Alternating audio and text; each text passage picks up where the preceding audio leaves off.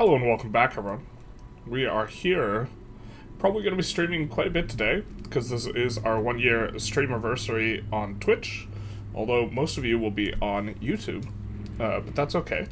And we are going to be continuing, for the first segment, our run here as Manchuria in Victoria 3. Just a little bit of release as Manchuria, with the eventual goal of, if we completely remove China from the map, we can form China ourselves, and this is the end goal we have in mind. It's been a little while since we played, but we have taken... Flood. Gross. Flood is just so high impact. It's pretty hard to... If we're not currently using an Edict, actually, we're gonna get that in there. Because Flood is just disgustingly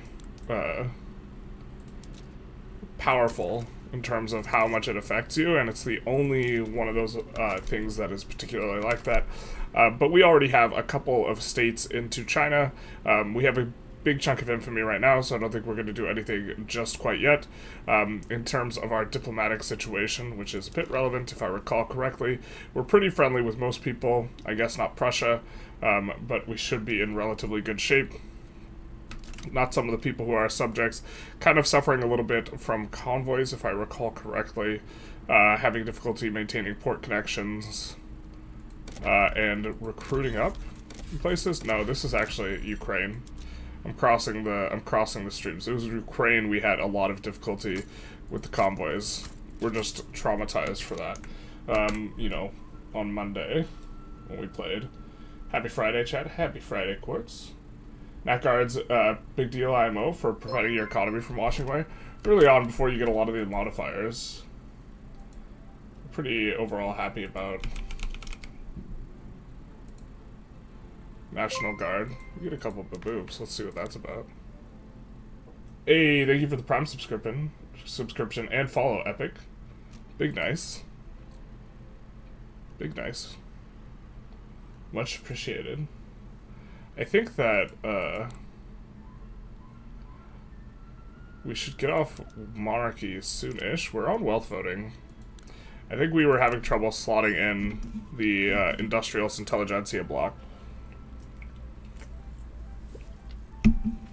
See, yeah, we just have an enormous amount of peasants right now. Now, Manchuria in Fujian, we do have access to some of this. I think we're going to put that on auto-expand. This is our only state with rice. There's not rice in northern China. This is also very historic. North of the Yangtze River. Or no, the Yellow River. The Yellow River is the river up here. North of this, historically speaking, a lot of wheat was grown. And there's actually a study that was done comparing rice versus wheat agriculture. And its effect on culture. And what they did is they compared Chinese, like, north of the Yellow River to Chinese south of the Yellow River in order to have a more controlled sample, because Chinese culture would be more homogenous, as opposed to comparing, like, rice culture to, like, Europeans or something like this. Hey, everyone. People are starting to come in. So, I suppose we will continue along and just kind of do the economy things. Let's see what's in our queue. A little bit of arms industries, some of this, our auto-expand of the rice kicking in. For companies, I think we just have the one. Let's see, what are we currently researching? So we're a little bit behind in tech, still. Of course, how's our block? Just kind of getting started. We could move the capital to Beijing. Currently the capital's right here. In the long term, though, it's probably better for us to have a capital in a state that has a MAPI bonus, and there's no MAPI bonus in Beijing. It's currently flooded, too. No MAPI bonus in Fujian either. There is in Jiangxi, though, which eventually is kind of the best spot for a capital.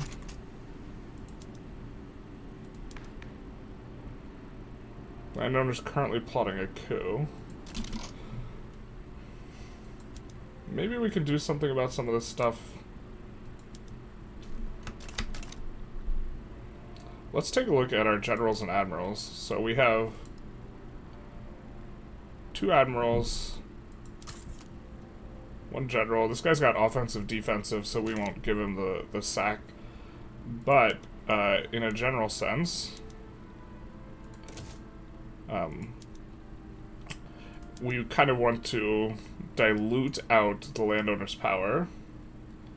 If we can, and this is one way in which we could do it. What we're really looking for is Intelligentsia, boys. Not exactly what we wanted. The moderate with defensive strategist isn't terrible in terms of having a decent trait and not a bad ideology, so we'll recruit him into our defensive unit. We'll kind of exhaust that avenue. There is a 1-year cooldown, if I recall correctly, on being able to fire these guys. So, we're stuck with the landowners here for now. Hey Smug, how's it going? Hey VXRV. You missed the last part of this? It is in the VOD if you wanted to watch on YouTube. We did it last Saturday. Virgin conquer Manchuria, starting as Manchuria. Manchuria is my favorite as a Manchurian. We are kind of a fan of Manchuria. Very resource dense, although we're about to become not so resource dense as we take more Chinese stuff, so. In terms of like what's going on. How are we doing on the money? Just kind of accumulating a little bit. We are a GP now, so we can really afford. I think that's kind of about what we ended up on, is just barely becoming a GP, so we can really afford to add construction, generally speaking. Does the private queue consider state construction efficiency when deciding what to invest in? Yes, it does. I think one of the big things that there's like some things that it doesn't consider, but it does consider state construction efficiency. So if you get a construction agreement with France, for example, France does have the unique industrialists. Although a lot of what's going on is a bit opaque, but they do care about this. And France has the industrialists, which have the bonus, which give extra. Wait, what the hell?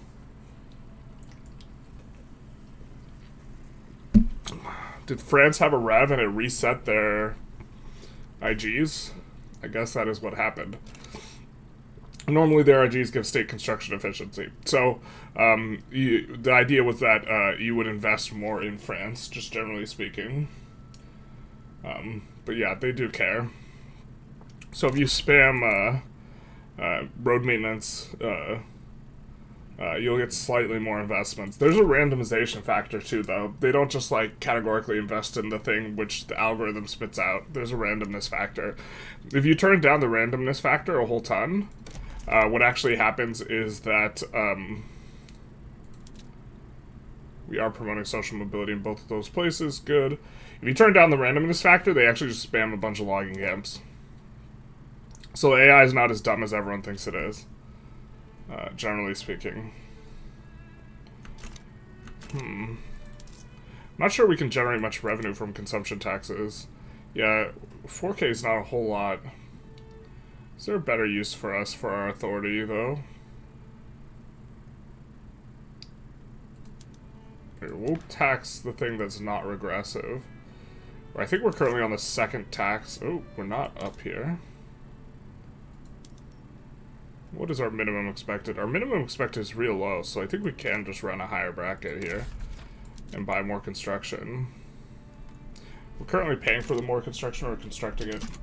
So, who did you fight for recognition? We fought the Ottomans, I think. After fighting... Yeah, I think it was the Ottomans, because Russia's a little bit harder. For us, specifically, because we have a border with them.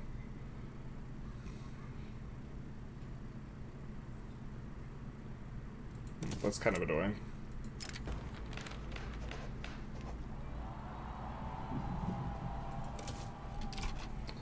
We do want the coup to...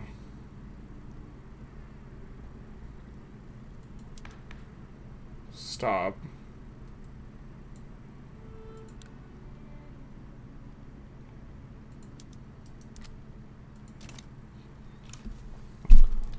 Approval landowners is Less than 1. Coup has no progress. Landowners are not thing. Less than endorse. Yeah, we can't just make them happy temporarily, I don't think. Or can we? Just by fake passing a law? I think we got pretty good setup overall.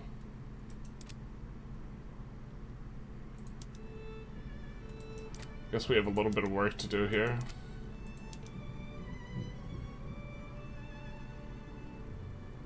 But if we pass autocracy, I forget how this works. We're just gonna test it. I forget if this just makes the coup fizzle out. No, it does make it lose progress though.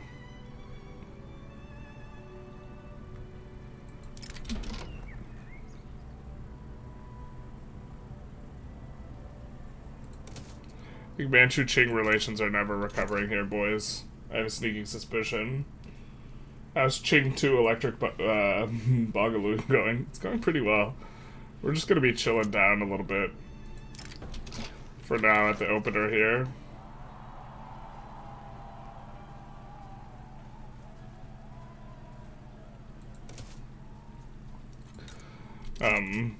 And I mean, we could think about here. Let's check what our auto expands look like, because I do not recall. Oh yeah, we could auto expand some of this.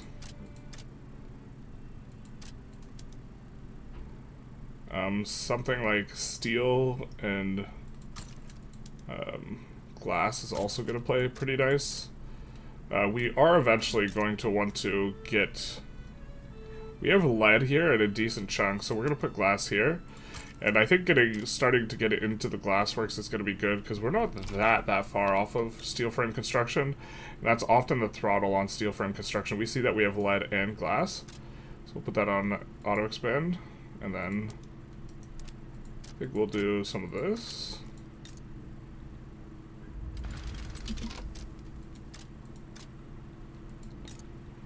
Also put the logging on auto expand.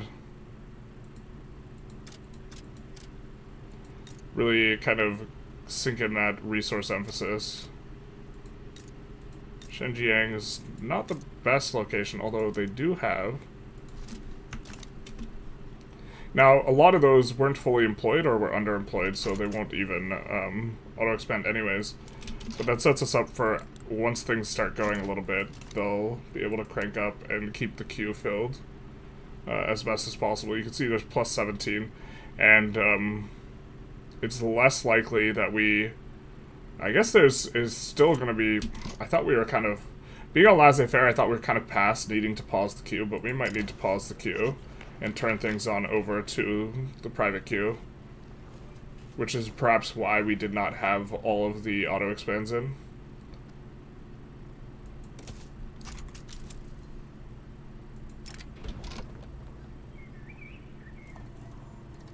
I don't think we want that.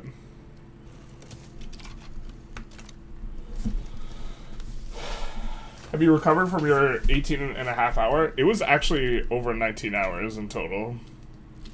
Splitting hairs a little bit there. Mostly recovered. Not emotionally. I was maybe a little bit less patient with someone on the stream yesterday.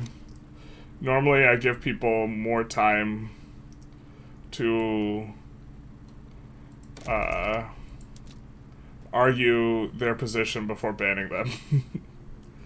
And I kind of didn't. Maybe a little bit.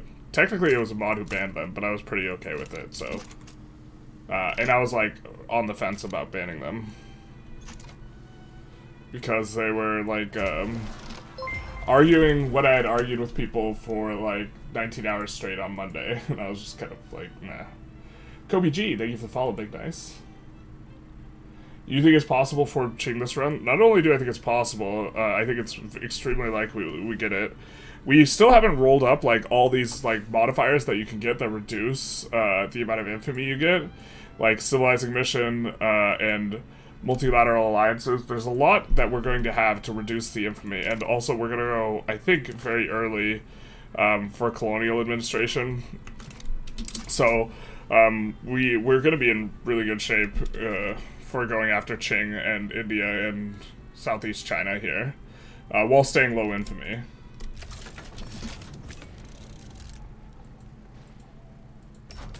And we do have this movement, which of course, after the coup kind of comes down a bit, we're going to stop passing autocracy.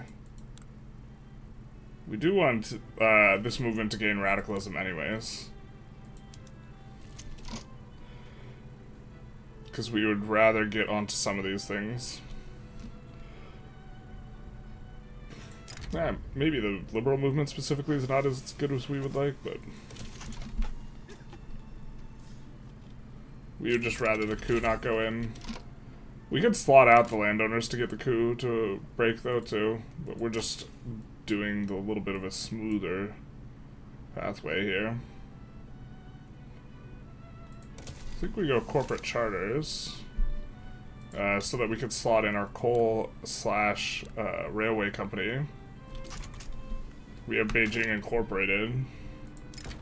This is kind of a good company in here.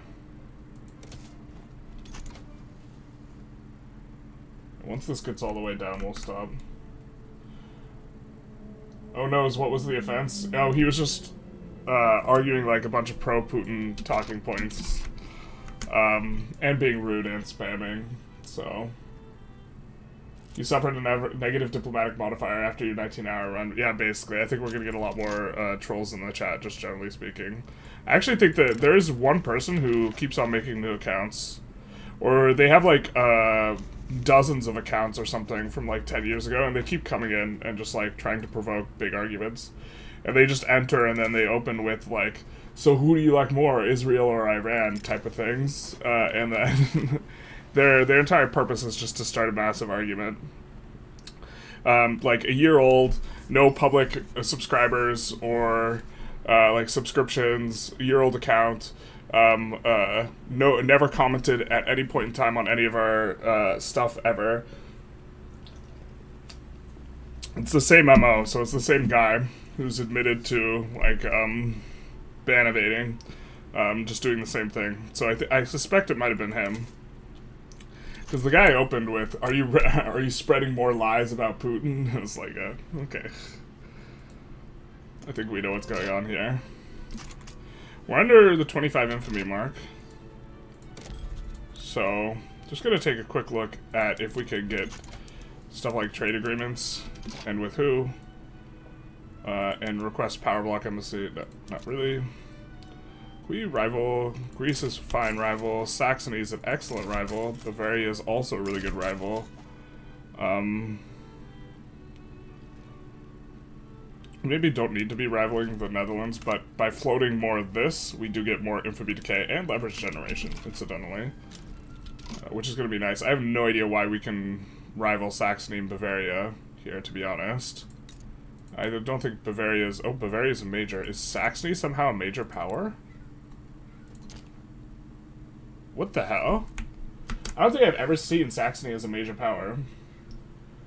Couldn't tune in that stream, so I don't know what the argument was about. Yeah. The 19-hour stream was a long one. Do you know if Russia gets to eat you for free as part of the ruler of the Eastern Journal entry? I don't think so. What's the matter between conquering a state and keeping it unincorporated?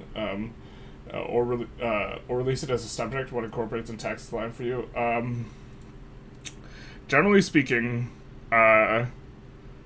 everything that's under a 20-year incorporation, you should incorporate with some asterisks.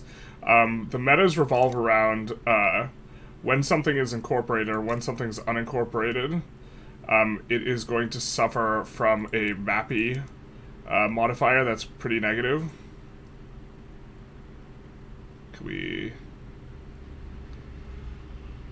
Oh, is this incorporated? No. I just don't have eyes. So this MAPI modifier is pretty negative overall, and is generally something you would rather have removed.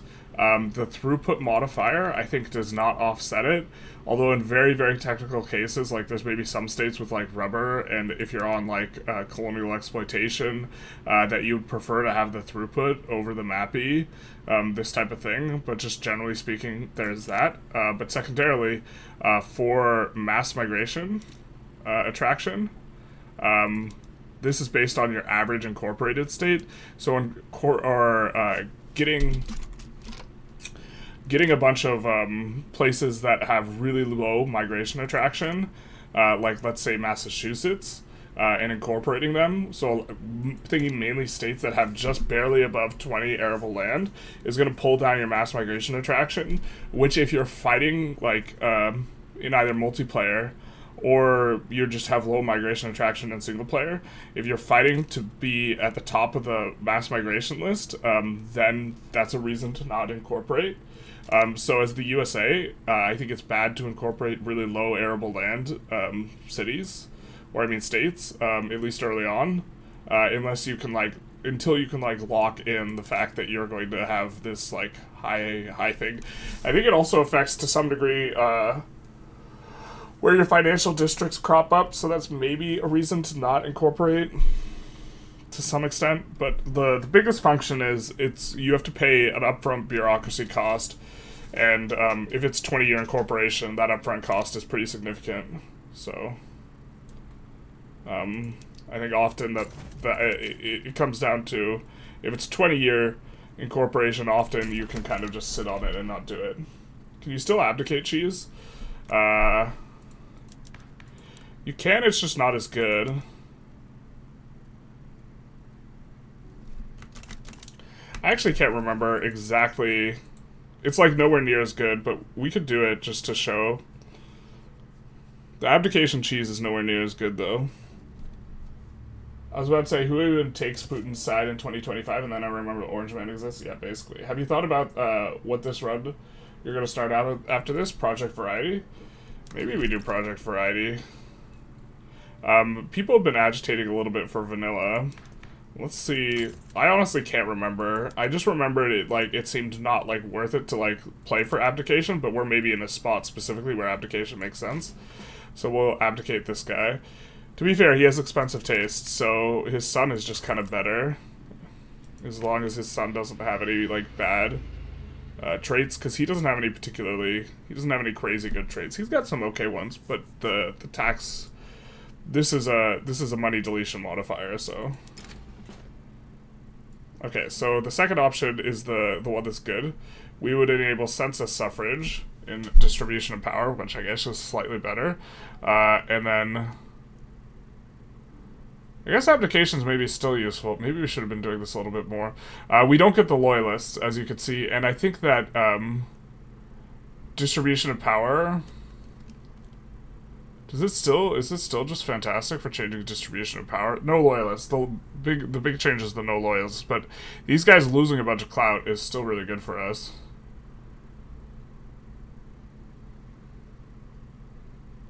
Alright.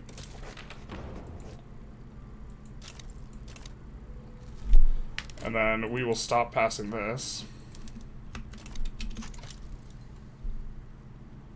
The movement will go away. We'll be able to do this. Yeah, this is still good. We'll be able to go Parliamentary Republic, probably. Or pro-army. Seems a waste to use this opportunity here that we have to go for this.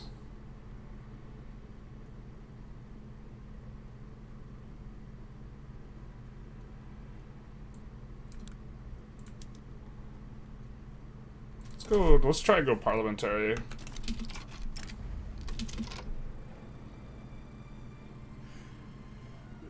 And of course these guys will get very upset.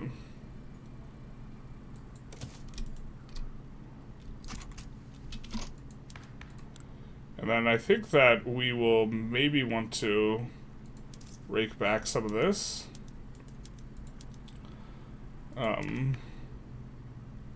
Wow, the other's just insta-marginalized. It's a shame you can't suppress anymore, but we should be able to pass laws pretty quick here, because we're at 100%.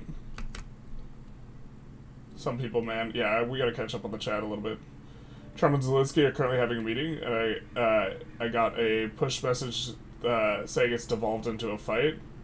I would be pretty mad if I was Zelensky and it was obvious that Trump was gonna sell out to Putin. Here. Hey Svanka, how's it going? My favorite strategy gamer streaming. Aw, thank you. Just kidding, she means someone other than me. That's her way of saying, I'm here to say hi, but I'm dipping. We're gonna watch this other guy. Happy affiliate anniversary, thank you so very much. We should invest in New Africa if gypsies invade Africa for their primary culture.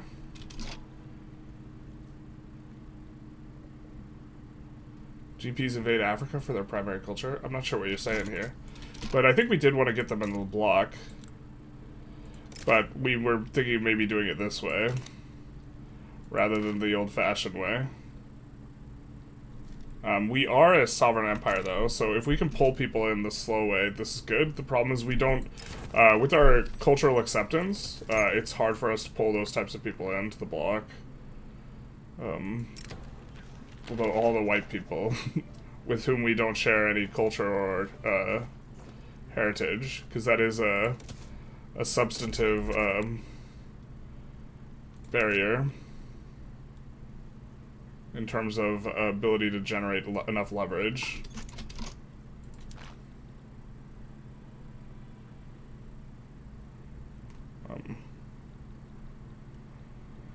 Yeah. Brody even cleared a terabyte of saves, basically. Thank you, Armsals, for that affiliate.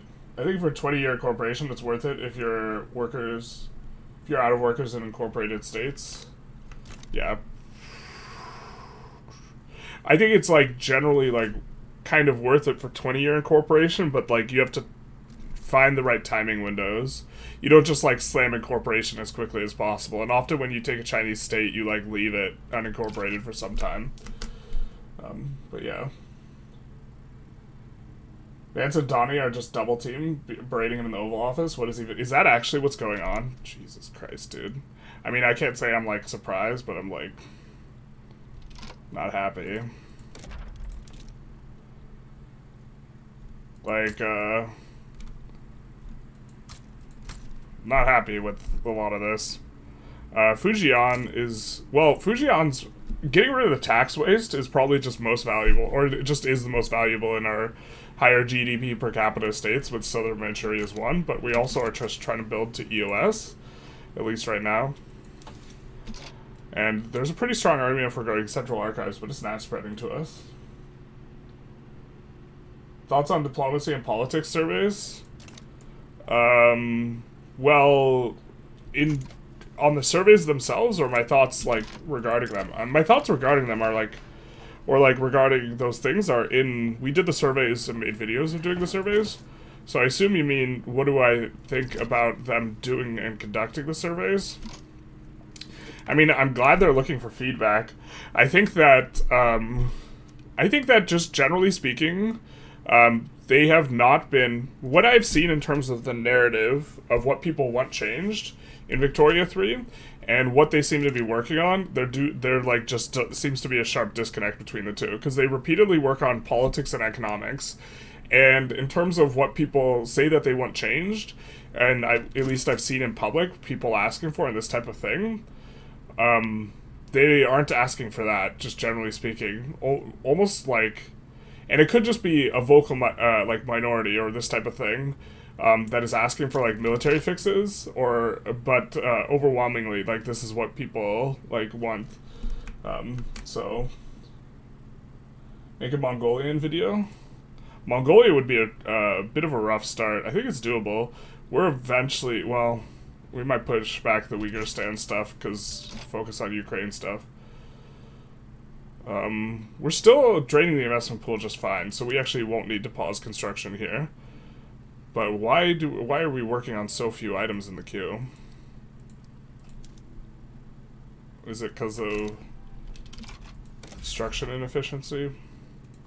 We hate inefficiency, dogs. We should make Department of Government efficiency. Last one's more than a week old. I want to hear more developments. They didn't do a new survey, though. Did they? I haven't seen it. Asking the expert. I think that, I'm a little bit surprised they didn't have a survey for the military, considering that is universally, like, what is most complained about. Or universalities might not be even be the right word there. That is always what just gets complained about, though. Are they somehow losing this war, man?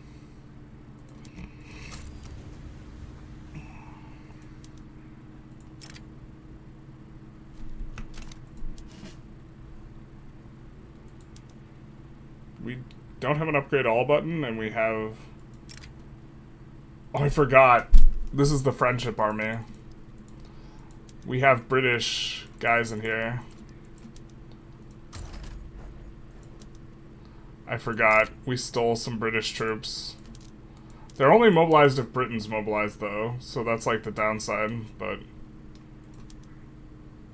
they are also free, so we'll recruit this unlike disliked loyalists. Actually, now is actually when we should roll the most generals here, because we can do a lot of this. We will promote this guy all the way, and then we will unpause, let the clout recalculate. Right, and then, yeah, because right now is overwhelmingly the best time to be recruiting guys, because we have the minus 90% from the abdication on the landowners, and so the guys who we roll, in terms of admirals and generals, are basically never going to be landowner, and in doing this, we can get a lot of support for IGs other than them. It's going to be a lot of armed forces still. We're not going to promote any of the armed forces guys, but...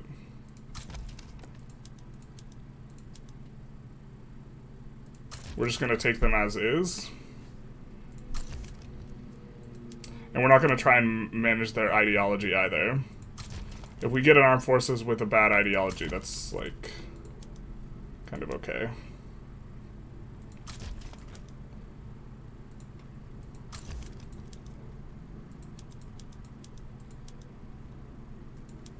Whereas these guys, yeah, exactly. And it's like 10x, I think, the amount of clout bonus you get from first level versus fourth level. So we're still overall pulling things towards the Intelligentsia. We see we have like a wall of landowners. This guy's traditionalist and well-liked. This is the least bad ideology, or it's actually even good ideology to have on them. So, the guy's not popular though. We just wanted to clear things out a little bit. And then we're making it so that it'll be really hard to do a humanitarian shuffle later, but that's overall okay. We're gonna need a lot more bureaucracy. Can I ask if you think passing no migration controls is worth it for the open arms journal entry for the migration bonus, pissing off the PB? Eventually, it kind of depends on the context, but yeah. No migration controls. I assume you're talking about if you're already don't discriminate, so you can migrate anyways. Yeah, I do think it's worth passing for the 25% migration bonus, but then you could just move back. I was playing Manchuria. Pretty fun. We see some Chinese. Keep it in English, please. High SOL, then New Africa will take all the GPs, colonial pops, unlikely, so they'll want to close, unlikely they'll close the borders completely, so you may want to bump them up. Interesting. I'm glad you're doing them. It feels like all they're doing them, says Svanka. I feel like military and diplomatic play changes.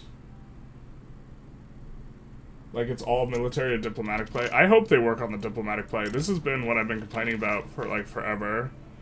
2 weeks ago when I did the video, like I just like kind of complained about it a lot. I do think it's a bit of a problem.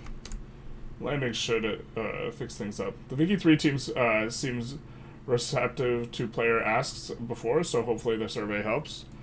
Yeah, someone in the Discord was posting about them on release being like, we have our own vision for the game and like we're basically not going to take feedback, but that hasn't been my perspective, really.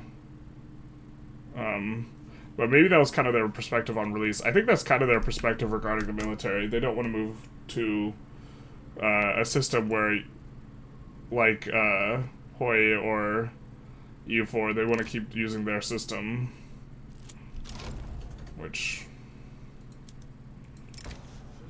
so far, has had, like, some problems, but I'm less annoyed with the military and the front spaghetti than I am with the diplomatic play itself. maybe that's not worth the 5%.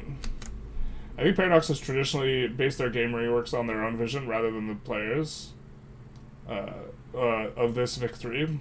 Yeah. I mean, like, they seem to be... This seems to be what the devs are more focused on than, like, other things. Is the emergent effects of pops and tracking what pops do and this type of thing. And so, they seem like secondarily focused on economics, but like this seems more important than the economics. I don't understand why Stellaris team approach isn't more spread in Paradox Studio. It seems like massive success. Separate team to fix mechanics, separate to do new expansions. Interesting. I don't know enough about Stellaris development. I know that the metagame changes every quarter, like entirely, which is one of the reasons why I don't want to splash Stellaris as a like, I don't want to learn how to play Stellaris at a reasonably high level to the point where, like, I feel like I can make content for it, and then just have Stellaris, like, be different. You know, like, radically different a couple weeks later. Isn't Pillage better than the standard advanced front? This is kind of what I've thought for a while, but then someone told me, someone in multiplayer, who does a lot of multiplayer, which... the multiplayer players, just as a general heuristic, spend more time trying to understand military a lot better, because it's not that relevant in single player, and I honestly don't pay that close attention to, like, the difference between, you know, Pillage and Advanced Front, and he was making the argument that kill rate doesn't actually do anything. And if kill rate doesn't do anything... if you take a look here, 5 advancement speed or 10 offense, most of what you're getting, or a big chunk of what you're getting, is the kill rate. You're getting less occupation. You are getting more morale damage, so morale damage is a substantive modifier, but my understanding is that kill rate, what it's actually even supposed to affect is just what proportion of guys get killed versus wounded, which doesn't actually reduce, like, casualties, if that's what it does, but it doesn't even do that properly. Hey, Dice Lemming, thank you for the happy anniversary. Big nice. Much appreciated. So, like, now I don't know what to think in regards to Pillage. We're still kind of used to doing Pillage, but it might not be better.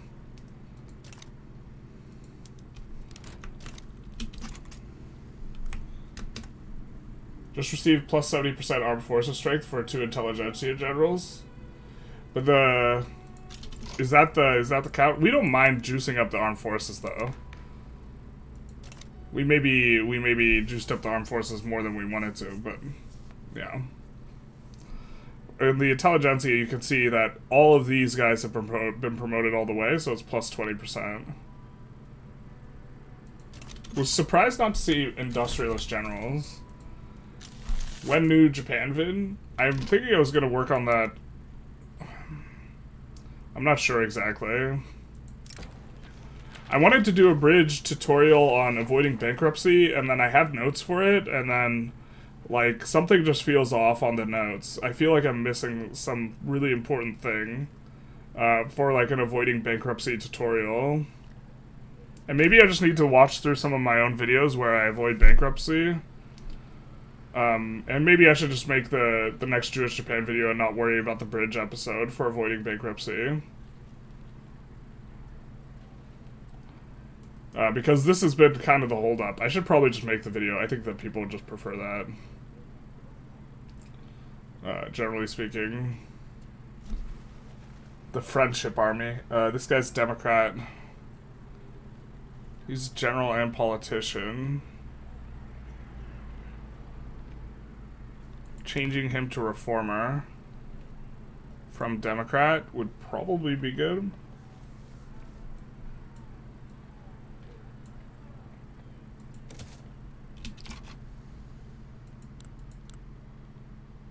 Was that not him? Did the button just not work?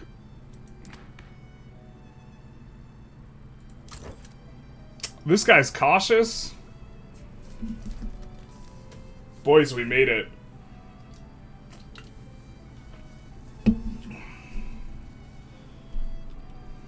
Manchuria, the best power in the world.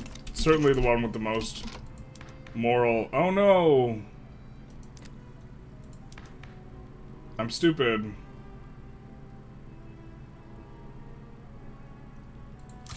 Oh, is this the guy? No, this guy's just a politician. I'm stupid, we needed that guy. Come back. Wait.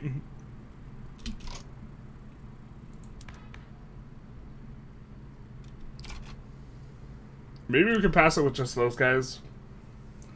I'm not sure that's gonna be the case.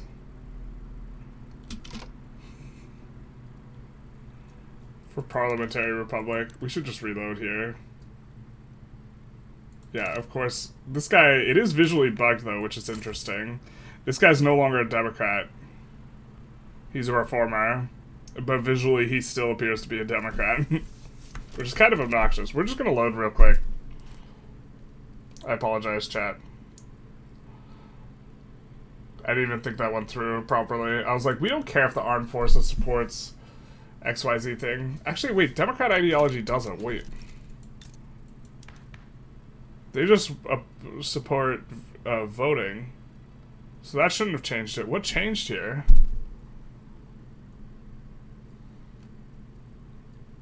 Did we lose the movement caring? Why did our percent chance to pass, like, get crushed? Was this guy a different thing and now he's a reformer? It just swapped the wrong guy to reformer? And it wasn't the right guy we were looking at? I think that's what happened.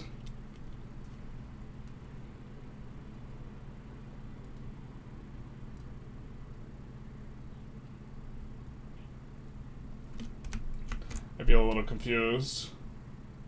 I like a simple version of Hoi. I would too. Guess when Vicky 4 comes out? 10 years, 12 years. Yeah. Kill rate doesn't do anything? I thought it does because you usually win when depleting enemy manpower, so it's useless. That's crazy. That's, yeah, I don't know. I don't know what kill rate does or doesn't do. This is something I need to look into. Was this guy a different thing before? And then his ideology changed. I'm gonna load because I really am confused and I want to understand what's going on. And then I can catch up on chat. You guys are a little bit ahead of me. We were blasting so fast on chat on Monday. We were getting, like, really good at it.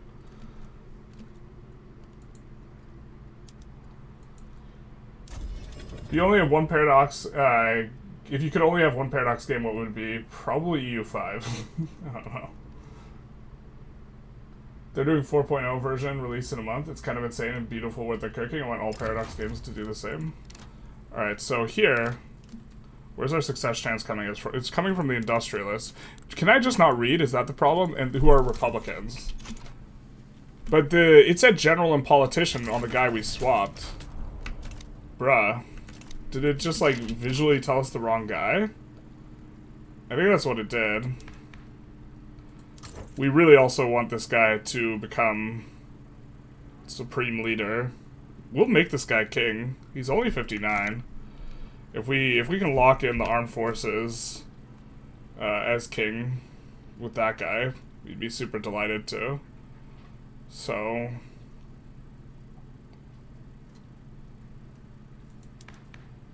yeah, because we don't care about overriding Democrat. We really care about overriding Republican. Am I just stupid, or did, like, that event just, like, not give us what we wanted?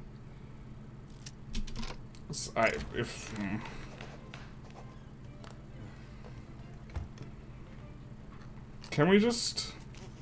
How long till this time's out? This time's out in 89 days. We're just gonna ignore it. Because the election ends before then.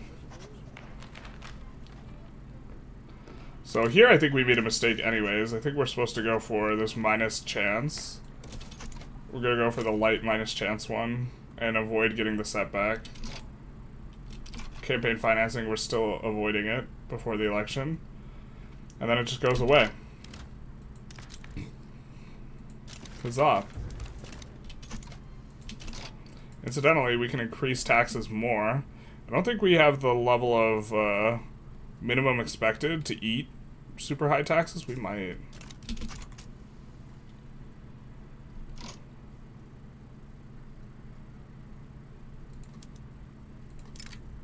Oh, all our time at the academy wasted now.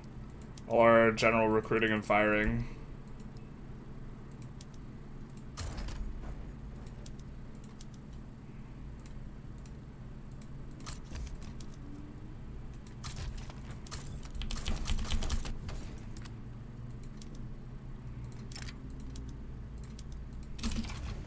We're gonna keep things going along here.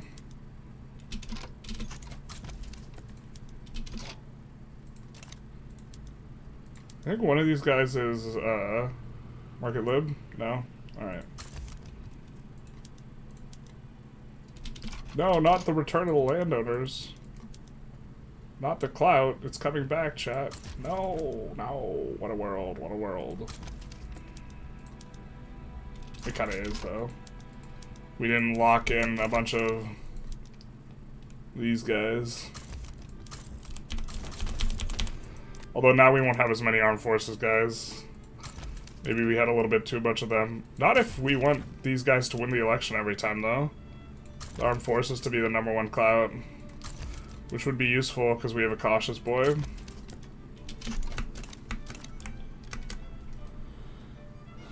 Imagine if Paradox released a new version of EU4 with everything totally revamped. It's a shame that'll never happen. Yeah. I think the event is bugged. Yeah, why isn't he a reformer now? I'm so confused. The industrialist Republican turned into a reformer. Yeah, I'm not, like, hallucinating, right? That event just changed the wrong guy's ideology. Happy affiliate anniversary. Thank you, Smug Little Shitface. Bam. The same on both platforms. The worst thing as Ottomans is losing a shift from Intelligentsia monarch into the local police, dude. I thought it was Tanzimat was the worst thing, but we're starting to cook down a little bit. We're not gonna be able to. Ooh, we should have maybe. No, New Africa, no. Would they have been swayable? They would have been. Let's reload real quick. I don't have eyes. Apologies. No tengo los ojos. We wouldn't affect that. Also, we would have catch up on chat. We're almost caught up in chat. Who would win, Putin or Vegan Chimp? God. I'd give anything to see a fight between Putin and the Vegan Chimp. Pretty sure the Vegan Chimp would just rip Putin's face off and eat it. Joe's discovering letting election times out because they're invalid? Yeah, buddy.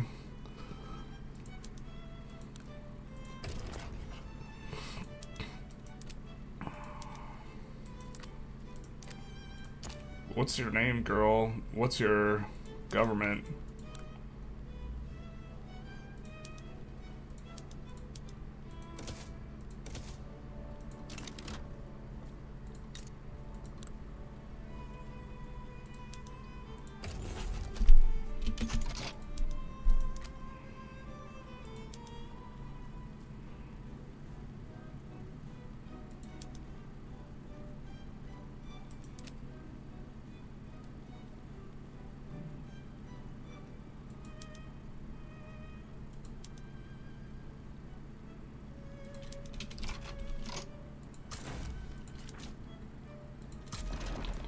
And then let's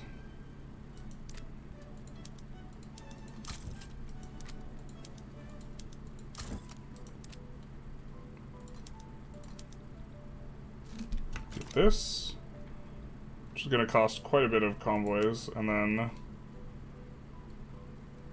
hopefully we get some of the skirmish involved. Something like this. As a Turkish guy, I could say everyone hates the Abdul Hamid. Hey, journalist, how old are you? How are you? Also, good charity stream the other day. We're doing pretty good. Streamiversary. Probably gonna just try and double stream or triple stream today. But gonna take breaks in between. Been doing that with Civilization, so... And kind of, it makes it feel like way less of a slog. I'm gonna move both the armies here.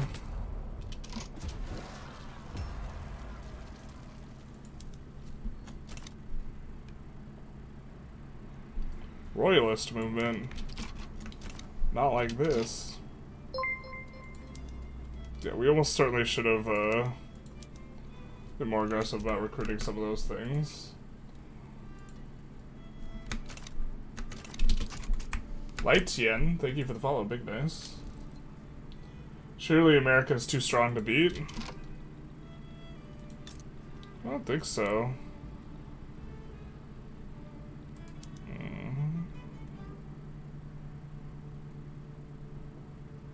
We didn't really think it through, though. The problem is actually we won't be able to mobilize this whole friendship pact. But if we had the full friendship pact,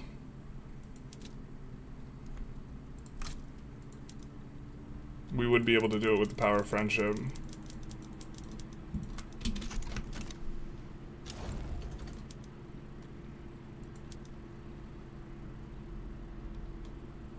But they'd already used all their maneuvers, so we will get a negative relation reset with America, but the worst case scenario, we just kind of peace out.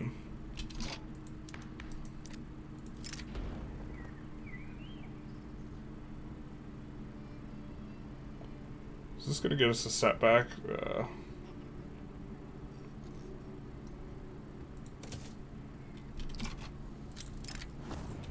We maybe should have eaten the setback a while back.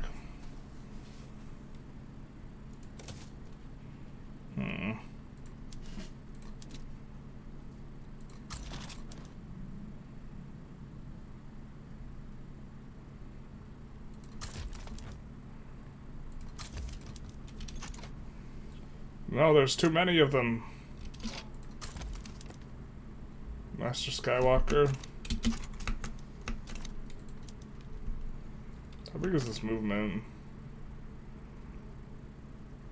That's probably manageable. You should play Avatar at EU4 with us sometime. I haven't played EU4 in so long. I feel so washed. Yeah, we're not even gonna get there in time, actually.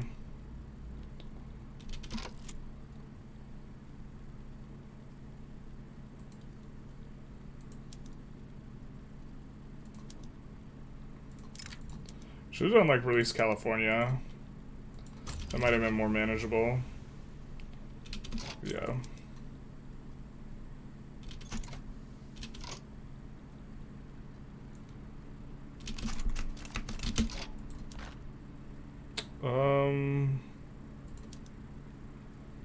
It's tempting to just go Construction 1. It's just always tempting to go Construction 1, considering how much peasants we have.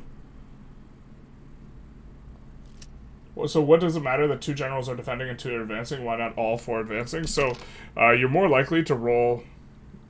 I mean, this works out, I guess. You're more likely to roll the generals that have offense when you're on offense and defense when you're on defense. And when you do that, they have a percentage modifier to advancing or defending. So it overall allows you to get more... it allows you to get more defense modifiers when you're defending and offense modifiers when you're pushing. Except for this guy, we actually just have to be on all defense, to be honest. And unfortunately, the UK is not mobilized right now, I don't think. And if the UK were mobilized, we would have the extra, like, 30 skirmish infantry in here, but they aren't, so... Yeah, we are, it appears to be losing this. It's kind of okay. Our war goal's bricked at this point, because of this rev, so, if we did want to intervene, we'd have to intervene over here.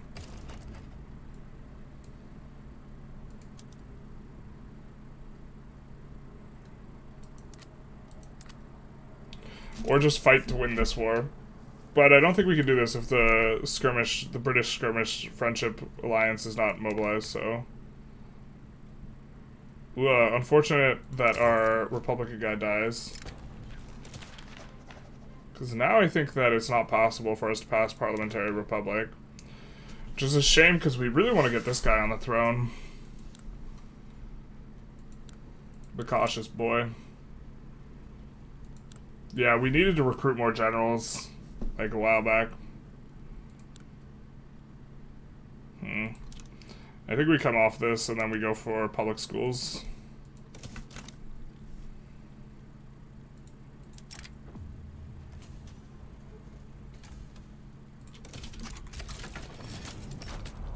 Something like this, and then I think we just capitulate out of this. Considering we're not going to win it anyways. Yeah. Those guys super hate us either way, so it's not a big deal. Liberate Texas.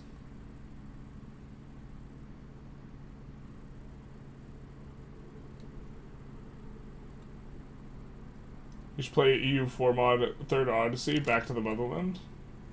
New Africa forming again, they're trying. USA wins. This Trump-Zelensky meeting in the Oval Office is fucking bleak, man. Alright, maybe we look up what's going on. What did you eat at the Uyghur restaurant? Oh, that's right, someone went to... Just got home from lunch, it was so good. What'd you have? We might need to... Who wants to watch what's actually happening?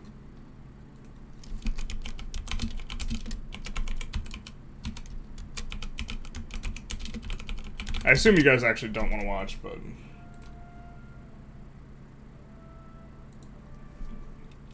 You'd rather focus on the victory?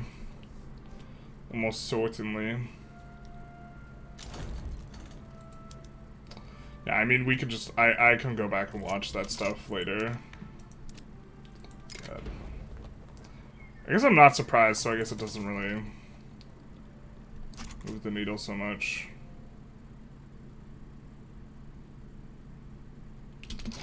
I'm pretty sure our economy at this point is bigger than the USA's. Let's check. Oh, we don't even have a bigger econ than the USA. Interesting.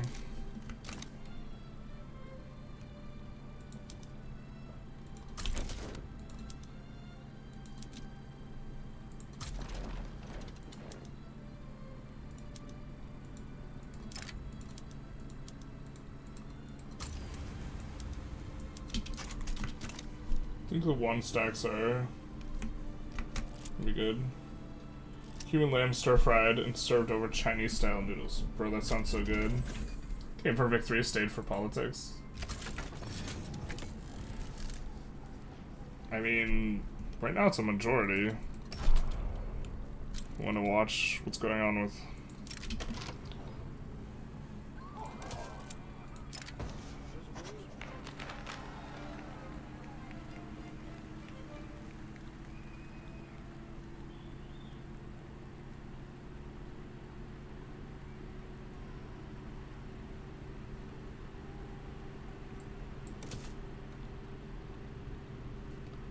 Let's see who's... well, we should have seen who was in there before we clicked.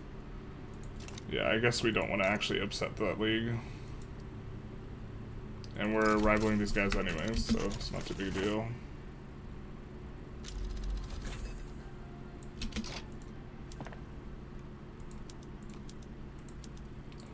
We're not going to put it on the... Even though Mech Looms is insanely good, we're not going to turn it on here.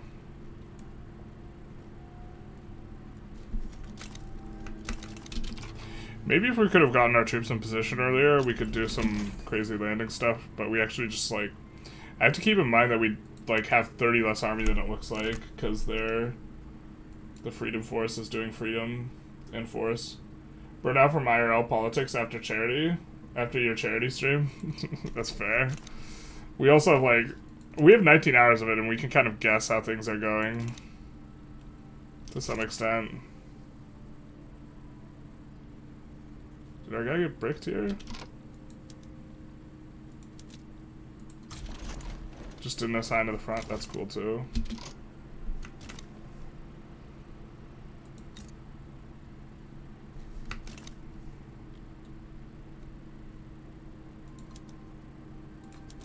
Well, I've never had subjects be so unable to, like, actually enforce stuff.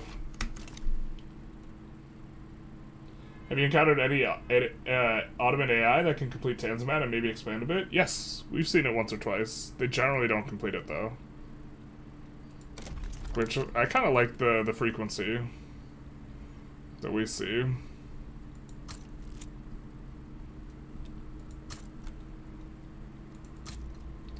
gonna put some at the front and some at the back. We'll get public schools pretty easily here. We're gonna need quite a bit more of government administrations as a result once they get in. And public schools will help us to change the overall clout situation to make parliamentary eventually easier. It's a shame that our Republican guy died. Okay. We're gonna take a quick save because this event was bugged out for us before, and we are hoping to not shoot like ourselves in the foot somehow by the event not giving us what we thought it was gonna give. I feel really confident that I didn't just like misclick or misread something and that it just actually didn't do what it said it was gonna do. What's the difference between Uyghur food and Chinese food? I'm not sure. Ethnically, Uyghurs are like Turkic though. I don't know if their food is more similar to Turkish food than Chinese food. Alright, we could just choose the popularity for this guy.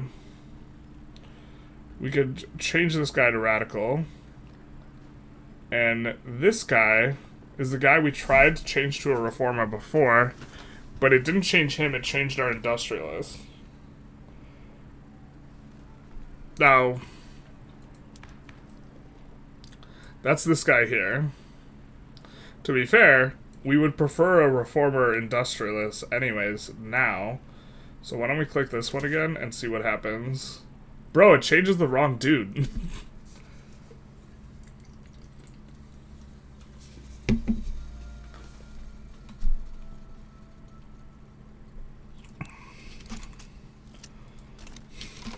Reformer industrialist is pretty good. It just like wasn't good with what we were going for.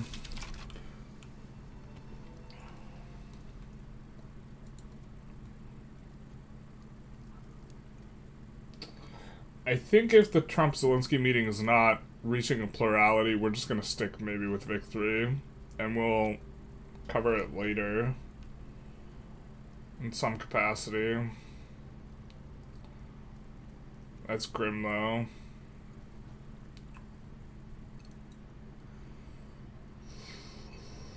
I mean, well, it's kind of what I was expecting though, so...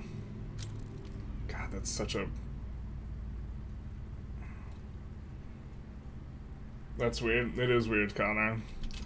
I'm glad I'm just not crazy. Sometimes I think something's going on, and then, like, the game is malfunctioning, and then I'm like... I don't know whether the game's malfunctioning. I'm getting gaslit by the game in front of a bunch of people, and I'm just very confused, and it feels real bad. Real bad, okay? But that's just obviously the game not doing the right thing. We wouldn't mind some construction sectors in Fujian, too. But we kind of have more of the stuff over here, around these parts. Uyghur is Central Asian food with Chinese overtones, so that's a lot of lamb, cumin, pilafs, naan bread, but also things like noodles, chili sauce, so fusion of Central Asia and China. That sounds about right. So, like, ethnically, the people in Uyghurstan are, like, Turkic, so, like, it's this northern steppe right here area that there was a lot of migration back and forth, and so, like, because what's significant about the, like, land up here or around in these parts is that there is no water table, so you can't just dig down and find waters, so it led to having really nomadic people, so, like, this entire area, like, ethnically very similar, and then they settled into Turkey. I tested it with commands and got a similar thing happen. It claimed it would change BB, but it changed Landowners. Is that event just bugged now?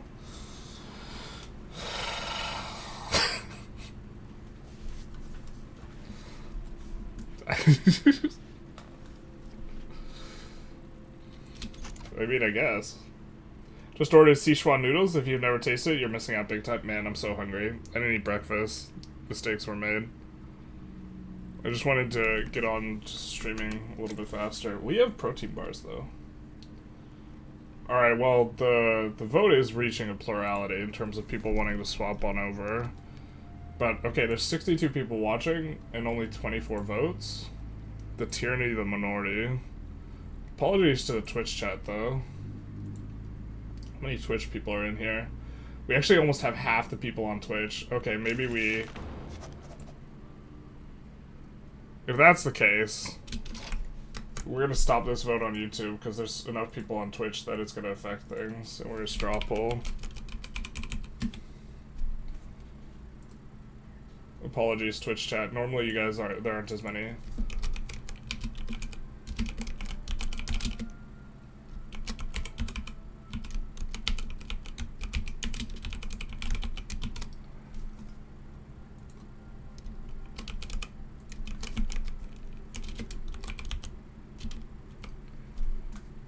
And then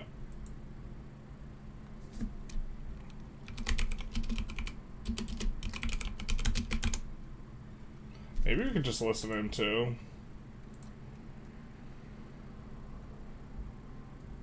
And then let's move this straw poll over.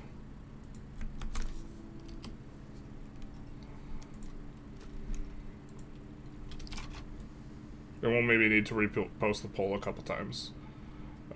Overall, we're kind of just losing 30k, so we're kind of in good shape here.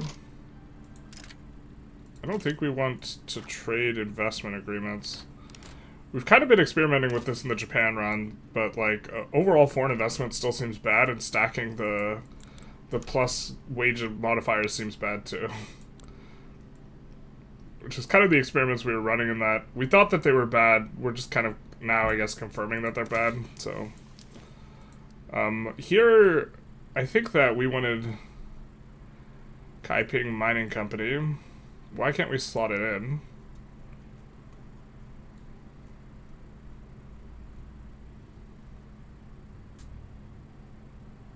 That seems like a good reason. Okay, I think we're gonna end up not getting a particularly good tooling company, so I think we're gonna do generic tools. So I think that this is kind of fine for us to go first. Steel would have also been okay. I think we're gonna go generic steel, generic tools.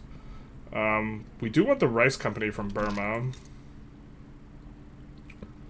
We're down to 10 authority here. Be back later. Okay, Gene, have a good one. Till then. Extremely painful, the news, not the Sichuan food. Yeah.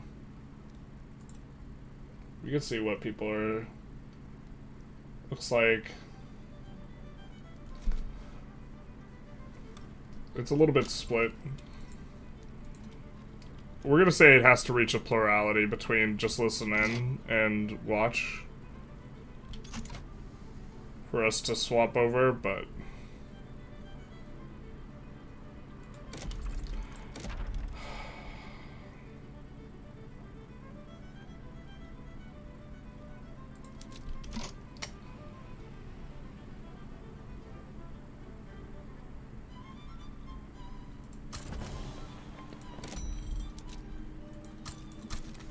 do some of that as well.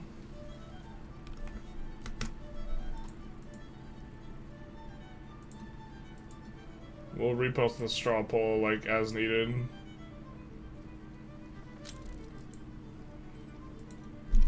I think also if enough of you guys don't vote, then we'll also not swap, because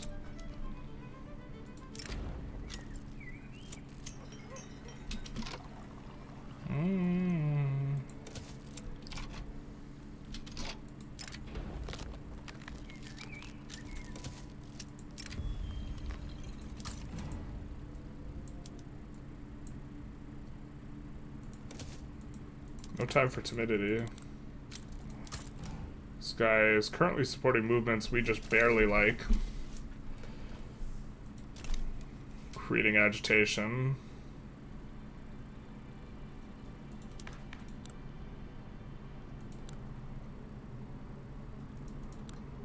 Well, we don't even have the tech for that.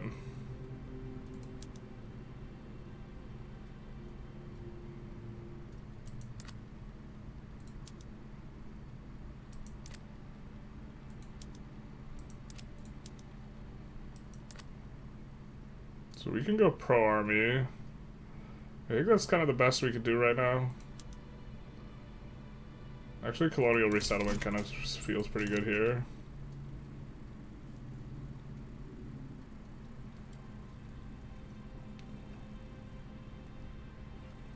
We're getting to the point where we want to deck China again. I think we're going to go for Jiangxi and release Yue. Release Yue and Yunnan, I think, both. That'll really cut China down very significantly. We could also go for... I don't think we're passing anything on a political movement in the next 2 years, so let's do this. I think if you're passing something, then that makes sense. Like, if we are currently working Parliamentary Republic and we thought it was going to get through, then we would do that, but...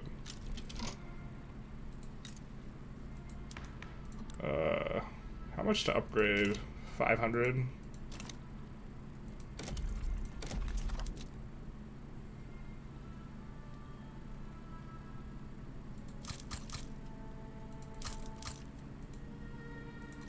Sind.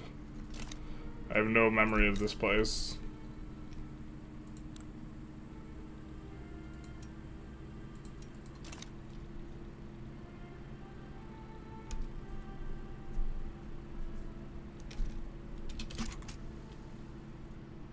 This Zelensky stream is crazy. Vance and Zelensky are literally going at it. Alright, maybe we swap. Let's check the poll. People want to stay victory.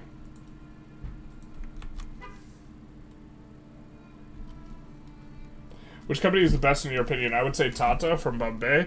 You know, Tata's an interesting one because I have a couple of times now forgotten that it got reworked. And it is pretty strong. I don't think it's the best in game. And the reason I don't think it's the best in game is not just... So this is Tata here. The 5% construction... My eyes, dude. On the wiki, this is actually put in as efficiency.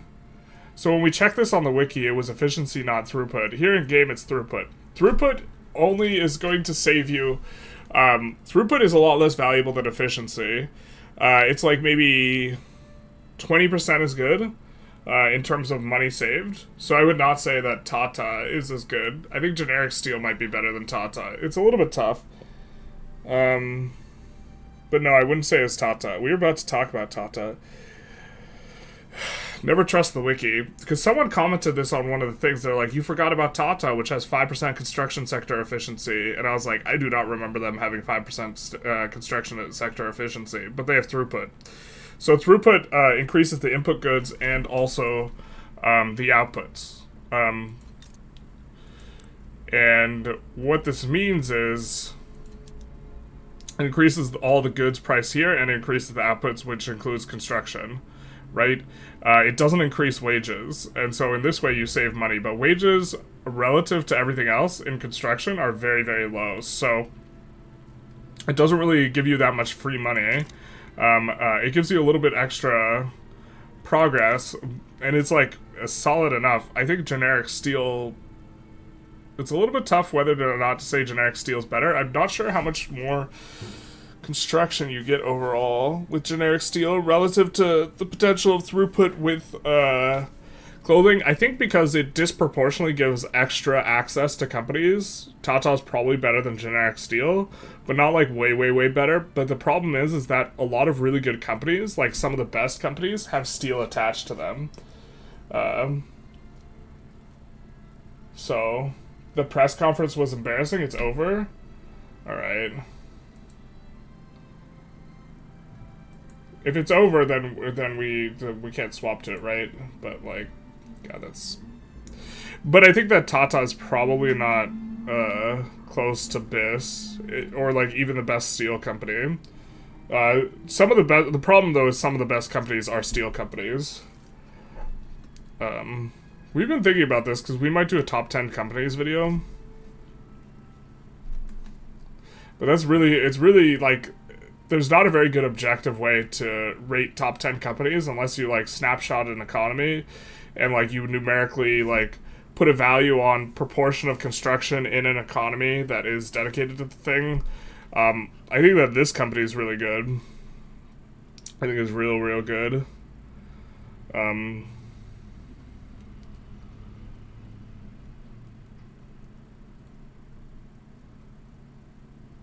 The also down here is like a slightly better than generic company for logging and rubber, but I think that logging and rubber is probably slottable, like in a theoretical sense. And so just slightly better means that it's an insanely good company, but it's just barely better.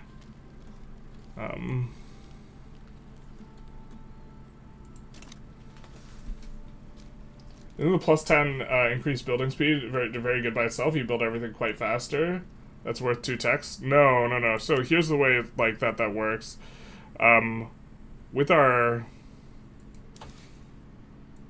I forget which text it's on. Right? Max weekly construction progress. The way that this works is I think without a steel frame it starts at 20. So that means we can give a maximum of 20 construction, and you can see the construction dedicated to this. And then once you hit the cap, then you start working on another building. And then once you hit the cap, you start working on another building. What Tata does is it adds 10 to this. So this means that these bottom 2 buildings we're working on in the queue, we wouldn't be working on those, and instead 30 progress would be going on the railways. And so what the way that this works is you do finish building slightly faster, but that extra marginal week of the building being open, like, you're not constructing more buildings. You're just getting buildings open slightly faster. And so that would be open like a week earlier, but then all the stuff back here would be open like a little bit later too, because it's not getting started on as immediately. Like, it's not a non-zero modifier, but it's like, it's literally just for a week of productivity or something like this. And so, overall, I think that I haven't mathed out how valuable that modifier it is, but it's not just giving you, like, more free progress on the building. You still have to pay for it. I read the few major points about the conference. People don't know what they're missing. I don't think, like, anything like that ever happened in the Oval Office. They just try to shake down Zelensky, and Zelensky is like, I'm not going to sell out my country. Legit wild, the fact that they actually broadcasted it. Oh my god. Well, I guess we could keep running the poll. But I think that people want to stay on Vic 3, just generally. Thank you for your input. You're welcome. It's not, yeah, I mean, it's not reaching a plurality for it, so we should just stop asking.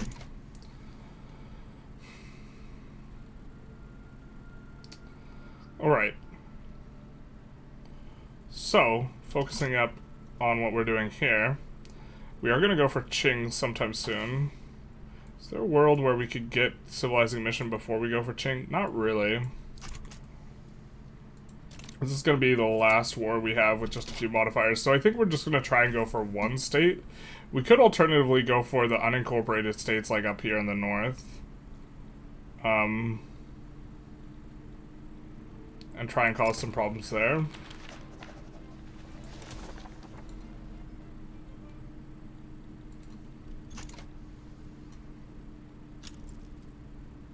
Reminds you of the 2016 Trump berating Pelosi and Schumer in the Oval Office for 20 minutes while Pence was trying to stay.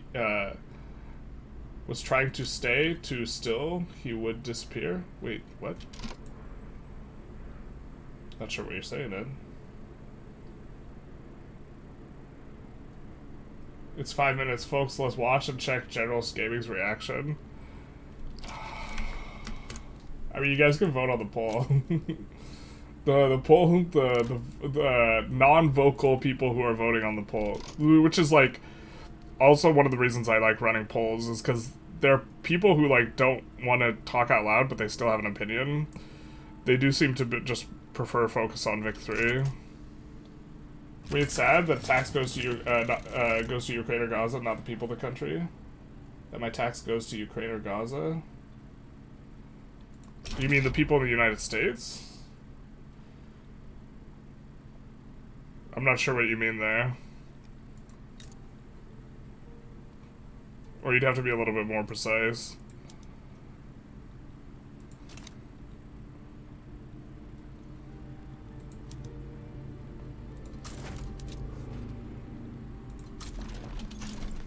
Just can't deal with the uprisings. Chelly Binks is the secret best, 10th best state in generalist system. I think I saw you comment that in the Discord. We can confirm it and add it. Yeah, with the 12 gold mines.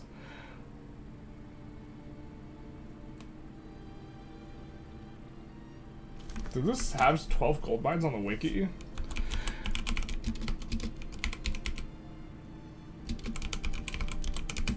I remember looking on the wiki trying to look at any place that had a lot of gold in Russia, because all of Russia's stuff got reworked. It was kind of annoying. Or like, it just made it so it's, I guess it's not annoying, but like, when everything gets reworked, stuff changes.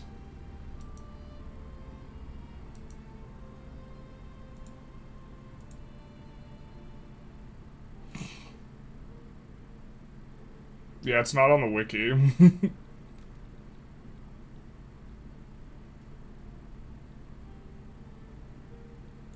Oh no, it is. I'm just blind. I thought this was year all. Yeah, the 12 gold is just insane, so that generally punches it up. It's like similar to year all though.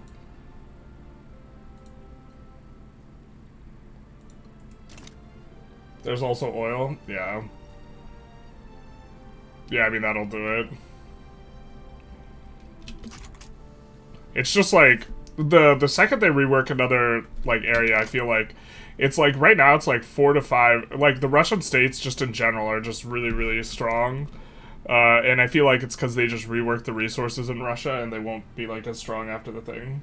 By foreign aid from Europe, check to Ukraine or Gaza instead of money used for local people. We have huge inflation, we need to not send money out. I mean, I think that, you do not want Putin to be your neighbor, and to some extent, funding in Ukraine makes it so that Putin is not going to be your neighbor. But, like, that's also more between you and your country, to some extent, right? This is going to be a really good place for building textile mills overall. So we're going to put them on auto-expand, because this is one of our places that has dyes and silks.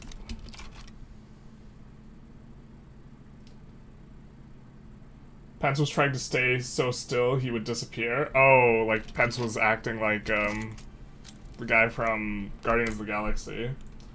Got it. Ammunition surprisingly has expiration date. You have to pay to get rid of the old one. They sent it to Ukraine and help the amount is actually the cost of buying the replacement. Yeah. Like from what I understand, it's like pretty economically efficient to help someone else fight a war.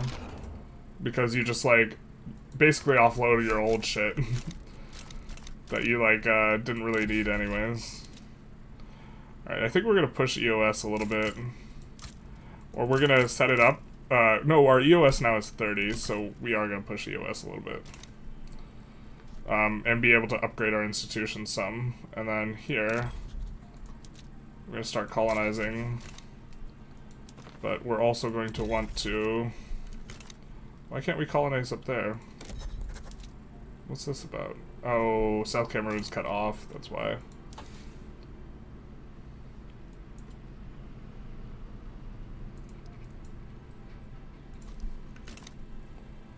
Something like this. We have a little bit more decay coming through before we go for this. Well, we just have to not go, or we'd prefer not to go over 25 here.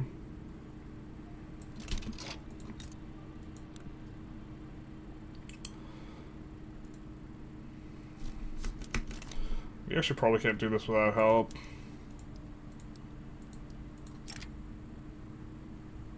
Looks like we could get Russia's help though, so we're gonna take a quick save and go for it.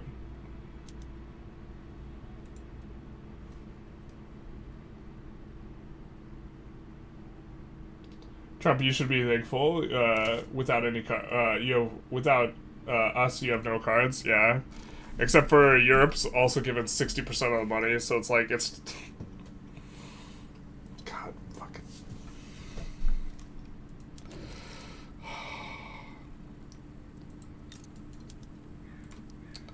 I mean, like, for the chat that doesn't follow politics, I've been so stressed out about Ukraine recently, which is why we had a 19-hour stream trying to raise money.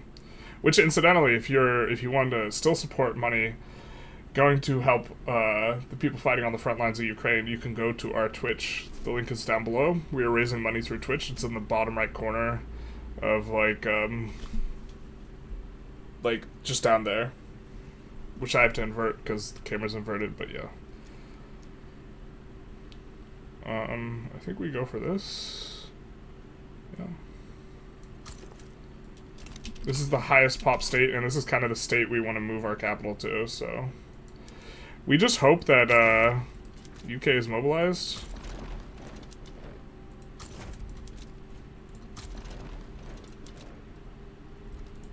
I forgot we're not a professional army yet. Jesus.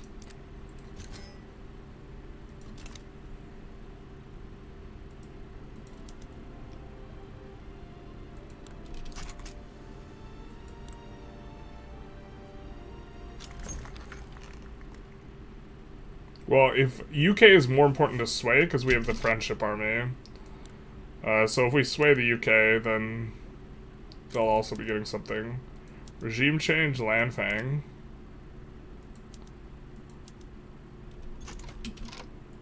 And then call ally.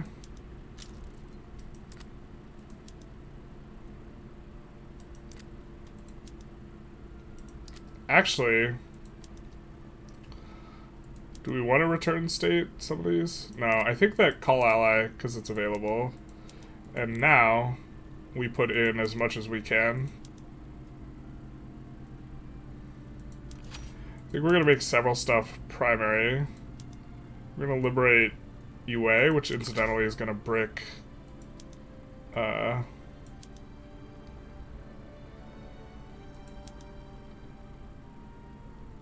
their thing, and liberate Yunnan. And we can only make one of these primary. I think we'd rather have the war reparations, considering I think we're gonna need to fight China some more than this. And then this will go through. Russia and China, or Russia and UK make up and play nice. And this should be fairly straightforward for us, having this amount of help, assistance. Stranger danger, need an adult. I'm not worried since if he attacks Baltic, Poland, and so on, we have NATO. Yeah. I think it just gets progressively more expensive the longer you take to fight Putin. So I think it's cheaper to stop. It would have been cheaper to stop him after Georgia. Would have been cheaper to stop him in 2014. It would have been. It's going to be cheaper now. Trump is lying that it's a 350 billion bill and it's 100 billion. And it's not money being sent, it's stuff which you had to replace anyways. Yeah. My opinion of generalists has increased a lot by seeing him stay focused on victory and out of principle and not giving into the inner surge to watch the Zelensky stream instead. Yeah. Well, I mean, I think that the people who are not talking very much, but have still minorly voted to focus on victory, are more interested in, although now there's like a plurality for a combination of listening and watching in terms of the vote, but I think that there is a segment of people who just want to watch victory and not like do the thing. Morning, Ultraweed. How does taxing dividends more reduce how many pops contribute to the investment pool? It doesn't. It doesn't reduce it. It would reduce the amount that they get towards consumption. So we find, although the math is sometimes a little bit wonky, the amount that they reinvest is always going to be a certain proportion of what's going on. And then the amount that they receive in dividends where we have capitalists and shopkeepers here, this amount is what gets taxed. So it's not going to decrease reinvestment. It just gives them less money for consumption, because whatever doesn't get taxed is what's going to be left over for consumption. So you can see here we're taxing them. The dividends tax is right here, because we have no consumption taxes in right now, which is a little bit of a bummer, and we maybe want to get on that, especially because we're kind of hemorrhaging money, but we are trying to utilize edicts instead, because we don't really have a huge consumer base yet, because we still have a lot of peasants. And consumption taxes start to get a lot better when the proportion of your economy that's peasants really kind of comes down. But the dividends taxes just eats out of the section of the pie that goes towards reinvestment is already gone, and then we're just only evaluating the dividends, of which some of the tax gets taxed, or some of the stuff gets taxed. Did we see the exchange between Zelensky and Trump earlier? No, we're polling whether or not people want us to look at it. We'll stay watching Vic3.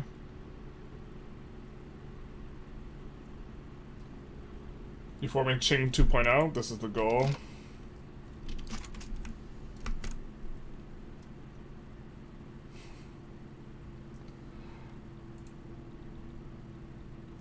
Zelensky is a money troll. Well, it takes money to buy military equipment.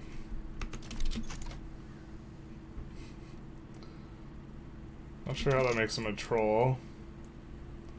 Although you can make an argument that in terms of like corruption scores, Ukraine has scored really low in the past. This is, well, fair enough. My guy is offensive planner, so he'll be okay. Oh, I think that this was, no, it wasn't this run. It was a different one. In a different, I think it was maybe the Ukraine run that we did. They had a capital in GXC instead of Southern Inquiry, which is like almost never the case.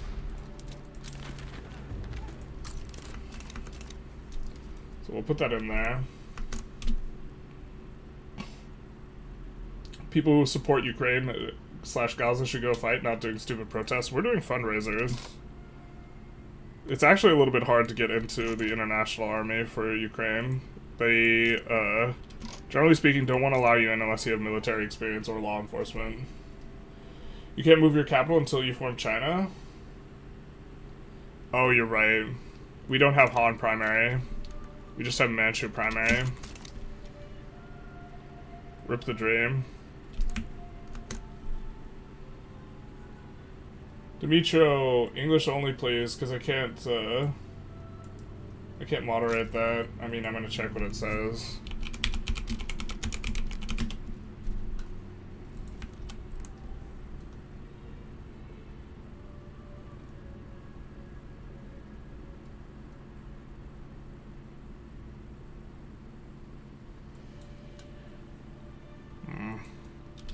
Speak in English, please.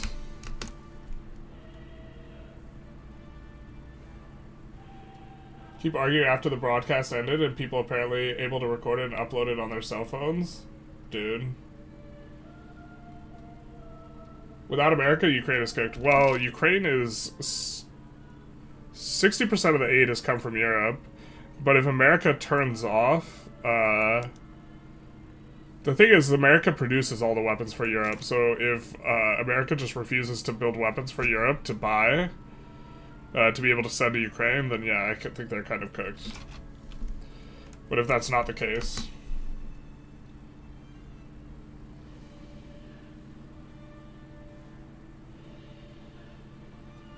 With Trump, US is finally ready to co-op with Russia and reduce tension.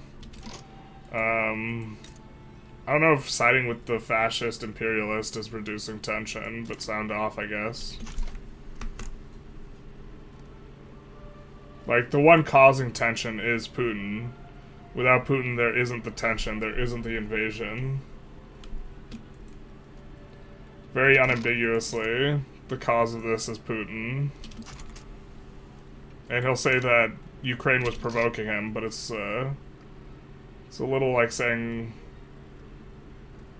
that her, like, a woman's skirt was too short and she was asking for it. So I can just tax dividends at your pleasure without needing to worry about investment pool? Yeah. Happy affiliate anniversary. Thank you so much, Krishna. I don't think the U.S. potentially leaving NATO reduces tension, but troll's gonna troll.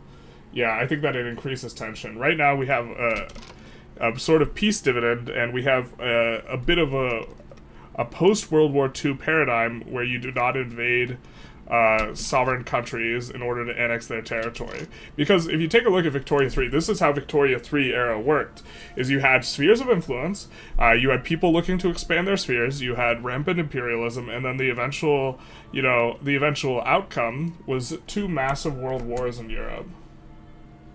I'm talking about the protests who block roads and provoke and so on. Yeah, I don't like the road blocking. Unless it's like a general... I mean, there's like some contexts where I'm maybe okay with the road blocking, but as a general heuristic, I think it's stupid. I think it makes people hate your protest movement. Like, I think it's ineffective.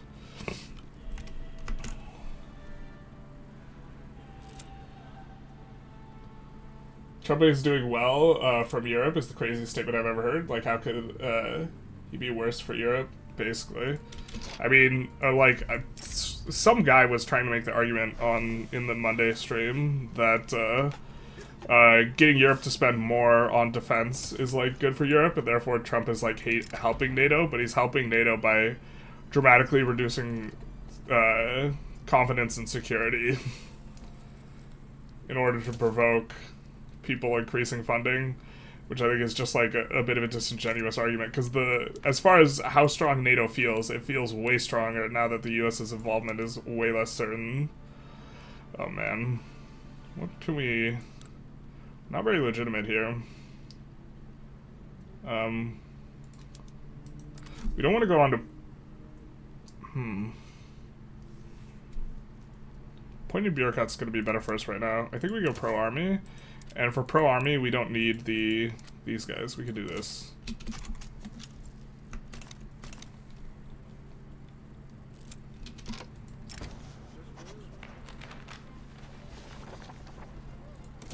And we're pretty okay with this as well. Believing people have to fight instead of protest is such a fascist take. Imagine thinking there's anything wrong with protesting.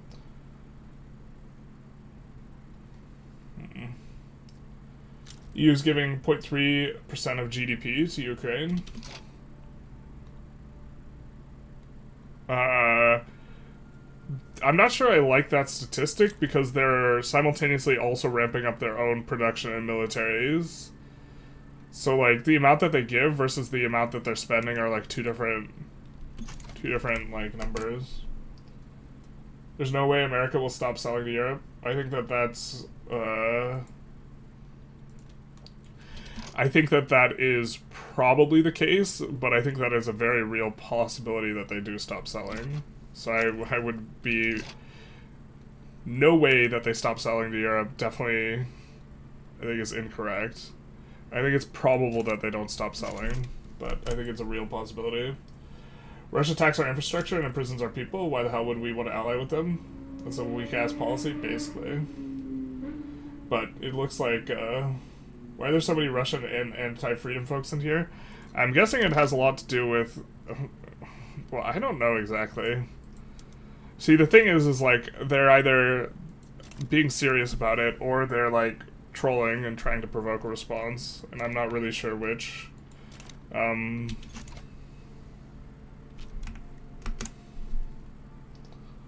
you think the U.S. is imperialist? Sometimes. Whatever.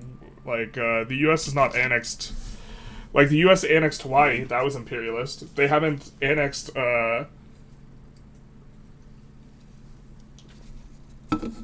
haven't annexed a foreign, like, state in quite a while here.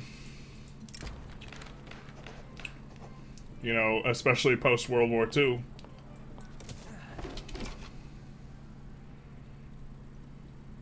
I'm sorry, it might be against the rules, was an answer to the Russian troll. He said it was not prideful enough to fight them with U.S. weapons scheduled for decommission. I disagreed. Yeah, just like, because I can't tell what you guys are saying if it's in a foreign language. Like, principally, I don't, like, yeah, it's just so I can moderate the chat. Not because I have a problem with the foreign languages. Ukraine is provoking Putin. Seems like Syria's ripe for the taking. Israel and Turkey as well. That's the line that they like to take. That it was a provocation. He also said it was a provocation when Boris Nemtsov, the opposition leader in Russia, was assassinated outside the Kremlin, and the investigation into his murder lasted only a couple hours before the body had gone cold. He said it was a provocation by his enemies to make him look bad, assassinating the political opposition leader against him, which undoubtedly was Putin, which is why the investigation was closed so quickly, but he blamed it on dissidents and provocateurs, that it was a provocation in order to like make him look bad. It's like kind of gives you some idea of the value of Putin's word when it comes to provocations. Does per capita tax give you more? Sometimes. Per capita tax will give you more if your buildings aren't necessarily that profitable. Proportional very often will give you the most. Looks like per capita would give us a little bit more. But per capita is more regressive because it taxes everyone who's in urban. So if you take a look here, you get income tax, consumption tax, and per capita tax. So a lot of it's coming from per capita tax. Because we have so many peasants, this 0.5 land tax is why we would be getting a little bit more off of this. This taxes the peasants. This taxes anyone who's in an urban center, so this includes the laborers. And because this is a flat amount, not a percentage amount, this will disproportionately tax the lower rung pops more and will decrease SOL. Whereas this more targets the upper strata. So even if you're getting less money, it's better to just like be able to hit a higher tax bracket, not put the lower strata under minimum expected, and be able to keep on keeping on. Looks like more people are actually just interested in like swapping to the, at this point, swapping to seeing what was said with Putin. Let's see if anyone has a link in the off-topic Discord.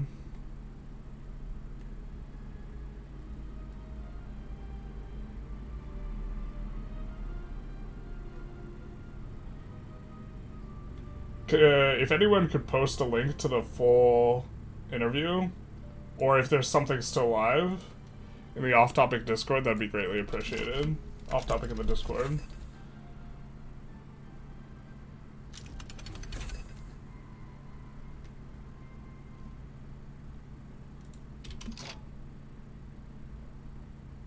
No protests are effective anymore. I worry about the empathy of people who are blaming Ukraine for Russia's aggression. Like most of what Trump is doing within the country, but his foreign policies are strikingly inhumane. Yeah, I mean, like, anyone in the Western world, or just kind of any country in general, which is annexing a foreign power, I'm kind of not on board with that, because war is hell. It's glamorized. Obviously. We're doing this right now. But, like, if you want to, like, sit in the mud and be terrified and, like, be really grossly uncertain as to whether or not you're gonna die, like, this is what war is. And, like, the types of international orders where massive casualties and wars are possible.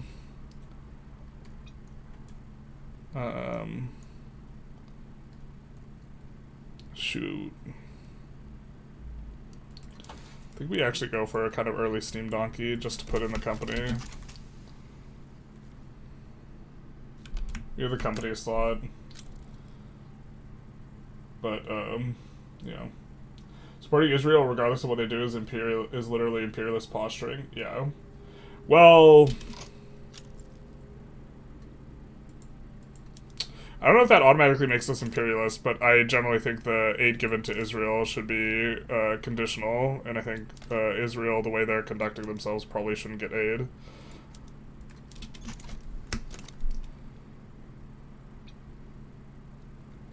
But the last U.S. president who tried to put aid on, or conditions on that, was promptly not reelected, so It's considered like politically really stupid.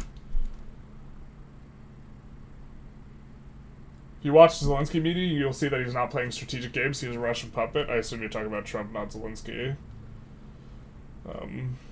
But I think that this is quickly devolving into just like a discussion about this, and also the majority of you guys are interested in like looking at this. I can send the link. Yeah, could you add us on the Discord? In the off-topic politics section.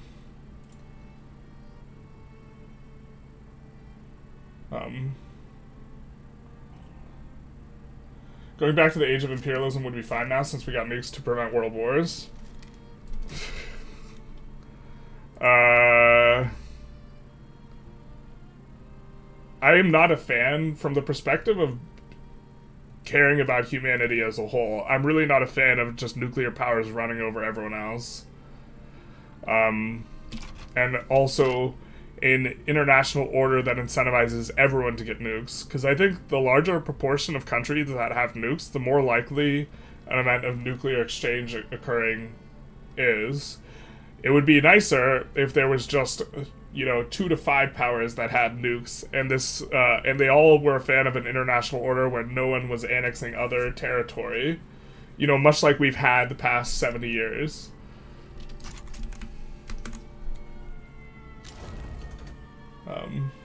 What do you want to do with people in Israel if you do not want it to exist? It sounds fascist to me. Yeah,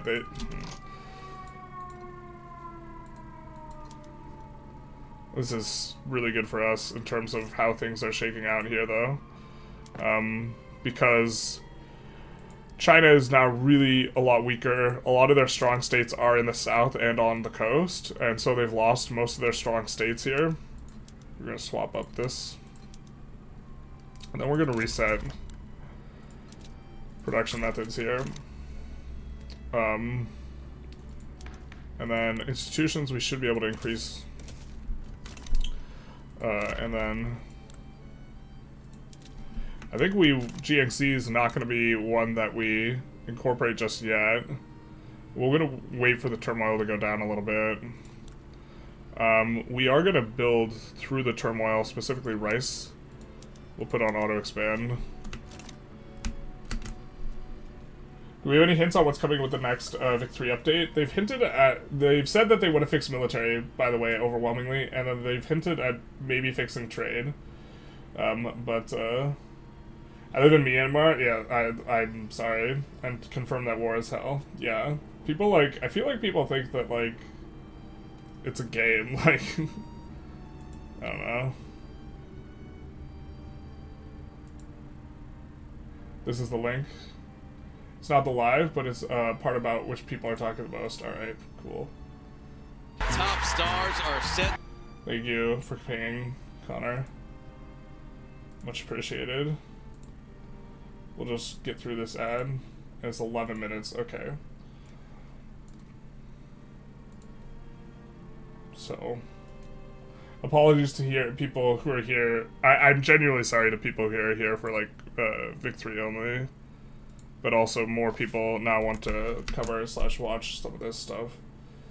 So.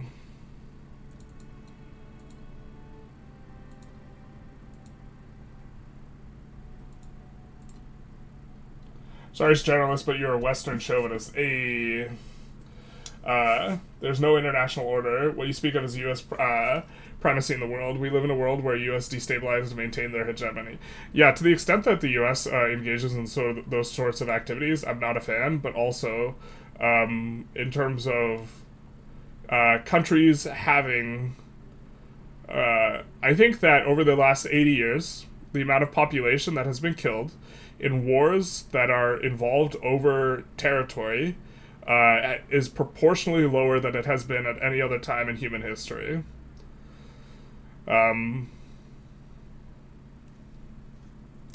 As a proportion of the world's population. Most of the really, gross, events are more to do with, internal issues in a particular country, of which intervention I think the U.S. thumbs the pie too much. a lot of people died in Vietnam that didn't need to because of the U.S., but that is better than like that's better than like World War II in one. So, all right, he is very orange. With my friends in Poland, and they are worried that you align yourself too much with Putin. What's your message for them? Well, if I didn't align myself with both of them, you'd never have a deal. You want me to say really terrible things about Putin and then say, "Hi, Vladimir, how are we doing on the deal?" That doesn't work that way.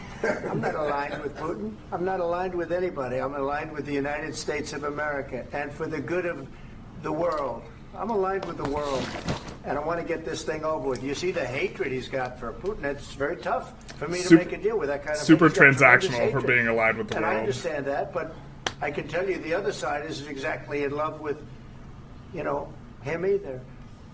So it's not a question of alignment. I'm aligned with the world. I want to get the thing set. I'm aligned with Europe. I want to see if we can get this thing done. You want me to be tough? I could be tougher than any human being you've ever seen. I'd be so tough. But you're never going to get a deal that way, so that's the way it goes. All right, one more question. I will respond to this. So look, for 4 years in the United States of America, we had a president who stood up at press conferences and talked tough about Vladimir Putin, and then Putin invaded Ukraine and destroyed a significant chunk of the country.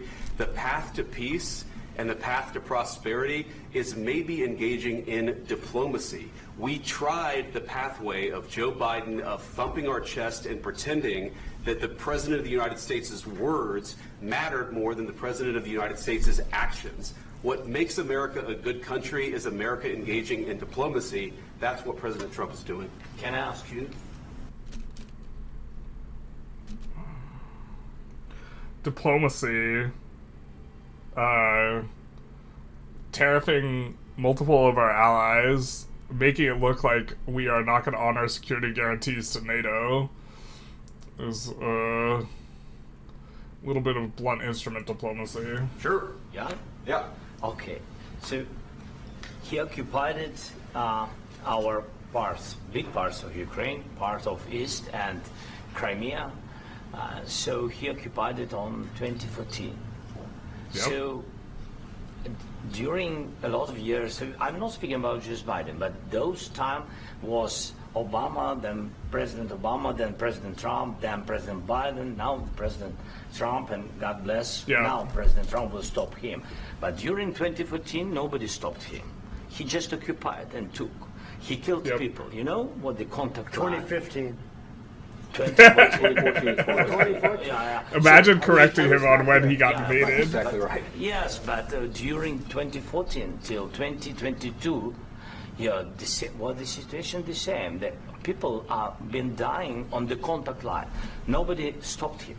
You know that we had conversations with him, a lot of conversation, my bilateral conversation, and we signed with him, me, like a new president. In 2019, I signed with him the deal. I signed with him, Macron and Merkel, we signed ceasefire. Ceasefire. All of them told me that he will never go. We signed with him with gas contract. Gas contract. Yes, but after that, he broken the ceasefire. He killed our people and he didn't exchange prisoners. We signed the exchange of prisoners, but he didn't do it. What kind of diplomacy, JD, you are speaking about? What? Yeah, this is like, obviously Zelensky is going to know so much better, like, what's going on, and it's going to be able to push the point so much more than, like, anything I could do. But, like... What do you mean?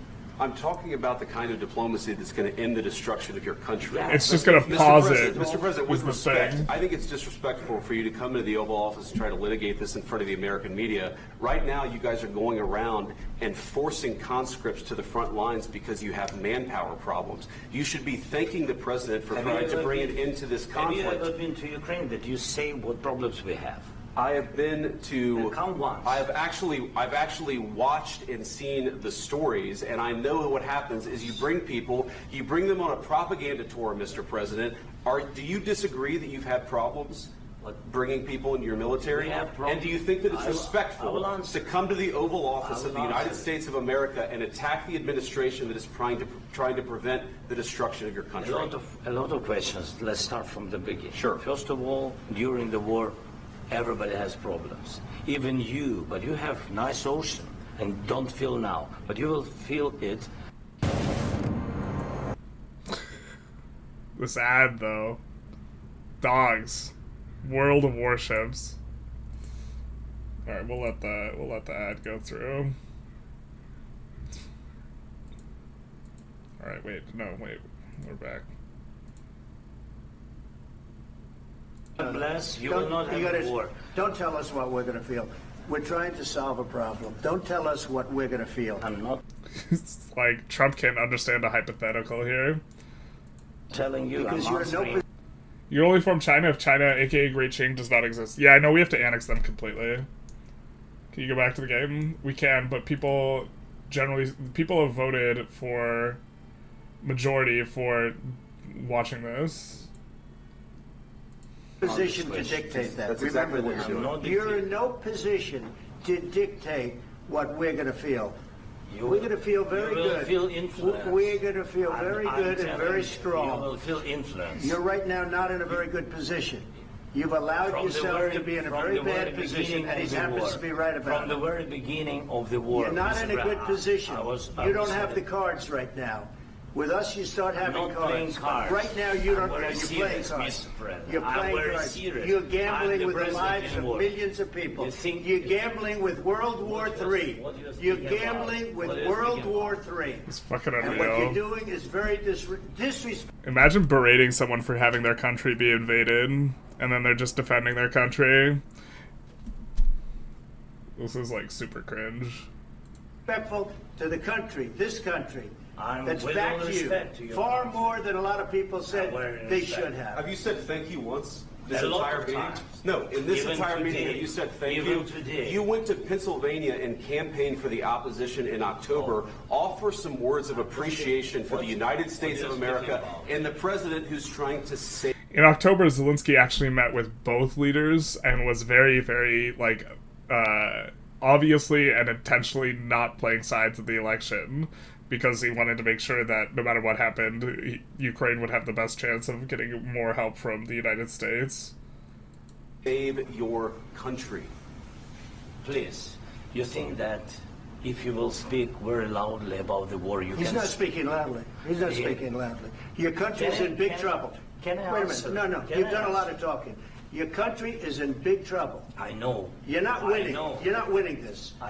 You have a damn good chance of we are coming out staying- okay because of Mr. us. President, we are staying in our country, staying strong from the very beginning of the war. We've been alone, and we are thankful. I said thanks. You haven't in been this- alone. I can't imagine, like, talking to someone whose country's currently being invaded like this. But also, it's just, like, incredibly obvious that, like, Trump doesn't give a shit about, like, Ukraine or Zelensky here. We're turning into a political channel. What's happening? People voted for covering this. Cabinet, You and haven't not been only alone. in this We cabinet. gave you, through I this said thank stupid president, $350 billion.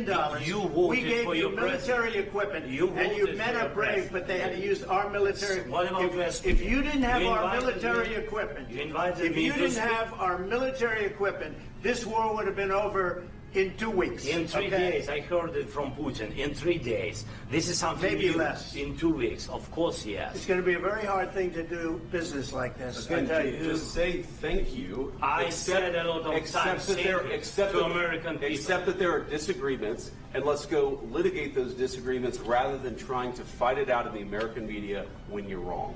We know that you're wrong. But you see, I think it's good for the American people to see what What the fuck is he supposed to be wrong about?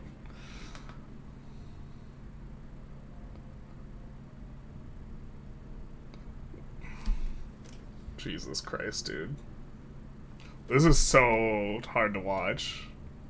Maybe we should just play Victoria 3. Stick our heads in the sand. Like, what's going I on. understand, sir. I think it's I very understand. important. That's why I kept this going so long. You have to be thankful. You don't have the I'm cards. thankful. You're buried there. Your people are dying. tell you You're again, running I low know. on soldiers. Don't- Listen, don't, please, you're running Mr. low President. on soldiers. It would be a damn good thing. And then you tell us, I don't want a ceasefire. This isn't diplomacy. Yeah. I want to go, and I want this. Trump is normally very, very transactional. He doesn't even see transactional here. He just seems like 100% in Russia's camp, and Look, if you could get a ceasefire right now, I tell you, you'd take it so the bullets stop flying and your men stop getting killed. Of course, we want to stop the war, but you're saying you don't want... The problem is a ceasefire is just a regrouping period before Russia attacks again. But I said to you, I want a ceasefire with guarantees. Because you'll get a ceasefire faster than an agreement. Ask our people about ceasefire, what they think. That wasn't with me.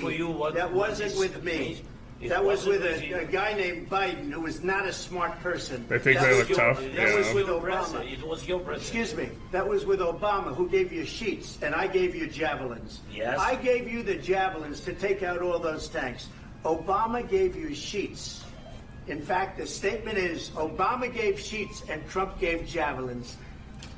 That's not a phrase, but to be fair,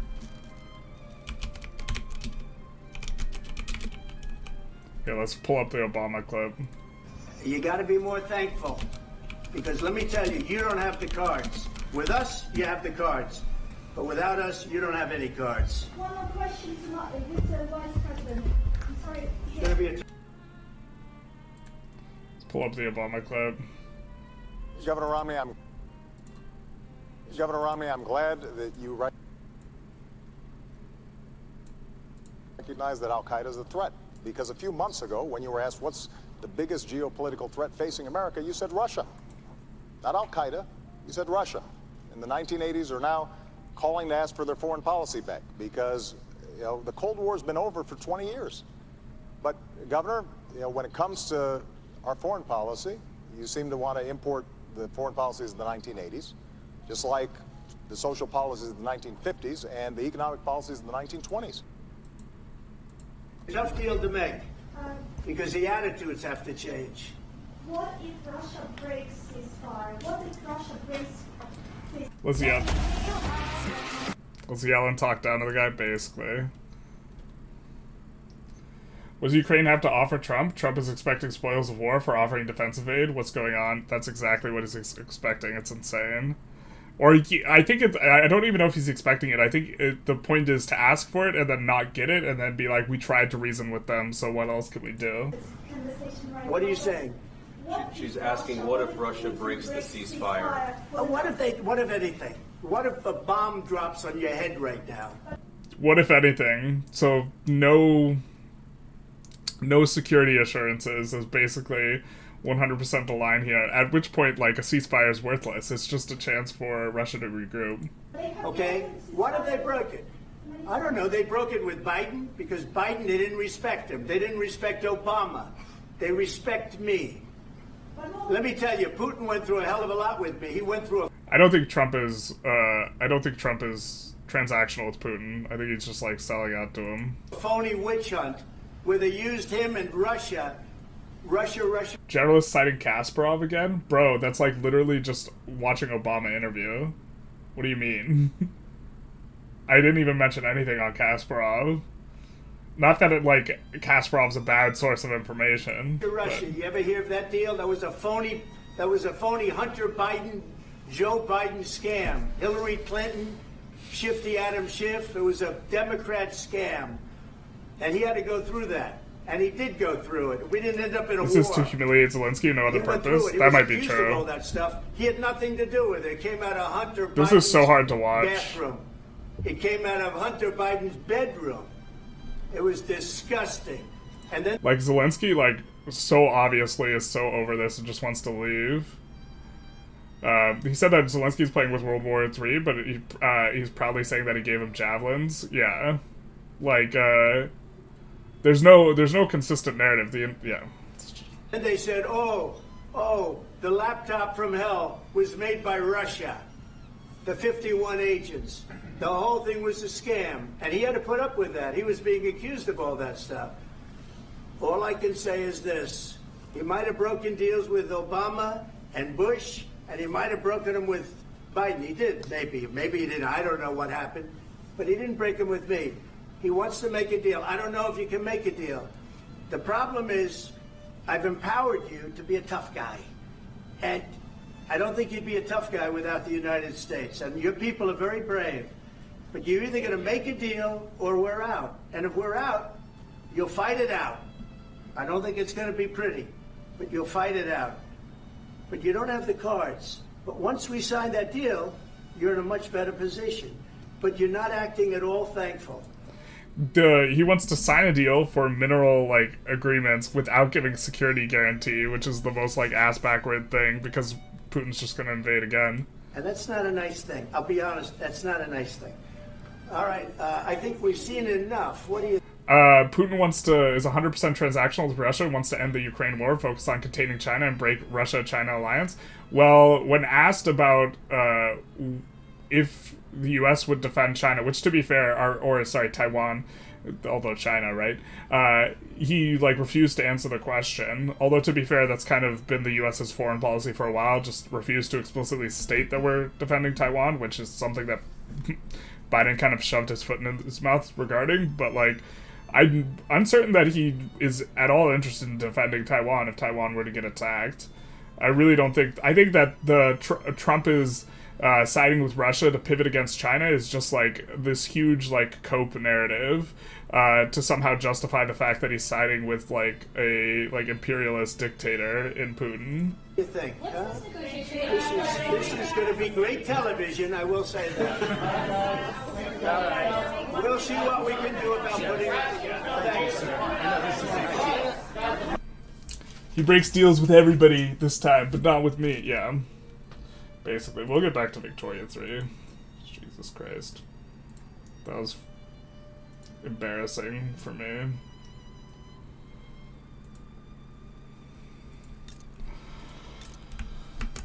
Oh. I'm actually getting a headache. He came to your country to sign the deal? Yeah. Zelensky zoning out and thinking about what he's going to have for dinner tonight, as that is far more productive than listening to Trump. No, I get what you say with him just zoning out and this type of stuff, but he's probably just thinking oh man. He's probably thinking of how many people are going to fucking die in Ukraine. And it's just he feels powerless to do anything to try and rectify that, and it must be so unbelievably frustrating. That's the same as Saudi Arabia. US, that's not the official defense, but it is in practice. Yeah, the that way everyone gets to save face by saying we would defend Taiwan. That's makes things look bad for China, and so we're avoiding doing that.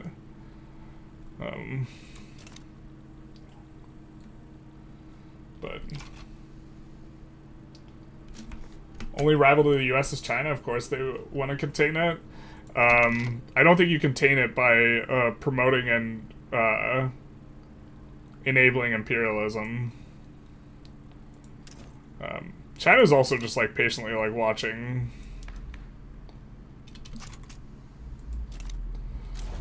the West kind of eat its own tail. But it's just yeah, it's a spectacular level of cope in terms of narrative that he's somehow that this is not a pro-Putin move, but instead an anti-China move. It's a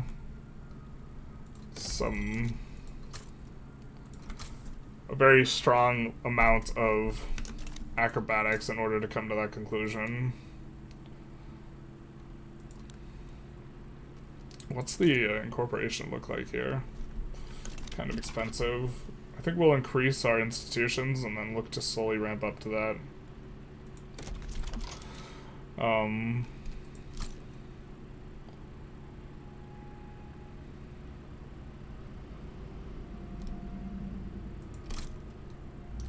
We'll get to EOS there, and then we'll probably be able to swing it. And then Kaiping Mining Co. will be on the way, but we're at 200 construction, so I think we're going to build to EOS.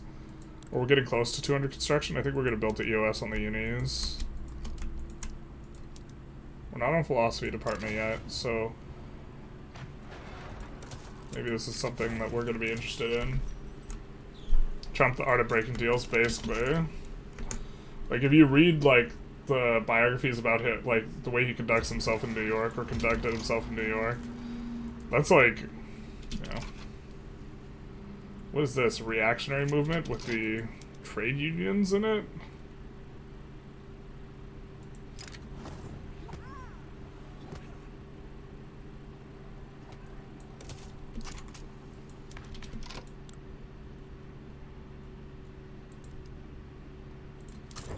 I mean, they just hate pro-army. I mean, we're gonna try and get pro-army through still, but how bad is this for us? Doesn't have southern Manchuria, which is kind of where most of the power is.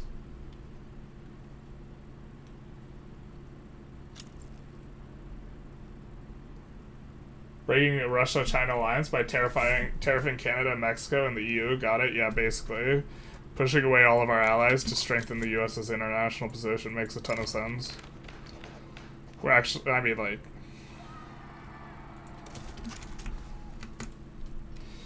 Can Hungary and Poland have some territories back from Ukraine as well?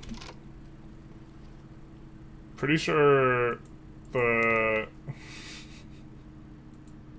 I think you're just trying to kick up some dirt here. We'll get this so we get faster enactments time. Zelensky's thinking about how much the EU could step up, or that they need to. School president more fit to make a peace deal, probably. Trump wants to annex shit too? Yeah.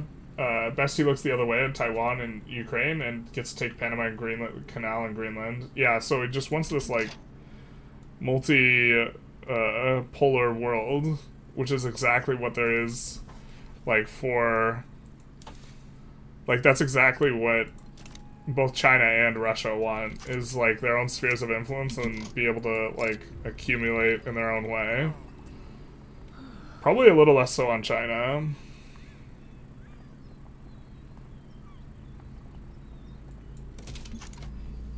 We're fine to take that. I think we could pass the law and then try and get something maybe done. Can't speak to people who don't value logical reason. Zelensky knows that. Zelensky generally has remained composed, even if he thinks that stuff is not necessarily effective, and seems to be understanding that he's also simultaneously speaking to the American people, right? So even if there's no productive thing to be said to Trump, right?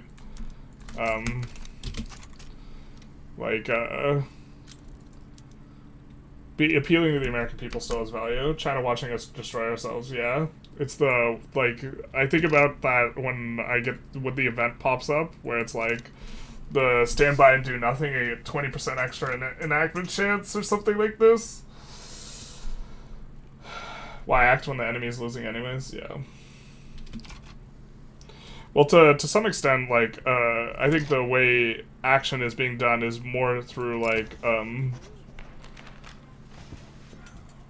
social media and, like, other types of intervention. Oblique, ways of engaging.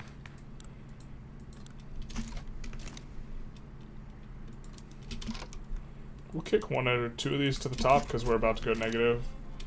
Why are we making so much money? Is it really just the war reps just being insane?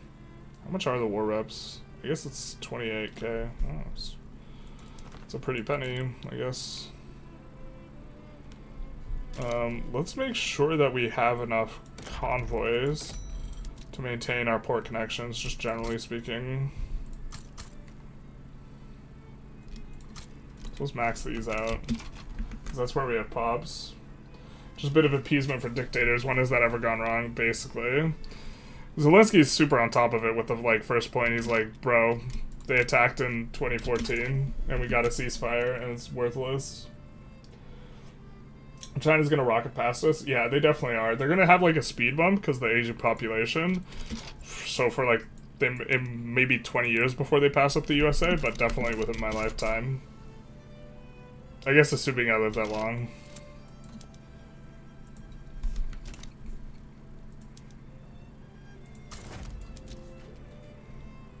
I think 20 years is maybe a reasonable timeline.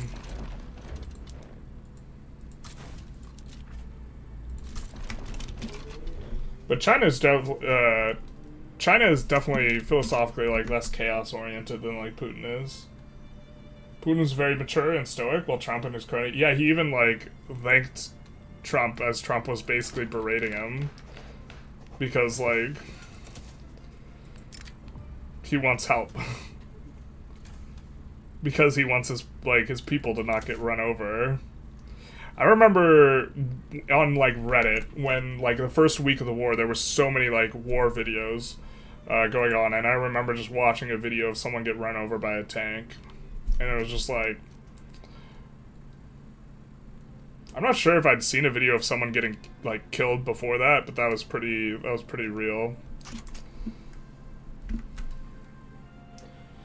Have you ever considered Try Kingdom Come Deliverance? Thought about it a little bit. I generally don't like RPGs as much. He's unintentionally giving a wake-up call to EU to get their shit together. Yeah, some people are arguing that like this is some type of 5D chess move from like Trump to get the shit together, but that's just like any type of narrative that is not Trump is just selling out to Putin is like the narratives that try and get constructed by people trying to defend like Trump's like attitudes and stuff, and that's one way in which they try and do it.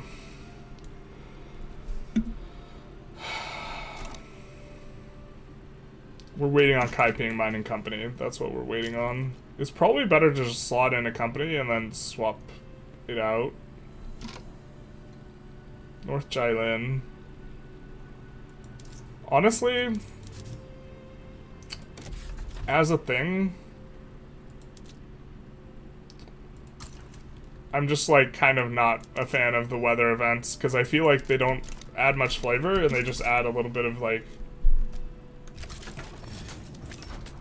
well, like the flood is like the one worth addressing. I don't know. Like they're like a whack-a-mole mechanic. That doesn't, like, there's no, like, agency, like, proactively or, like, this type of thing. Polish-Ukrainian Commonwealth. Anyone trying to pretend Trump is playing 3D chess and try and strengthen Europe is literally, R-worded. I'm sorry, but you should just, be committed. I'm not 100% sure to what extent they're arguing in good faith when they argue this, but we've seen a substantial amount of this argument.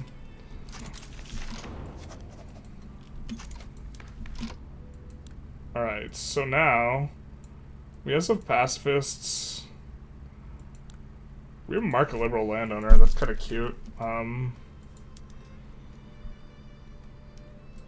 PB would like this.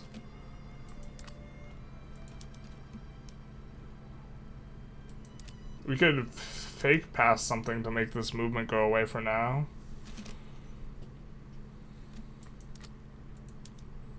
We're already on monarchy, though.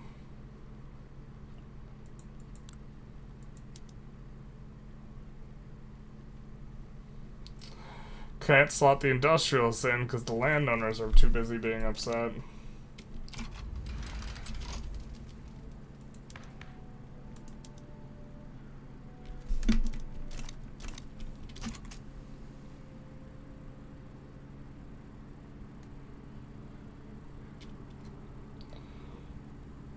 We might just have to duke this one out. So let's build up military in here. And kick that to the front of the queue.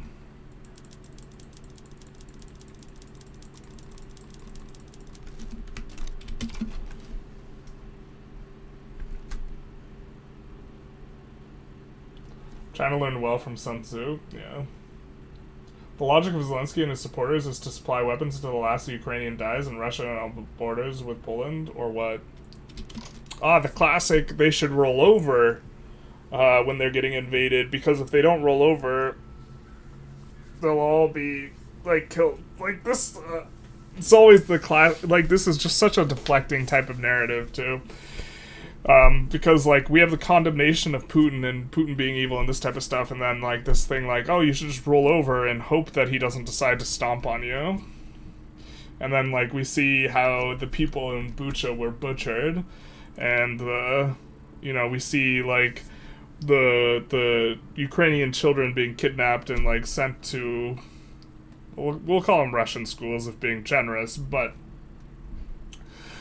you're trying to prevent all the brutalities of war that would happen if Russia is going to occupy. And also, you avoid having to be, like, why doesn't everyone just capitulate and join Russia? And Putin can be the supreme ruler of everything. Like, to continue this type of logic. Or why doesn't the United States just conquer everyone? RCB. Something like this. They have the strongest military. Why don't we just have that with, like, this type of logic? That just, like, whoever's strongest should just annex everyone else. Because people would die if they tried to resist being annexed. It's like, just give your lunch money to the bully because it might be uncomfortable when he punches you in the nose. Mostly came back to say hi and mock your country a bit. Imagine my surprise, you were actually watching the clip. Well, not the clip, country, the leader of your country. Yeah. It was a gnarly video. That was a painful video. I don't know. Alright, we popped the rev. We should be in okay shape with the power of friendship.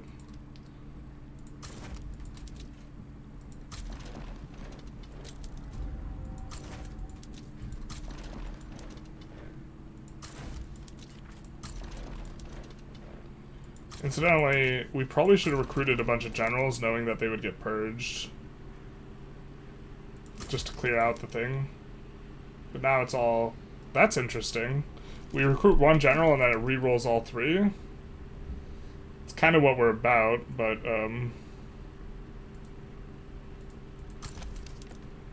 it's gonna be easier for us to... I wonder if it does that with the Navy, too.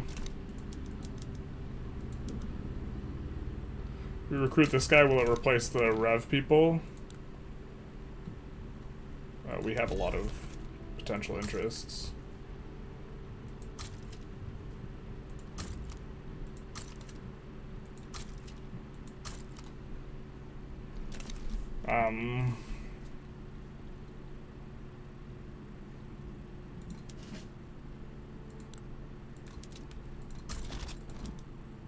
No, just replace the one guy.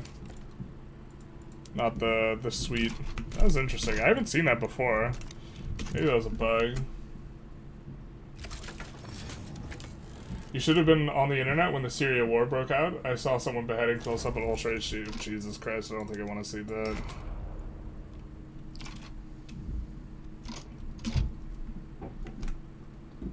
I don't know why liberals have this boogeyman on Putin. He's not an incarnation of evil. He's acting in his nation's interest. I encourage you to look up the Ryazan apartment bombings in which the FSB bombed his own people, and then get back to me on Putin acting in the interest of his people.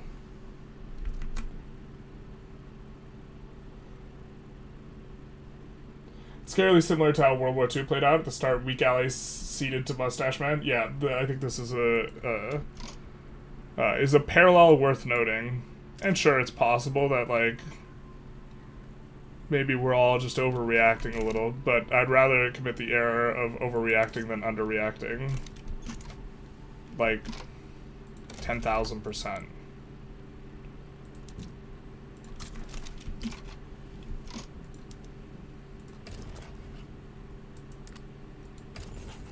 Is there a world where we get a bankroll? No meaningful difference, damn, the truth hurts.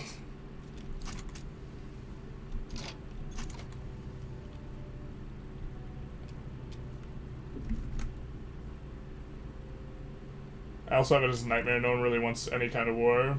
Yeah. It just gets worse and worse. Remember when the West sold Czechoslovakia to the Germans? Basically. The whole world being one country would be nice. the process would not be nice.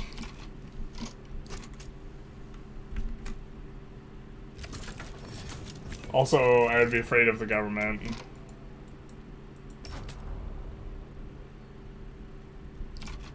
Should be able to push this out pretty quick. Why is it called the Friendship Army? Because it fights with the power of friendship. We have, this is a bug, where if you help out a country, I think they have to be resisting a revolution currently. I don't know the exact bugs, but a country in a revolution, and you have your army stationed there, you will steal their military. So we helped Great Britain with one of their revolutions, and now we have a bunch of battalions in here. Now, to be fair, these only mobilize when Great Britain is mobilized as well, but if they are mobilized, we just get like 30 free battalions, and this is the power of friendship. Liberals overthrew and pulled Ukraine out of the sphere of influence, having Russia as their next target in sight. Of course, Russia's against all that and wants to protect its national interest. Yeah, the classic Euromaidan Orange Revolution narrative that's just like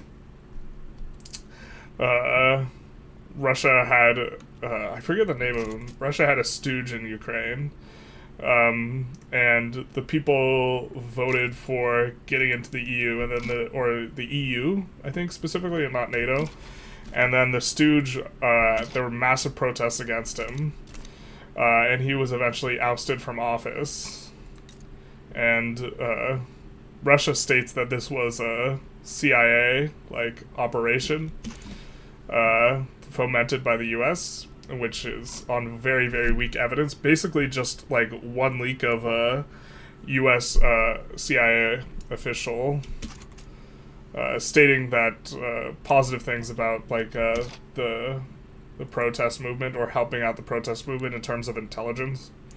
Which, if that's the coup right there, I guess you got him. And then, when that guy was ousted, he fled to Russia, because he was a Russian stooge. Much like how Assad fled to Russia. And so, the narrative that the West overthrew the government, I think, is a stretch. I believe the Ukrainian people overthrew their governments, and if Putin has, people from inside his own country overthrow it, that's kind of Russia's business. And I mean that in both senses of the way, meaning, like, US should not be involved in that, and also, well, a little bit different when Russia's attacking other sovereign nations. Do more political comment streams like Hassan Abi. Not really a fan of Hassan. Alright, so we are going to need to fix all of our PMs.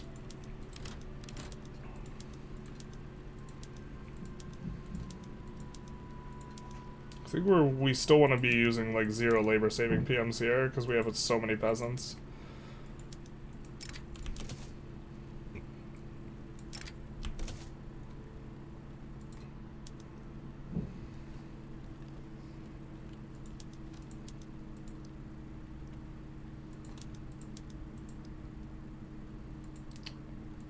Then we're kind of actually the PM used to be so good for harvesting tools, and now it's not since the last patch. And my brain still like wants to always turn it on always, but it's no good.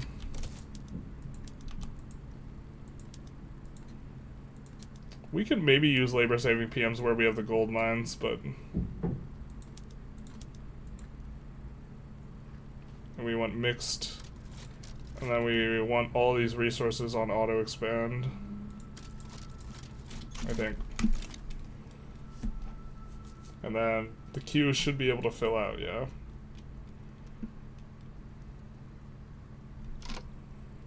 Now,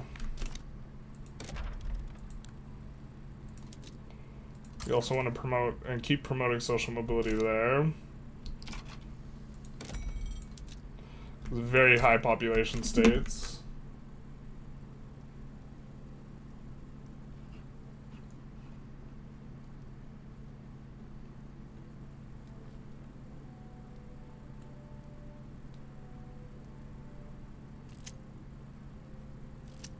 The best would be for all nations to have their own nations and then economically integrate. Yeah, I think that this would be a better outcome.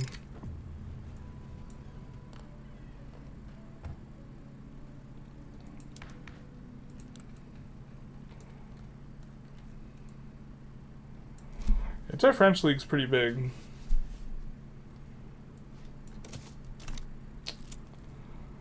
How much do we dislike an investment agreement with the UK? I think kind of a lot. Well, it's better when you have less peasants, to be fair. We're a little bit behind on chat, though.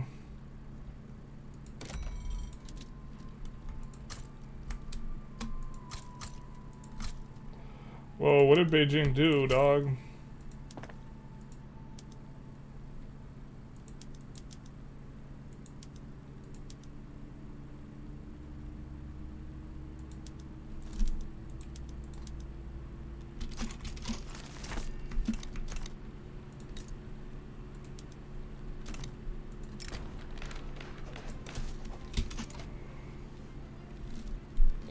It's maybe not worth incorporating Jiangxi yet. Probably is, but...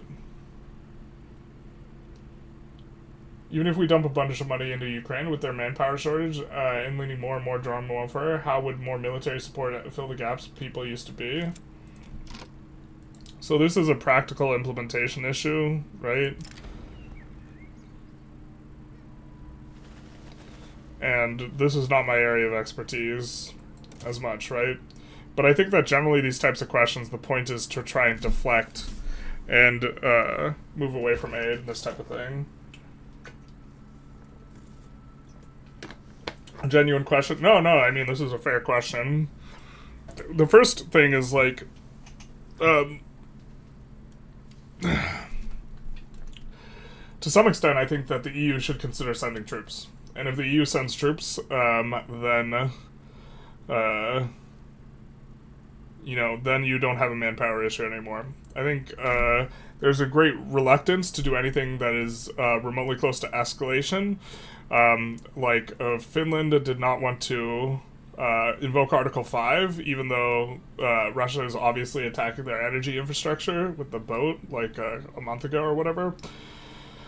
That's why no one wants to send troops to Ukraine. And this is all very much to the benefit of Putin, which is why he saber rattles so much regarding these types of things. But, you know, if you're being serious about, like, defending Europe from Putin, that should at least be on the table. Which often makes people react very strongly regarding escalations. And have USB being annexed by Russia on my bingo card. It is quite the thing on the bingo card. I think we're a little bit behind the chat now. We're going to go with this to generate a faster mandate, and the fact that obviously we don't have another slot here. We needed an additional two members to get the 4th slot, but we're not kind of there yet.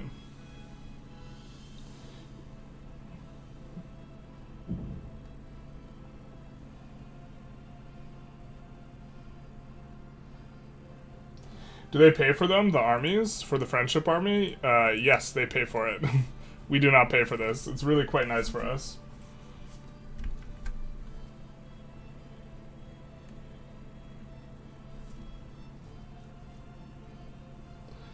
We see Israel use 2,000-pound bombs on Palestinians. So I guess you can see how the Russian FSB acts are still in line with liberal actions.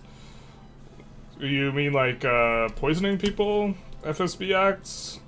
You know, poisoning internal political opposition is liberal.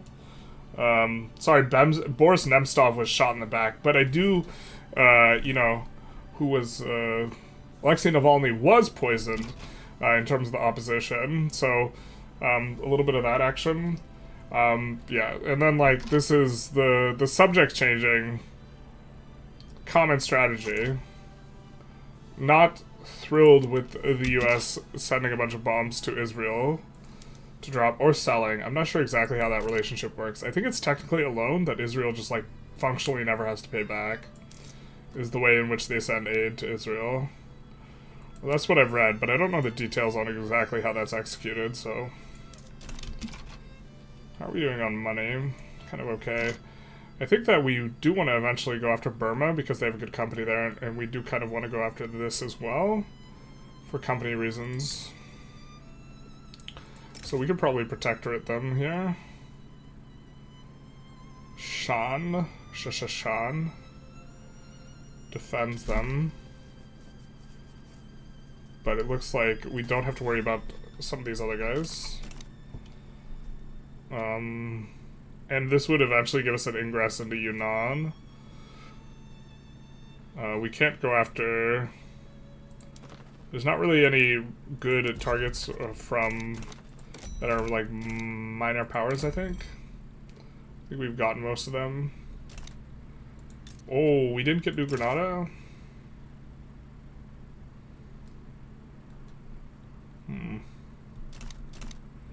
I think we'll be fine on the mandate.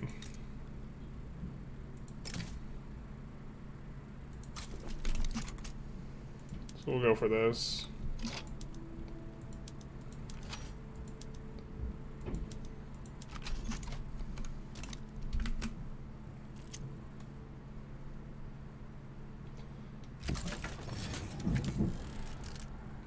We're gonna kind of cruise through some of the chat a little bit. Is Nitro even worth it for the increased mortality? I think it is. I think it's more economics and more jobs, and we have peasants, right? The de-peasanting effect here is kind of nice, on top of the PM just also being efficient. So... Is it worth turning on labor PMs just to stimulate demand for coal and tools? No, it is not. The value you get from de-peasanting exceeds this in terms of stimulating the market, especially because the modifier for dependent income is 33% higher on pops that are... which is a huge source of, like, buy order demand that is created from the differential between peasants versus non-peasants, even if SOL stays the same. The dependence income modifier, or multiplier, is 0.09, or 0.009 per dependent, and it's 0.004 for peasants. On top of peasants, only 5% of their buy orders reaching the market. Of course, they get free fake money, which allows them to buy some of those fake buy orders, but then this on top of it, in terms of the math, it's like not worth it. We have a video on this, so I don't want to unpack it too much.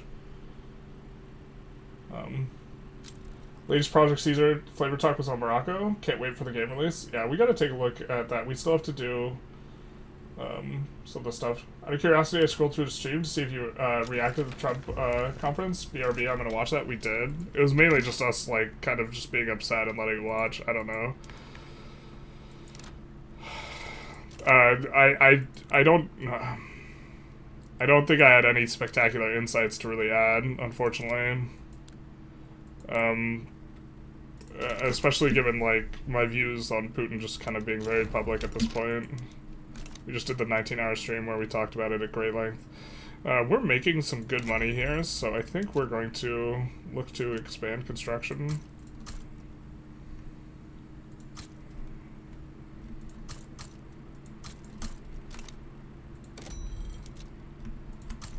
Something like this.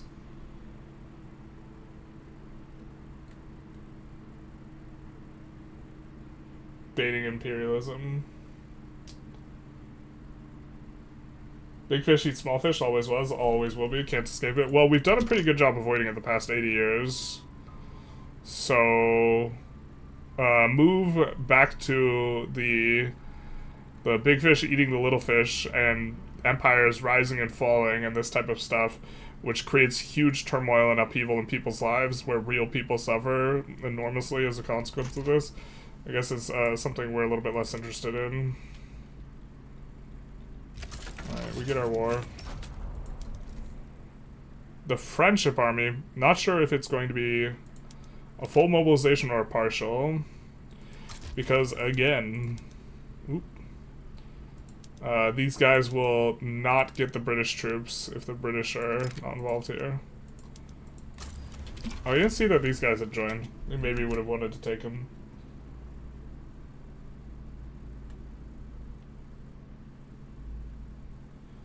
Consumers end up getting screwed, but sadly you can't decouple economic rationality from political agenda.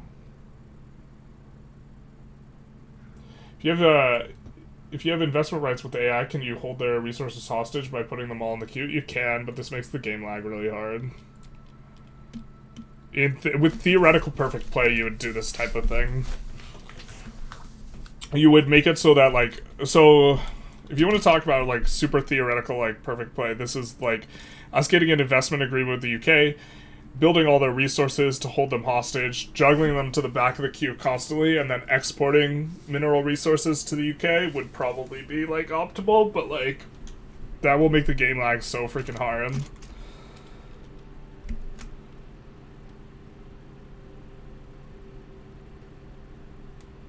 So...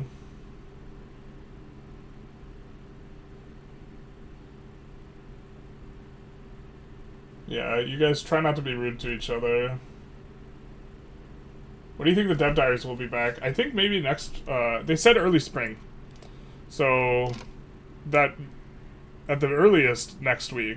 But that would be, like, at the very earliest. I'm not sure if I expect that early.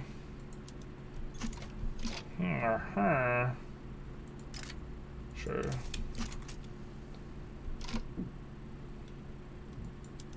We are maybe gonna need...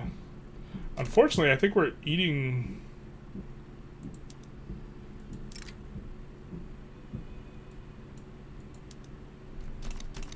Here.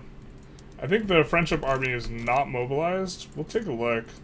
So if the UK's fighting and has mobilized troops, it looks like they are fighting, so... If the UK mobilizes troops, then we will be able to use the Friendship Army. If they don't, then we won't, so... This is something we have to, like, kind of watch. But those 29 troops are going to be useful contextually. It's going to be binary. I guess we could try and pass total separation.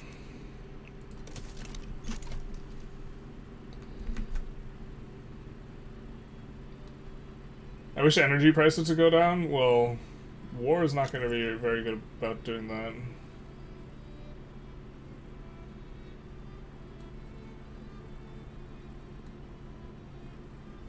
Nitro also decreases mortality a bit by giving how it creates better paid jobs. I think PM increases mortality, no?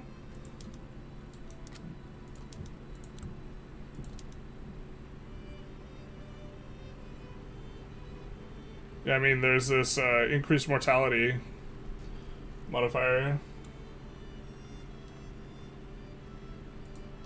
The issue with renewables is that they're not really profitable, so it must be done by governments, not by private companies. Yeah, or you can either do it with the government, or you can create economic incentives. I think we'll just get rid of these so we clear this out up here. And then do that. We should have just slotted in a company and then swapped off of it, but I think we're gonna research Bessemer process and then this, and then that should be about enough to make Steam Donkey. Let's take a look. So the penalty is going to be around 3K per tech that's not yet been researched, and we currently have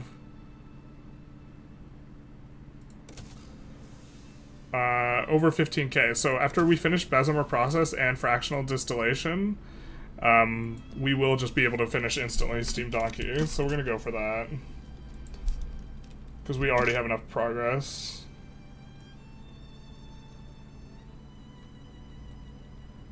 Sweden's doing the things with the help of Prussia. I think we will just not get involved. That was a great stream. Thanks for doing it, Generalist, on the 19-hour charity stream. Thank you so very much. We tried. I guess we could plug right now. we are still raising money for Ukraine. The charity is still ongoing, so if you're on the Twitch, the fundraiser is in the bottom left corner, and if you are on the YouTube, you just have to scroll down, there's a link to the Twitch down below, and it is raising money for the Ukraine Defense Fund, which supplies military equipment that is non-lethal in nature to those fighting on the front line in Ukraine. 2020 to 2023 will be the decade of idiotism. Kind of. Oh, Svanka's back. Do you think the volunteer system, like kind of how it works in Hoi 4, would work in Wiki 3? I don't know how the volunteer system works in Hoi. I don't know exactly what you're referring to, Svanka, so it's hard for me to... I don't know Hoi that well, and also when I play Hoi, most of my experience has been on mods. So I like references to systems is like a little bit rough. We played a lot of Millennium Dawn. Looks like our queue is not filling up with stuff. I think what we're going to do is we're going to come in and fully expand wood in these states. There's probably almost certainly a construction malice still in Jiangxi, but that's gonna kind of be okay.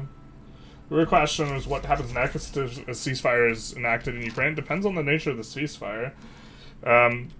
Ukraine should not agree to any ceasefire that does not involve any type of... that doesn't involve a security assurance from Europe specifically, I think. Like all of Europe. And so...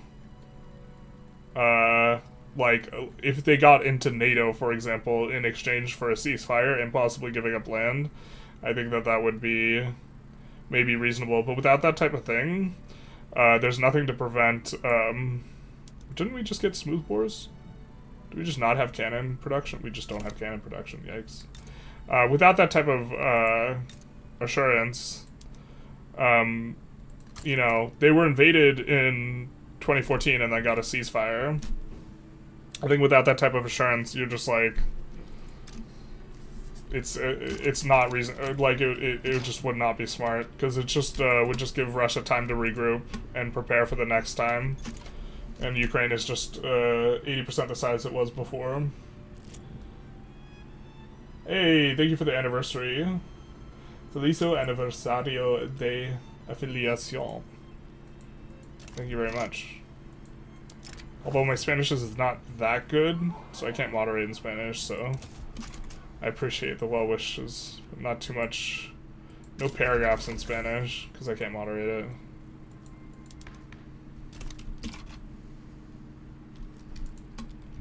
How are we doing on the money? We're doing kind of okay here. We have 15 infamy. Let's check how long until our truce is up. 15 months. So we will just be fighting China again here. He's streaming for hours. He will consume the energy. Delicious. Yeah, if the battery technology improves dramatically, a lot of the renewable energy sources get a lot better. Because a lot of renewable like energy sources are just like in inconvenient locations or inconvenient times. Like solar, for example, the peak energy production period is not peak energy usage period. Oh, we're still trying to get in here. The power of friendship.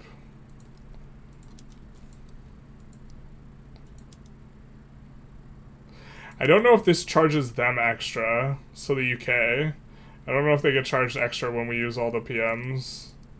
It's kind of cute, though, to think about. I don't know why we check support equipment.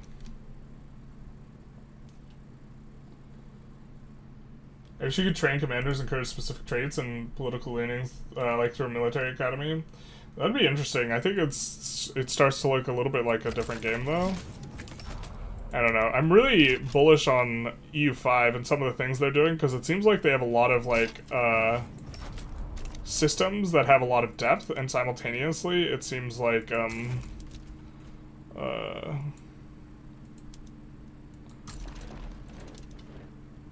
They have a lot of systems with a lot of depth, and that you can automate them if you want. So, like, if there is a system for training your own commanders, that's cool.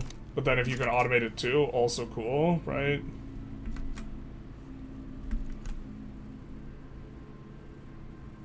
Belarus is also on the Russian list as well. Yeah, but I think that, yeah, Peaceful Annex was about what I was about to follow up with. I think that Lukashenko, though, is exactly the type of stooge that was, like, he's just like a Russian puppet.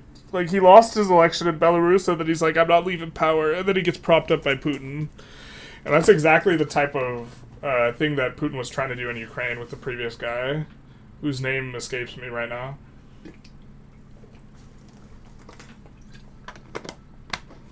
Yanukovych, I think. Who got ousted, and then subsequently Ukraine gets invaded. So I guess a volunteer system where you can directly give units to other nations to either fight proxy wars or helping allies without fully committing to a larger scale war. That would be sick. I think any huge overhaul to the military is maybe a little bit optimistic. I think the development team of Vic-3 is not that big, so like you have to expect stuff to happen in slower, like, iterative processes.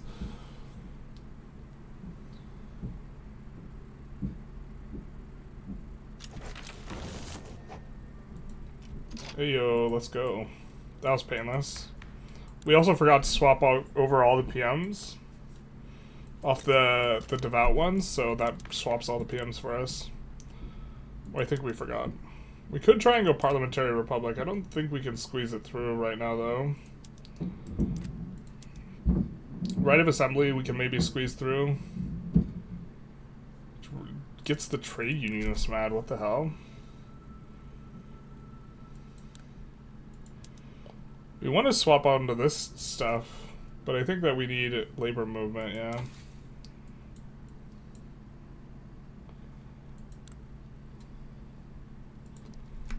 We'll get that after.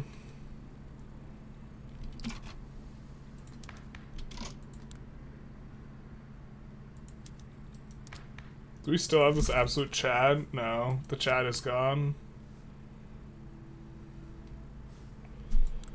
We would like to get a cautious ruler of some sort.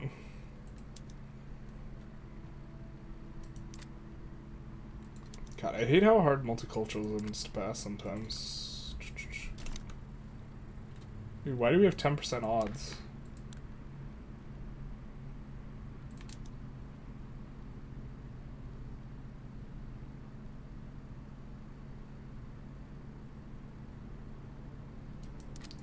The problem with that is, like, all those movements, like, get satisfied, and so they stop agitating. Like, the second you start passing, it's kind of obnoxious. Everyone's, like, telling me it's Yanukovych, yeah. Oh my god, my mom called me to vent about the conference. She hates Zelensky, but she was proud of him in that moment. You're from Ukraine, right, Dimitro? Why does she dislike Zelensky? Or maybe we don't even want to talk about that. Actually, let's talk about it. Why does she dislike Zelensky? The reason I wouldn't want to talk about it is because I think it just, like, is maybe not talking about the right thing, which is that Putin's a monster, but also I'm kind of curious.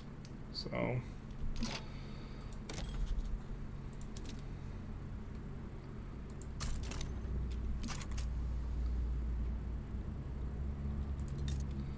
we also prepped being able to go for Transvaal. Uh-oh. We didn't prep it well enough. Oh no, wait, they're genial. They're not good relations. But yeah, gold hasn't appeared there yet, but we could go through them to get the gold fields and mines in Orania. U5 will be a flagship title, not a side project like Vic-3. Yeah, this is what I think. I think that I was suffering under the misapprehension that the Vic-3 would have an enormous amount of resources, but I also think it's kind of potentially a good thing that they don't have that much resources, because I think that Imperator, I think they had to axe. because it had too much resources committed to it. They couldn't just slowly move it along. And I think that's what they learned from Imperator. I hope one day you become a communist and somehow see all the real machinations of the world and how the scheming of the US. I mean, I've read a lot of Marx. Like, a lot of Marx. I'm still not going to be a communist. I would consider myself a Marxist, but also a capitalist, which is definitively not what you're looking for here. Should we raise the conscripts, I guess? I think we started losing on this front because...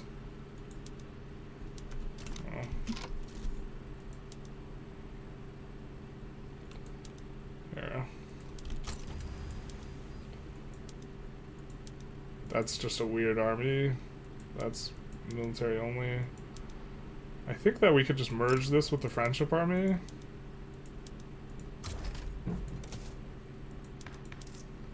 Now that they're in there. We can't upgrade army. We would like to get skirmish at some point. Really close to getting Steam Donkey here. With once this finishes. It's a shame that Bessemer process wasn't the thing that Nat spread. To be fair, we probably should have gone baking powder instead of Bessemer. We should just research whatever was Nat spreading to us, but it's kind of okay. Not too big a deal. Once the merge happens, we'll be in good shape. But yeah, definitely don't agree with everything the US has done. But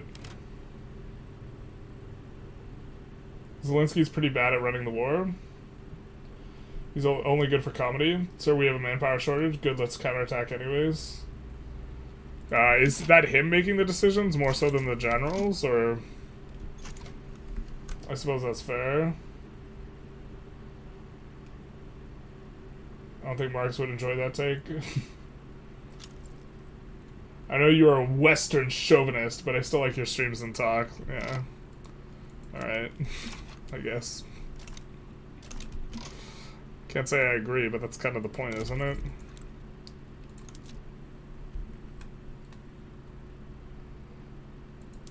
GNC. We'll put in a railway there, I guess.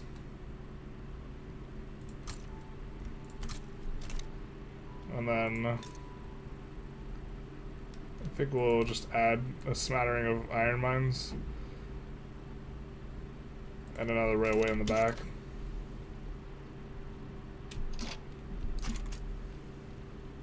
Just take a look at our subjects. I think that in general they're just kind of mad at us, yeah.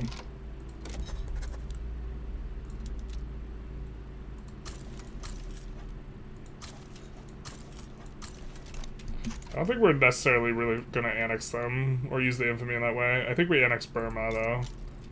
So I guess Burma's maybe one of the more important ones for us to do stuff with. Do we have any potential rivalries that are kind of silly? That's a silly rivalry. Scandinavia is not really going to project that much power, so we'll go with Scandinavia as well. Get a little bit of a Diplo or whatever.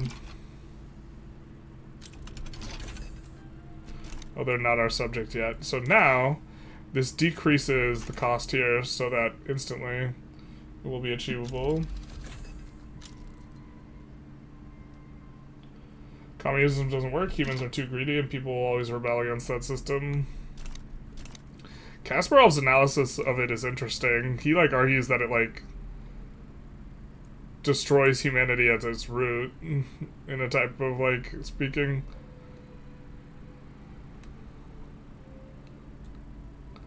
Oh, this auto got slot in. We'll disband this. Actually, no, wait. We'll disband this. And then we will... Dog. That's obnoxious. So the revolution created companies, right? Oh, we have to get rid of both. Oh, we should have just kept them. 2 companies is better than 1. Yeah. We only had 1 slot, but then we acquired both the revolutions companies when we annexed them. I suppose this is kind of fair and fine enough.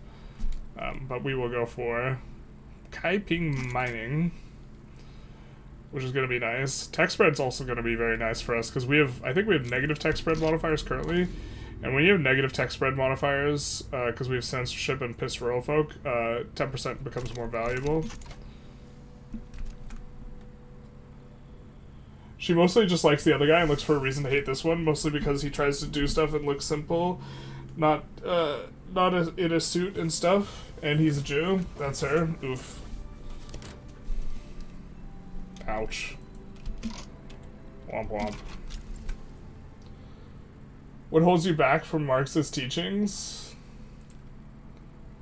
I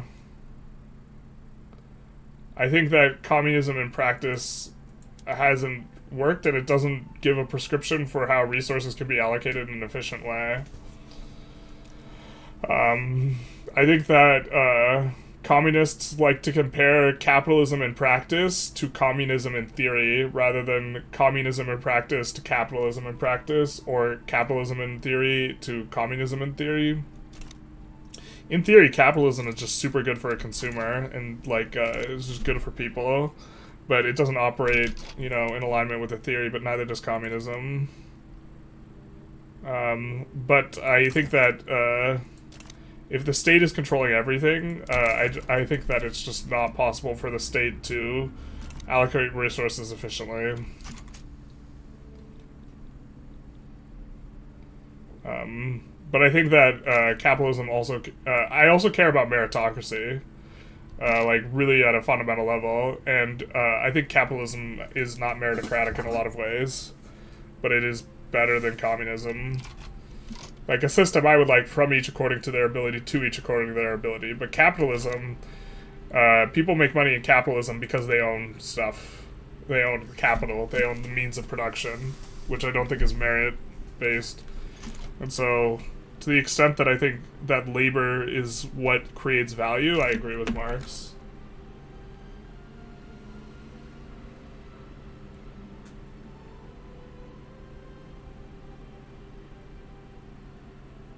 Some discussion regarding Ukrainian leaders. Capitalism is just human nature. It's such a capitalist propaganda, not gonna lie. Actually, I think communism is human nature. But human nature is only... I think communism works really effectively if you have a population of 200 or less, and that human nature is evolved to deal with populations of 200 or less, but we've reached a point that is very much divergent from human nature, which is we are not living in tribes out in the, you know, savannah or whatever. Instead, we are organizing massive amounts of people. And I think that one of the things in which, like, operating from a communism wherever it kind of pools resources and this type of stuff works a lot better if you have universal social accountability, which you don't have in modern societies, but you would if there were small enough people that you could keep track of everyone. And so, and being ostracized is a legitimate threat, which it's not in, like, modern society. Like, if you are a bad actor in the group of 200 and you get kicked out of the tribe, you just die. And so, there's a much greater degree of social responsibility and accountability, and I think that that's what's necessary for communism to properly work. Also, with under 200 people, you could actually, like, allocate resources, like, in a top-down sort of way much more effectively.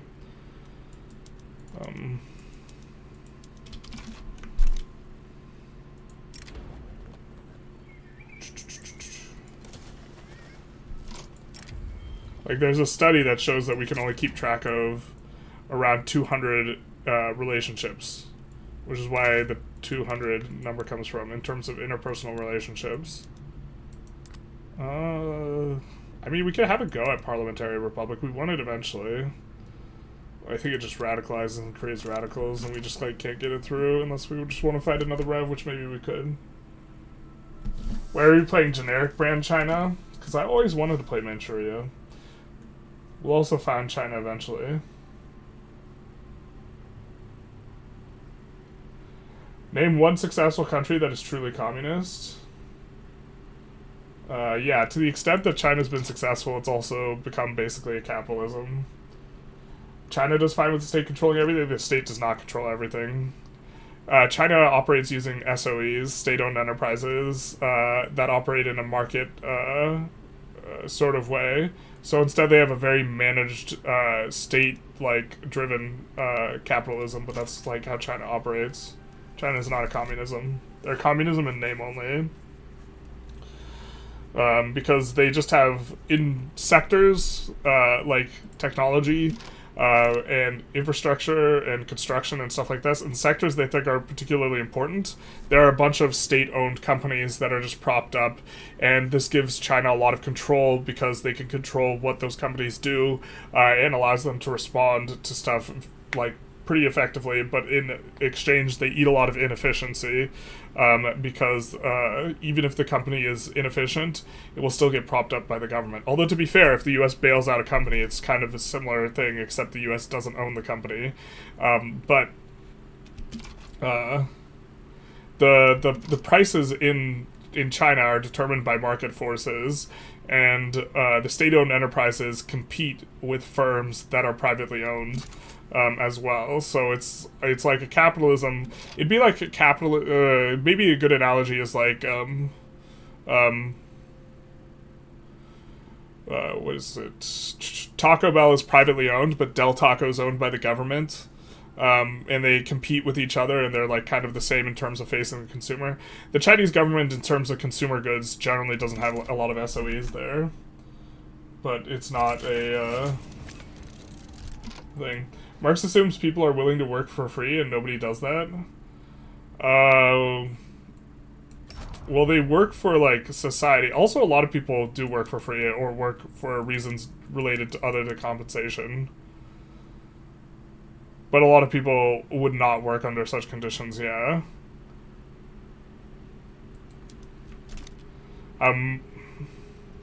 Marx doesn't really have much in the way of, like, actual how this XYZ thing gets implemented. Marx doesn't speak as much on that. I think we might be able to pull these guys into the block and subjugate them that way, so we'll try and do that, rather than go after them.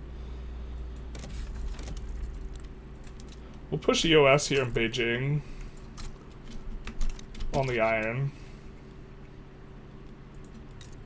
And I assume we might need a little bit more rails there. So we'll put one in the back, and then we'll put in an auto-expand. Ooh, our auto-expands went away. That makes a lot of sense regarding explaining stuff, because these guys revved.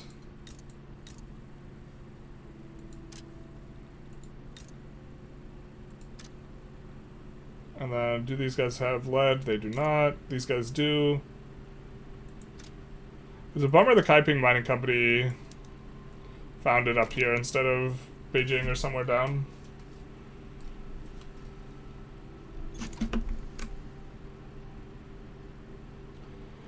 Capitalism is good, but not radicalism over consumption and maximizing profit over other people's health, for example. Yeah, so I think that the companies should seek profit, and then the government should protect people from the companies, and that this should be the nature of the relationship. And I think the government fails in that regard.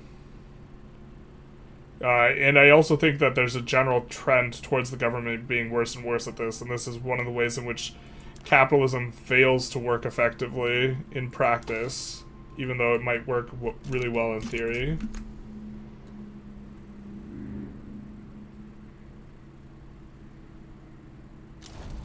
Until we can figure out a flawless meritocracy, our best bet is currently regulated capitalism. This is kind of my perspective, yeah. But also, with a really heavy emphasis that I think capitalism is, like, really not meritocratic. And, like, I think most people who are pro-capitalism thinks that it really is meritocratic, and I think it's really not. Instead, the people who have money generally have, there's asymmetries in leverage in terms of being able to negotiate deals and stuff like this, and the true value of labor generally isn't getting paid. Also, the notion that labor creates value is, like, something a lot of people who are capitalists just disagree with. They think there's, like, value in objects in themselves. So do you Marxist teachers necessitate state ownership of all things? That's generally what's meant by capitalism, or sorry, communism. But like a command economy type of thing. If you're talking about, you could have, in my mind, if everything was a workers' co-op, that would still be operating as like a capitalism. But definitely some Marxists would call that a communism. And so I think workers' co-op, like cooperatives where all the people who work at a company own the company, something like this, is where there's significant overlap. I don't know how you transition to that type of system, but generally I'm pro-workers co-ops, because those are meritocratic in nature, right? Could go property to women. We kind of don't want to, though.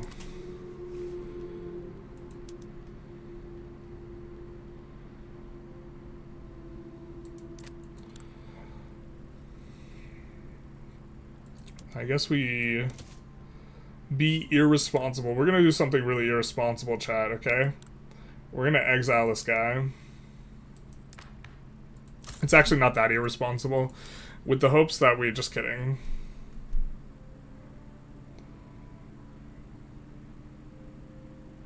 Too similar to the ruler. Alright, well...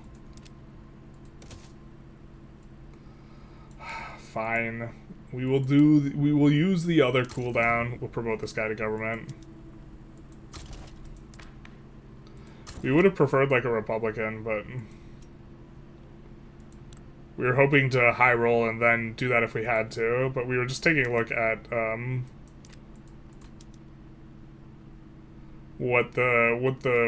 was radicalizing here. Confucian scholars are still pretty big. The PB, we have a traditionalist. Or is this minority, or is this traditionalist? So, we don't have a single PB ruler, so we could just take an exile cooldown, except they're too similar to our ruler, unfortunately, with the royalist. Damn. Well, we're not going to be able to promote to government. We could try and recruit until we find a PB guy, but honestly, we're not going to find a PB guy very easily with only 7% clout in terms of generals. We'd have to recruit and spend a lot of bureaucracy. I suppose to some extent we're maybe okay just like looking under the hood a little bit, but...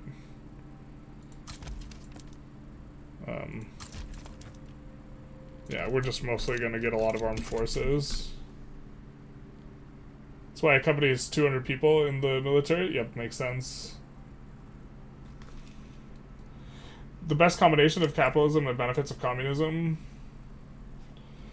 Well,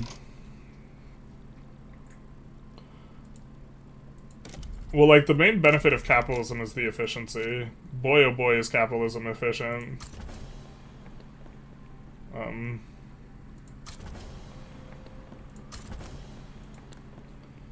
Oh, we probably don't need this there. We'd rather have it there. Bigger pop there. 46 empty seats. Rip.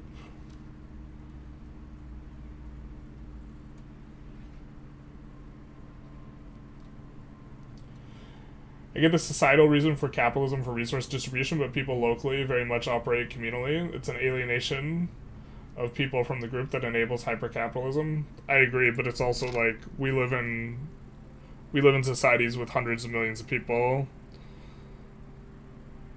I don't think that we're escaping that, like, material fact.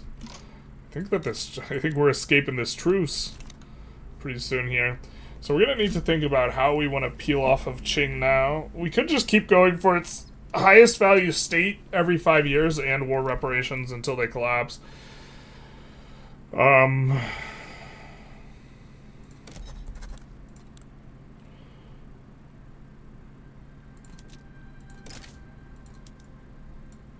don't think we have too many things that release more than one state at this point. In fact, we don't have any. Shaanxi would be the highest value state we could take. So maybe that's what we go for. Shaanxi war reparations. Let's see how closely they are to getting out from being this. They have to be reduced below 162. So it could be the play is to isolate them. I think we release Shandong, take Shaanxi. Russia's likely to side with us.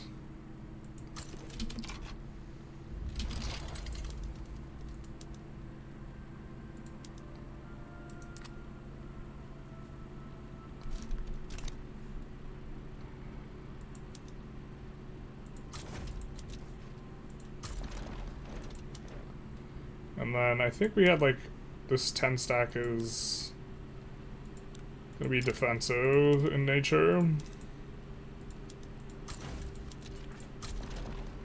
We're just gonna defend here against them, and then we will have to put someone on this front down here. I think we're gonna mobilize the conscripts here. I think for this army, we're also going to raise the conscripts and then add a bunch of conscripts.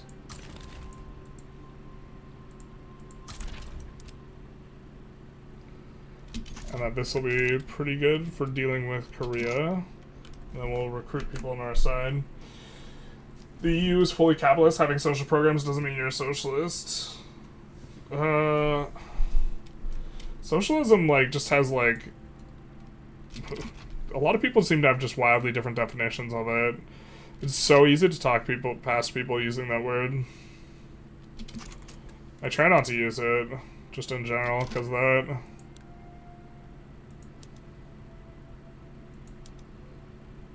They want to conquer a full state. I don't think we need their help either. Diplopacts. We're not going to bankroll them. We're not going to transfer them a subject. We're not going to give them an obligation. So I think it's just us and Russia. So we're going to sway with call ally, but we want to use our maneuvers, I think.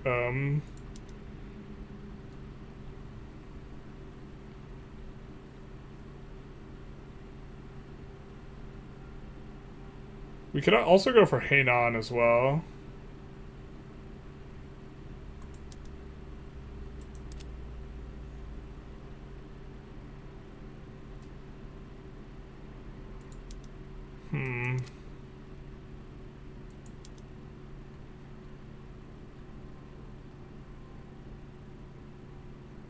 Hainan's not the best state, but we start to get to the point where we can, with just one more state, we can isolate half the market. Or not really half the market, because Southern Anhui is like, this is like 60% of the market here, or 80%, or 70%, something like that. But it is going to help to decay them down.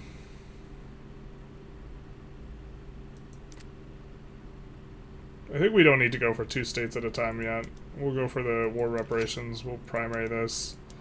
We'll go for a liberate subject or liberate country. We'll look to liberate.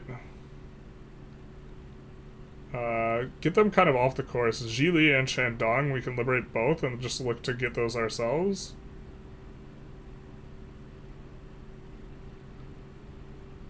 So let's liberate Jili.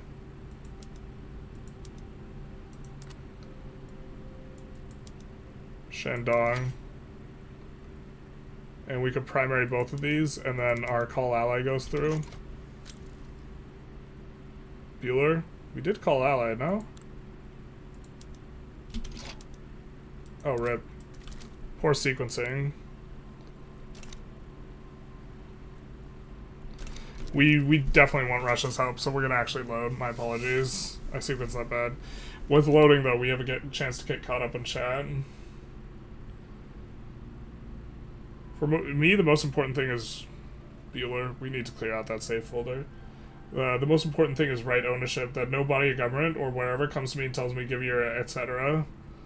Yeah, I'd rather have the government tell me that than a corporation, though. Marx also assumes that there's some sort of God mechanism to distribute wealth evenly and fairly.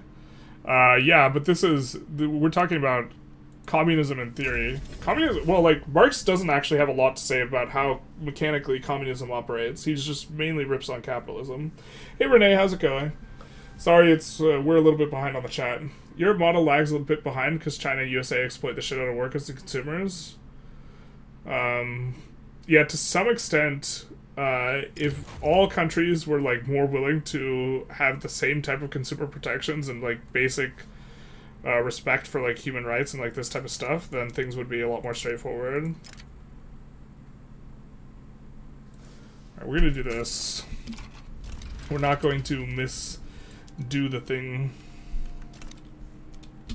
And then we'll mobilize conscripts here, and then mobilize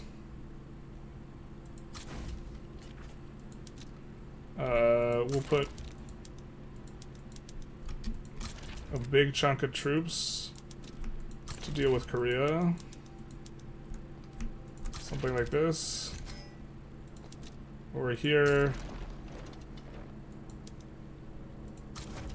We'll raise conscripts to defend over here.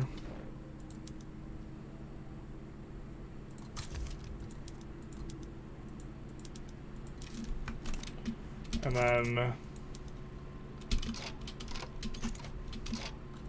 we will first call ally, and then, without unpausing, go for war reparations primary and liberate country, liberate Jili, Shandong, primary both of these. And then the war rep, this comes in, Russia sides with us with the call ally, and this should be very, very straightforward war for us. And them losing 3 of their biggest and most important states should be significant kind of downward pressure on them. Hey, Ray Brown, thank you for the affiliate anniversary. Much appreciated. Capitalism is not always meritocratic. Yes, I agree. I think it's often not meritocratic. This is my gripe with capitalism. I would prefer a more meritocratic system.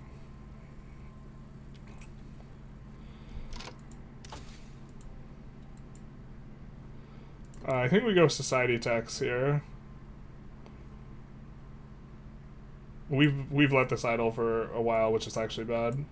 Because it does overflow into your NAT spread, but your NAT spread has a negative modifier on it. I think we go for the dialectics, though.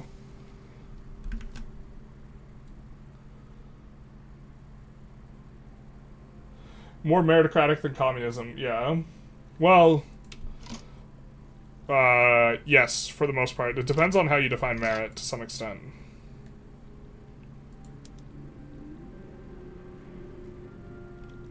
Why don't we pull the Navy back?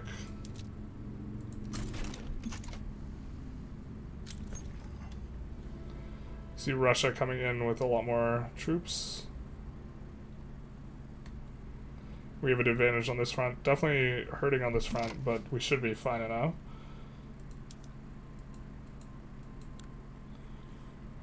Great Britain's trying to reclaim slowly its stuff.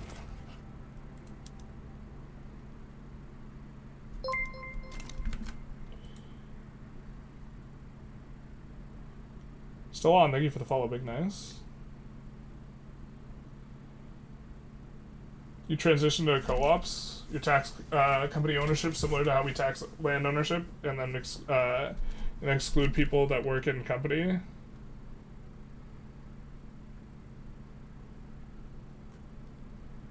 I think that what you would get is you would just get ways in which people would just have, I mean, like, in practice what would happen is everyone would just always work in the company, but, like, I think you would need a different mechanism. People also mistake communism for a political model. Yeah, they conflate it with authoritarian, like, left-leaning authoritarian type of thing, or whatever. Which can make it difficult to, like, parse and, like, have conversations, and, like, this type of thing. Because it's less clear, like, what people are talking about. Oh, Japan's in on this? Oh, baby.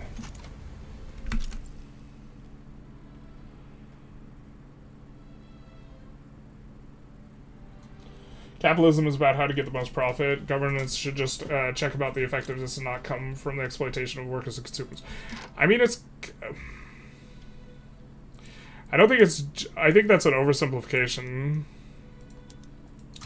What capitalism's about. I mean, you're not wrong in some sense, but it's about distributing resources effectively. Like, if you're going to have a good faith, like, interpretation / protection of it. Your beloved capitalism leads to imperialism. Well, was Stalin not imperialistic? I'm not sure that, also you have, like, other systems where there's, like, plenty of imperialism, right? Like, the feudalism that preceded capitalism had imperialism, right, and pie thumbing and this type of thing. I'm uncertain that that is a feature unique to capitalism.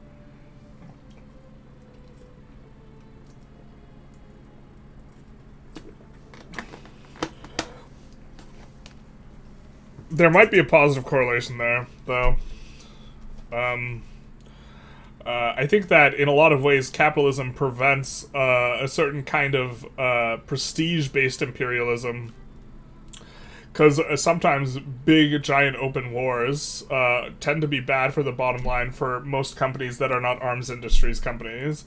The military-industrial complex is a problem, though. But, like, if you don't have a huge military-industrial complex, or there isn't a huge lobby from the military, which there is in the US, so that is a problem, generally, I think war is, especially with trade partners, is bad for the bottom line. And so, in some ways, I think capitalism probably disincentivizes war, like, in terms of its nature, not in terms of it, like, practically speaking. I think the military-industrial complex in the US is, like, a driver of conflicts, and that's a problem.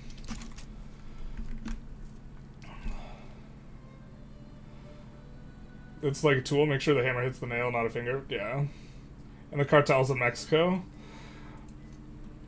Well, I kind of am inclined to think that the US should legalize drugs.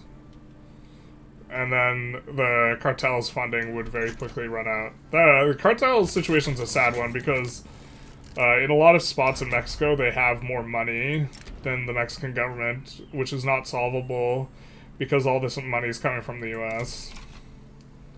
It's not a solvable issue for them.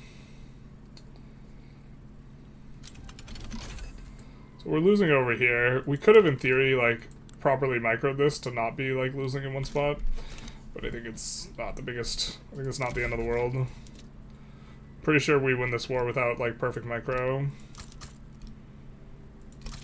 We'll do something like that, and then put a railway over here in Jiangxi.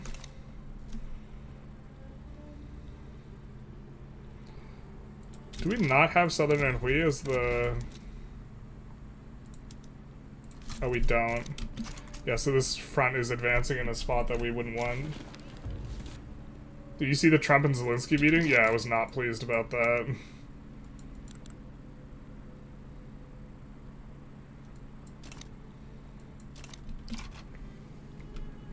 That was, like, kind of a disgusting watch. Communism could be a democracy? Yeah, definitely. What happened on stream? Yeah, we went through it, and people have been kind of arguing / discussing Putin and Trump a little bit. Now it's kind of feels like we're talking about communism vis-a-vis capitalism. Journalist hates the common people. His politics are heinous because he doesn't like Hassan Piker. Not a huge fan of Hassan.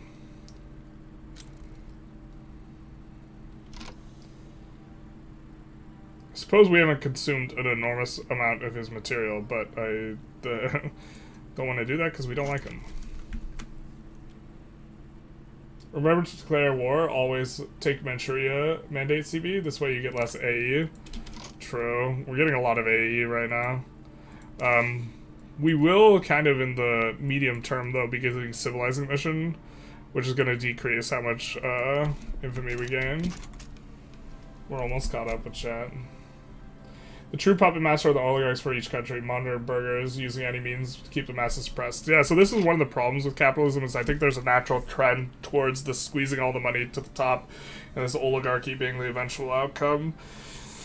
And so to the extent that you want to implement a capitalistic mechanism, you need to have a way for government to check and balance that. We need Teddy Roosevelt back. And, like, or trust breaking or union or trust busting like mechanisms, which we kind of just don't have right now.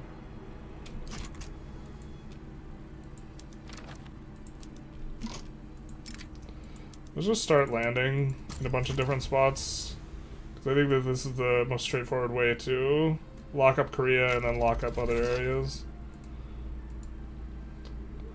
Getting on to skirmish is also a vibe.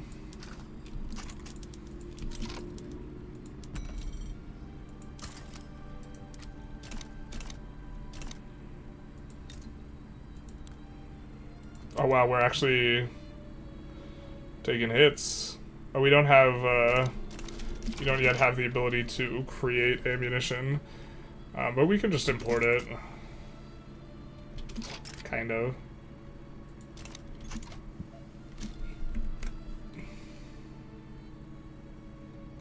How's your day, Generalist? Hey, Grass, how's it going?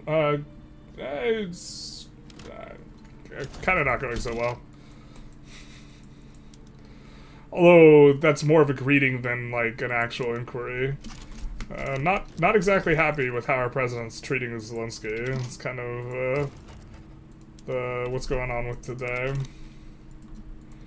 Do we want in on this? No, probably not. We probably like our trade agreement with, we don't have a trade agreement with Russia, France anymore. That's unfortunate. We do have an anti-France lobby, unfortunately. Maybe that's part of why they're wary. It's kind of interesting if that's how that works, but... Let's improve relations in Austria. We get a North German Fed formed.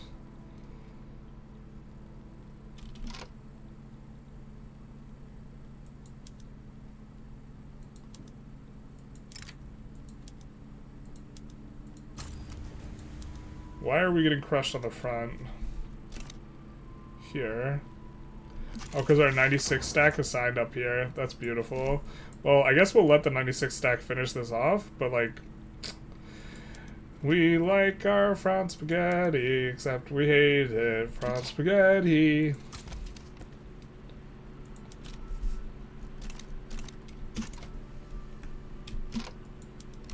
I hope you guys like the Song of My People. Happy Friday. Yes. I watched back the interview. Yeah. 34 rule of acquisition. War is bad for business. It's generally bad for the business unless the business is war. Which, if I could, like, that would be one instance of something I'd be a huge fan of changing if we could, is the degree of entrenchment of the military-industrial complex in the United States. We're not going to get there from ideological similarity.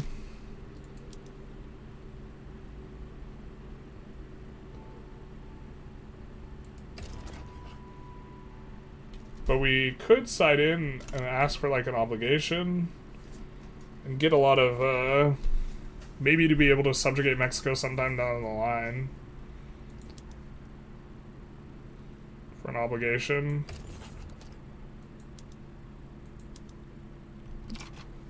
We actually should have given more time for other people to join, or not join.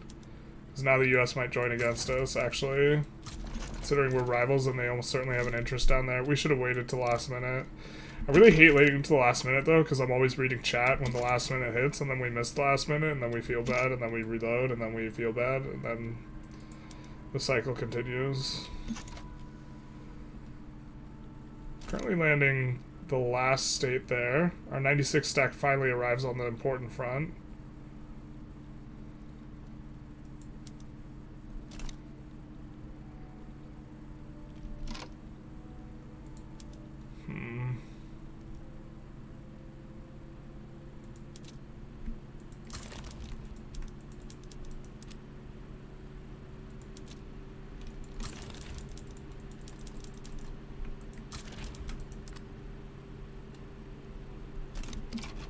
We'll just scrape the bottom of the barrel here. You recommend any expansions on Victoria 3? I have none, that's why I asked. Generally the expansions are more for flavor. After a certain point, if you're trying to play super optimally,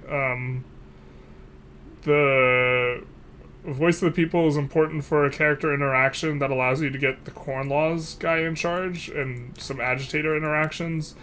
If you want to mess around with power blocks, you do need Sphere of Influence to unlock all the mechanics. I'd recommend just playing, seeing how much you like the game, though, first, and then if you like the game, kind of easing into it a little bit more.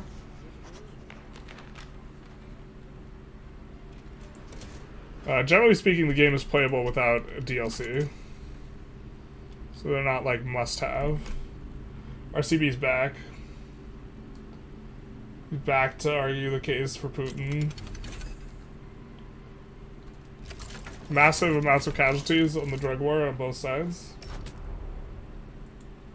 That's how the US got rich after 2 wars, selling weapons. Yeah, it's not entirely wrong. Ike warned about this thing.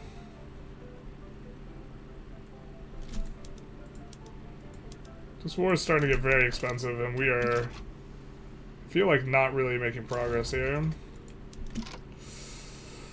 God, that's so stupid that we just lose all of our progress when that happens, man. Alright, we actually need to...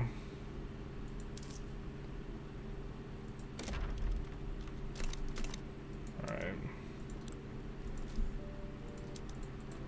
I'm gonna concentrate up a little bit. Here, chat, for a second. I apologize.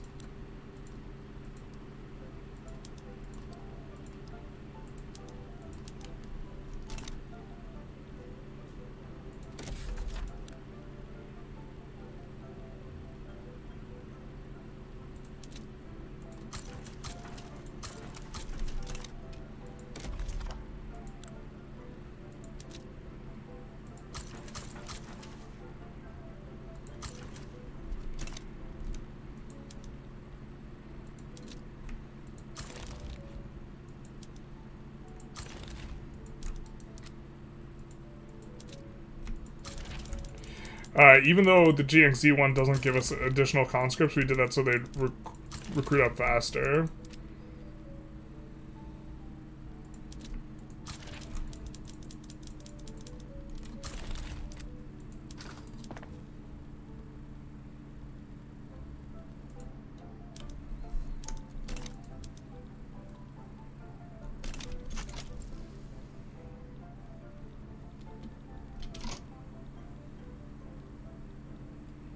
Japan also gets enforced out here sometime soon, I think. I don't think we have a save before this war, so this is really bad if we can't win this. I think they'll take white peace at this current juncture, though, so...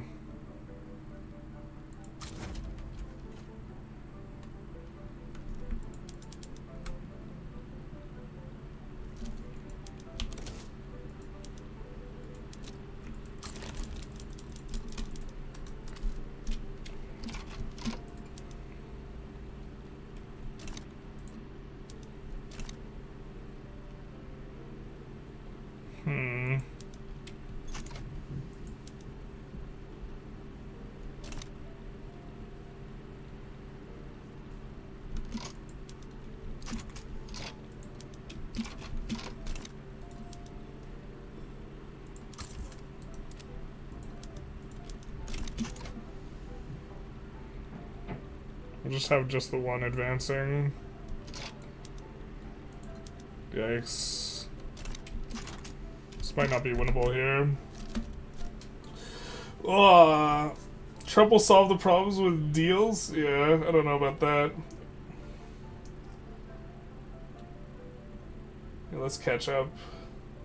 Clearly, after this interview, Zelensky's gonna beg for money still successfully. Not from the US, I don't think. But from Europe. We should touch grass because we're having a bad day. How don't you ban some people and I envy you? Because I think it's okay to have disagreements and discussions with people you don't agree with. This type of thing. I'm not sure I think that I think that this Mexico war is not going to go our way, considering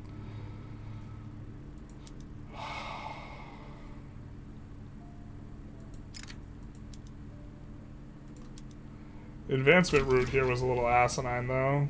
Because we just, like, advanced in a bunch of North China and then not actually towards this. Yeah.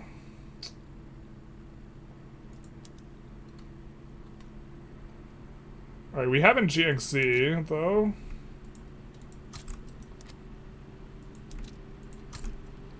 Some stuff. Let's do that.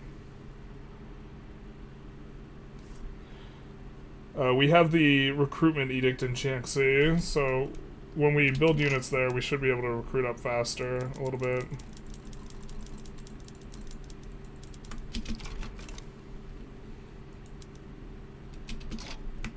looks like we can defend just fine. We are still recruiting up on our skirmish as well.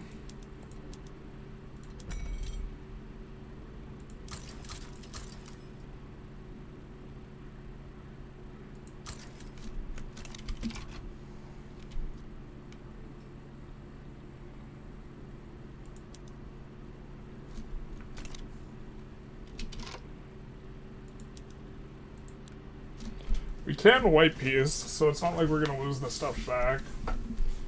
It's really bad that our first populist president since Eisenhower is a simp for those who have poisoned people. Yeah, it is.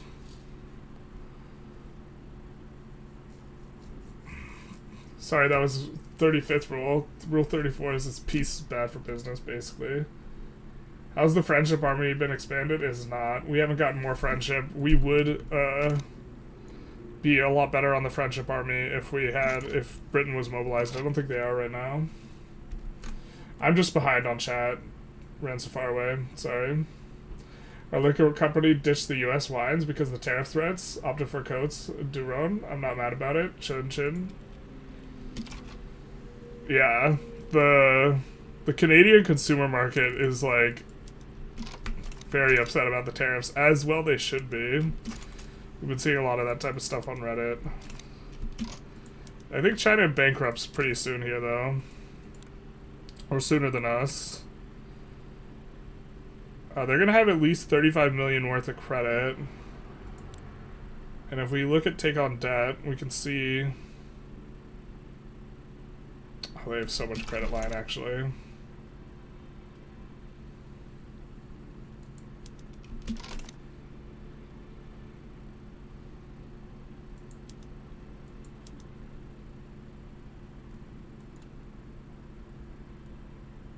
Bro, this is over 100 troops. What are they?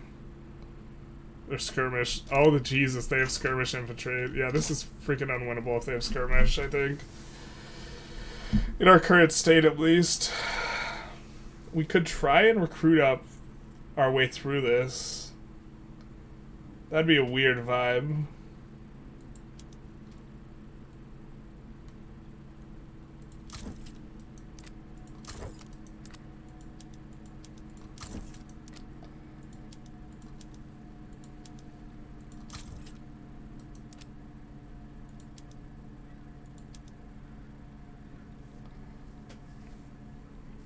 These guys should maybe get used for landing instead. And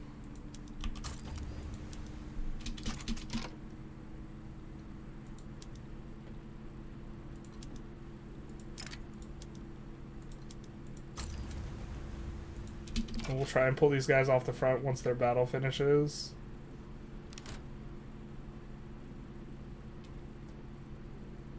Looks like they're gonna have a couple battles. And if they're pulling to defend... No, those guys are on the HQ. Generally, they'll pull more guys to defend a HQ than they will use guys. Alright, so this will pull off. We'll cancel this. We'll use this to land here.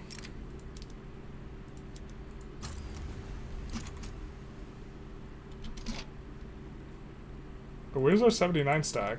What the hell? Stationed in the HQ. Dog.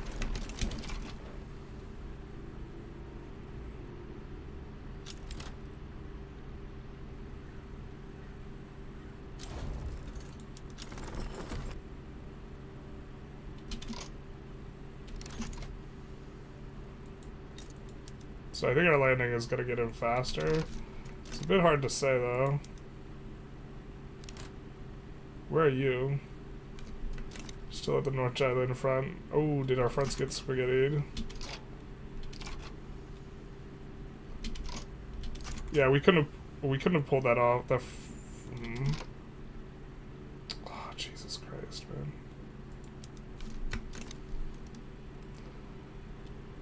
I think this landing gets through, though. Kind of missed micro. We should have waited for the other guy to come back first. We're trying to sweat this war. It's Jover. I think you might want to go back. Yeah. Okay. Jonas, I think you take back. You take the post-World War II order was good because it heavily frowned upon annexing because the Cold War had plenty of hot wars.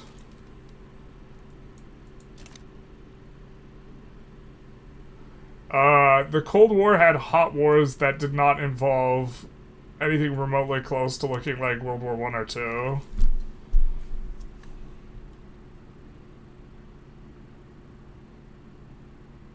Hot wars were ideological, so they didn't seek annexation. That doesn't make them necessarily less bad. I think the overall, as a proportion of the world's population, that they involved fewer people than World War I or II, or wars preceding that. But I could be mistaken in this. Ooh, I think we eat a reload here, because we're getting ticked down, and we see...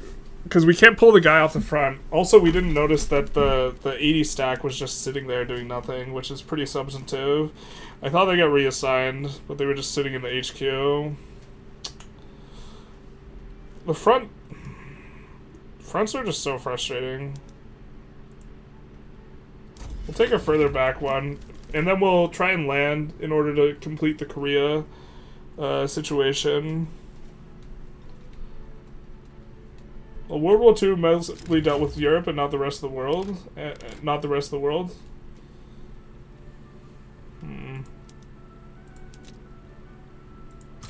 We'll move this guy up here. And then I think that a lot of the extra guys we put in... No, they're already in here.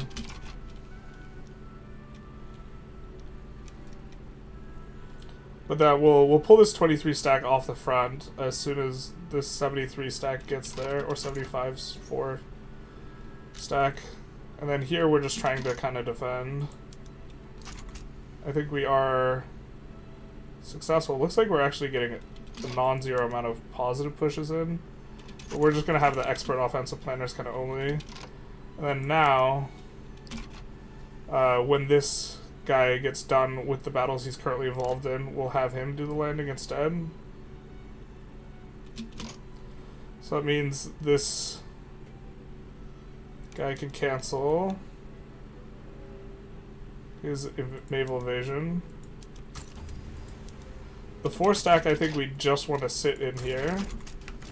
And then the 23 stack, we're going to have land over here. That way we don't lose this and get front spaghettied and instantly lose Beijing.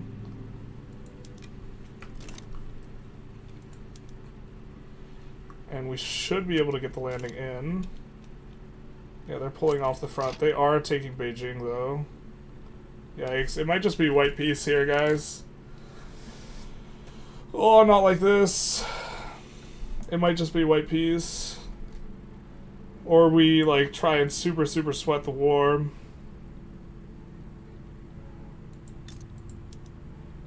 We have a pretty big discrepancy in terms of power level. I didn't realize they were... I thought they weren't on skirmish yet.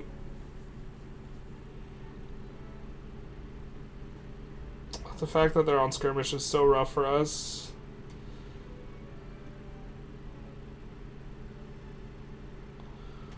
Is this war winnable if we super sweat micro this with the save file we have? I'm not even sure it is.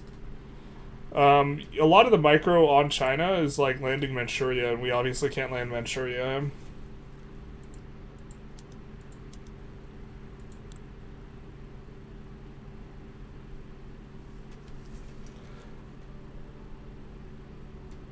Didn't 14 million get displaced in the Middle Eastern wars?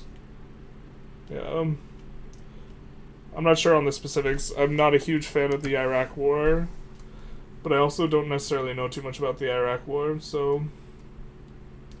We need more agency in how we use front lines. These things are so contrary to what we intend. Yeah, I mean, it's supposed to be, like, hands-off. The fact that we had a 70 stack just sitting there for forever, we probably would have had a decent chance with Russia still in the fight if that 70 stack didn't get bricked like that.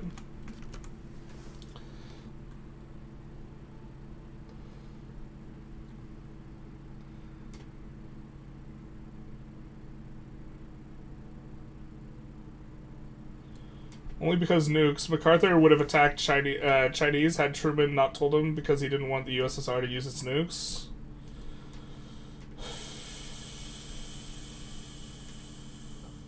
Yeah, I suppose you could attribute it to nukes as well. I mean, I'm a fan of removing the incentive. We have 24 more days, so we could just see how the tick goes, but I think we just have to white piece here, to be honest. Feels pretty bad. We get refunded most of the infamy. But this is like, this would have been really substantive progress for us.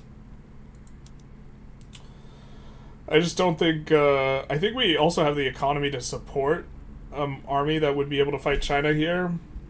We just don't have the time to recruit up that army, given the current context.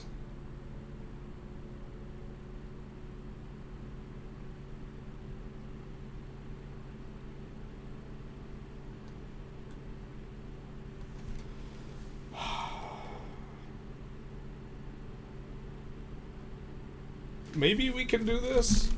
See, the problem is the 133, I think, is supposed to get... I can't remember if it gets bricked or not. If we fully occupy Korea, does the Korean army get bricked? The 57 stack, at least.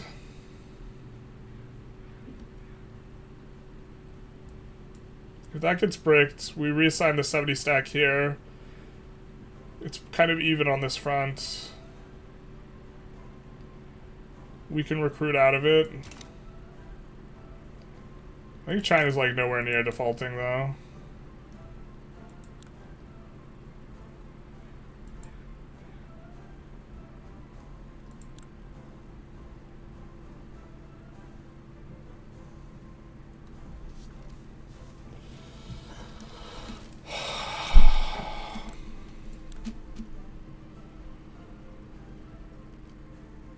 They've only gotten $500,000 worth of debt in this time.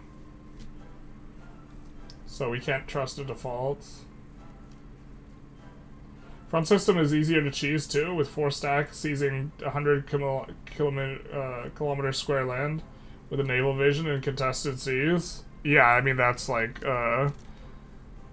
more product of the Navy.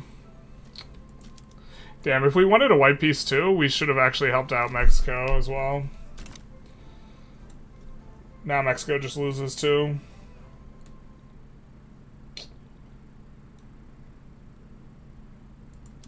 I think we're just gonna white piece so we can keep moving along. I think maybe that's a winnable war, but it's even if it's winnable, it's like tough.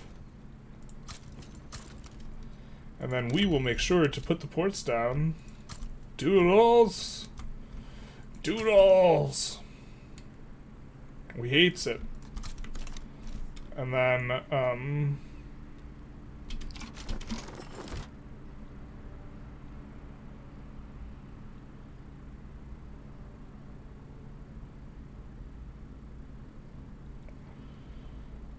then we will disband these armies.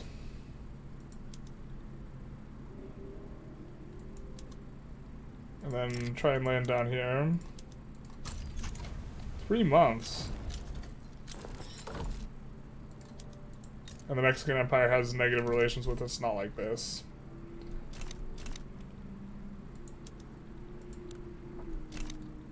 Anticlimactic. Apologies, everyone. We needed to micro that war harder earlier. We have basically 0 infamy.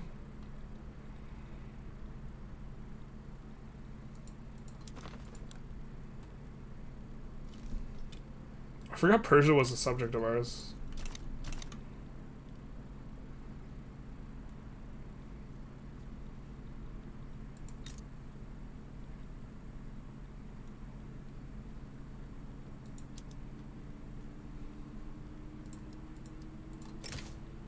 I do want to take the state eventually. It'll be 18 infamy.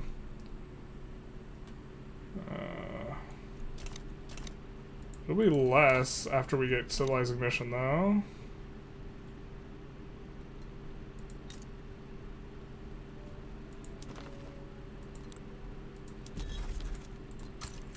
So maybe go for the classic Guatemala.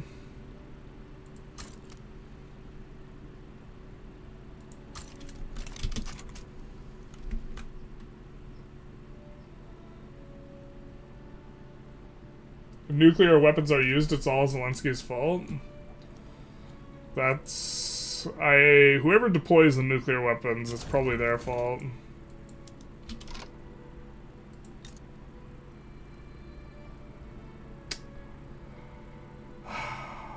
We just got ticked out.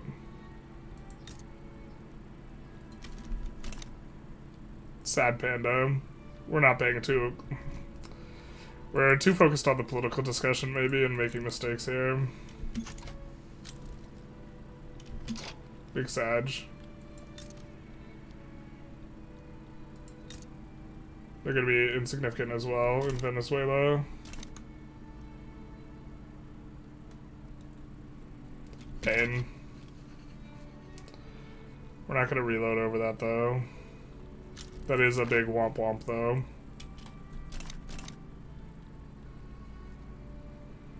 I'm not sure we can get there in time even if we reload.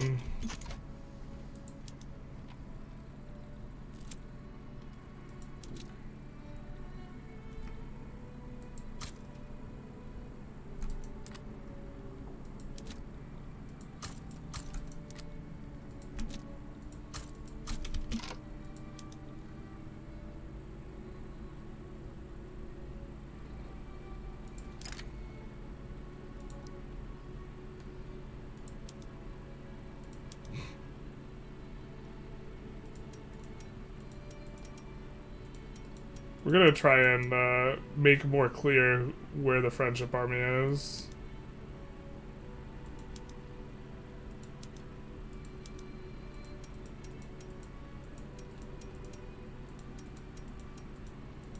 As we kind of establish our own reasonable army.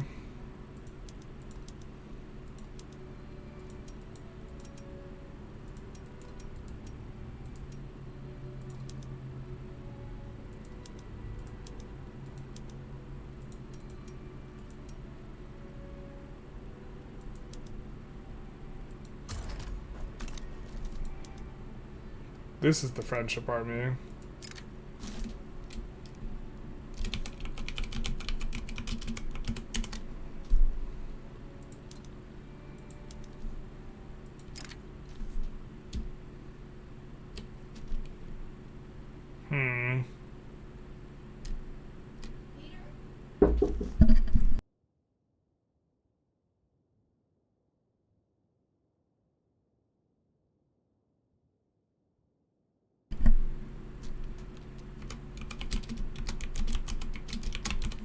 Will impersonate us not having done a bunch of merging.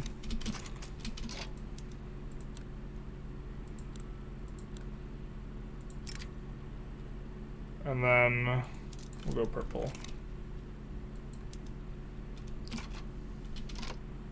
And now we will be able to see we're going up to a 63 stack.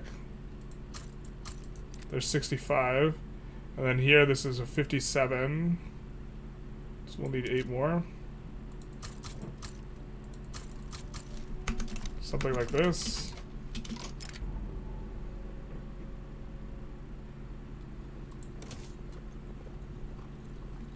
What is this Santo Domingo? This is the shame of our run. Is what it is.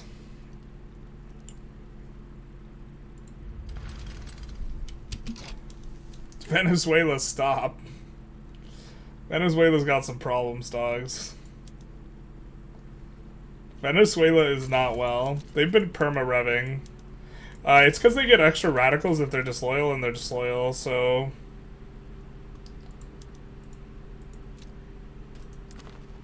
They're all rebellious.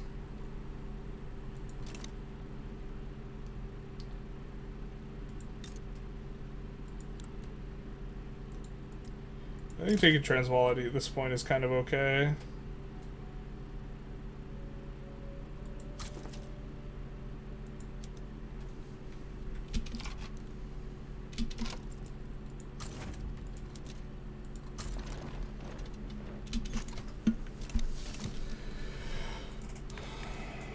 We get a protectionist.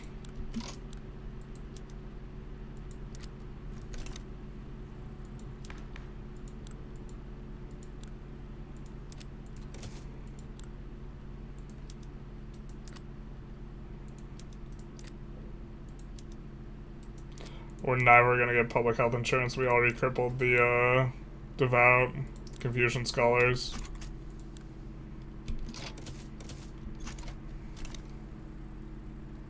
Grab that, that's kind of what we were paying for. 17 stacks should do it. And then this is going to be a 130 stack eventually.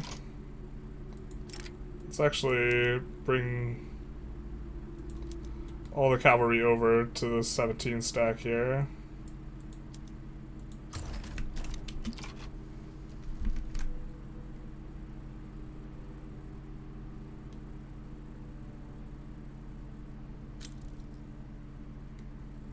Zelensky had to be responsible for something. He's responsible for himself getting attacked. Oh, what about that one? If Yanukovych was the leader of Ukraine, this war wouldn't have happened. Yeah, if the Russian stooge was in charge of Ukraine, Russia would not have needed to invade Ukraine. This is probably true.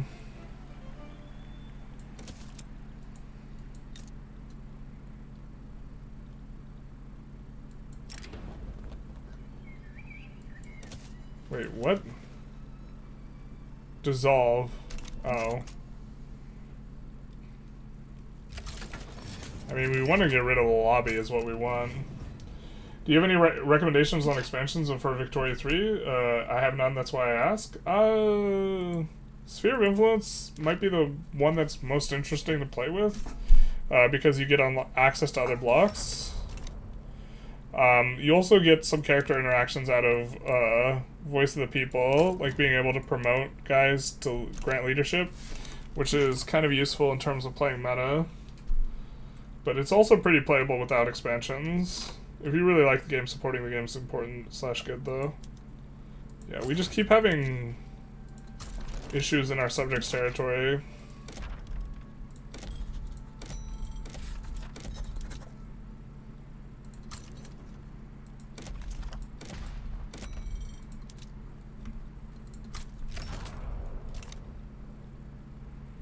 Do some of this though. Thank you, Out of Syncer, for the happy anniversary. Vladimir sent this especially for you. Trump fills the cup of tea for Zelensky, basically. The onion. Something like that. Santo Domingo formed. Gene comes back, immediately starts throwing shade at the at our failure. We had an uprising, a separatist movement in Venezuela, and we were focused on another war, and we got timed out on it, and so we ended up capitulating, which led to this, which is our shame. Our shame. Paying a decent chunk in subsidies. A shameful display. We would like to reduce autonomy on some of these guys.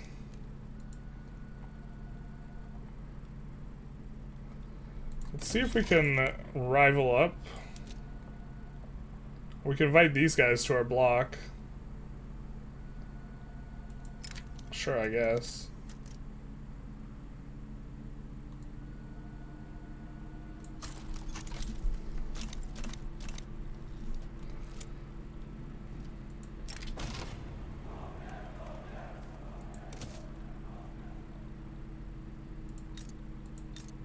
I mean, we're adjacent to Bengal here as well.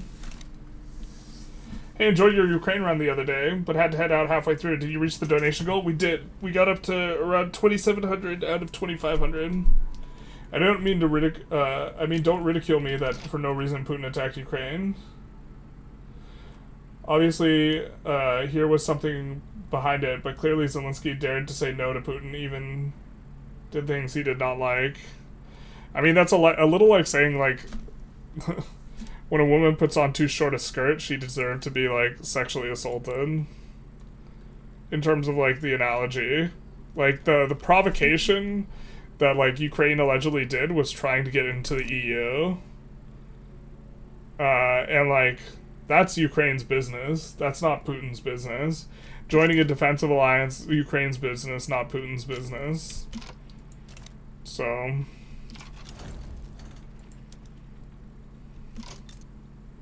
it's going to be 20-year incorporation. It's going to take a hot minute.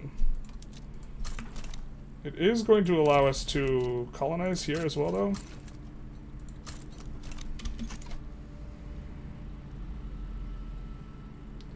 So colonization is coming through. We don't necessarily have to push for civilizing mission first. We could do this as well. And let stuff not spread to us a little bit. Speaking of, I think we want to do. I think we do want to play a little bit of catch up. So I think we're going to. Current EOS of unis is 30. I think we're going to push 50 in the capital, and then we're going to start to build some here for qualifications. But I think eventually we'll push 50 in Jiangxi as well. South Peru having issues here.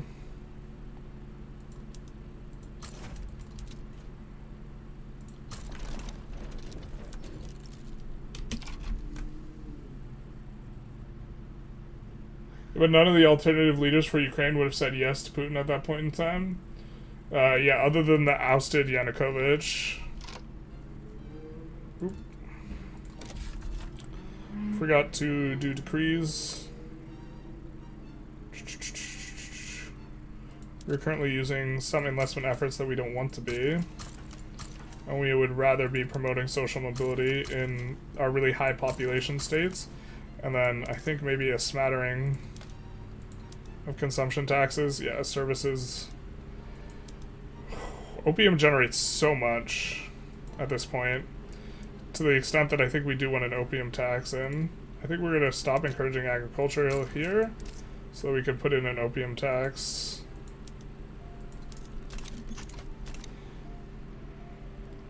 And now we're like break even on the money, which means we can push a little bit more in terms of construction. Add another 4.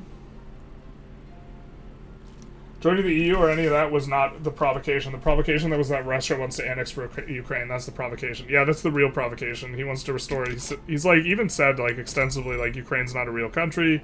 Ukraine doesn't exist. It's made by Lenin. It belongs to Lenin.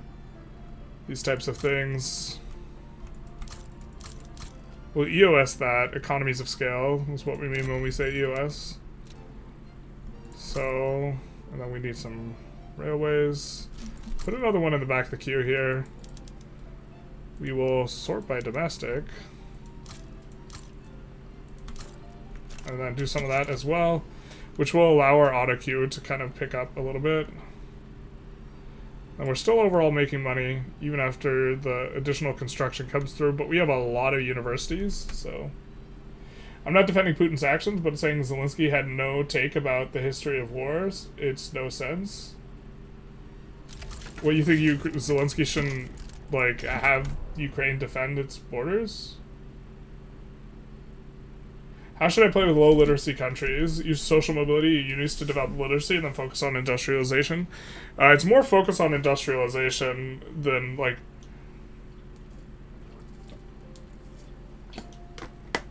If you're low literacy and your pops are really concentrated, which ours are in this run, because we have, like, 60% of our pops in the combination of Beijing and these two states, then you should use the decrees, but then just mainly focus on industrialization, getting your construction up to maybe 200, and only once your construction is high do you really push the universities a lot more. Like, you push construction first. Maybe when you're at like 50, you build 2 or 5 just for the journal entries on the universities, but you don't really push them before then.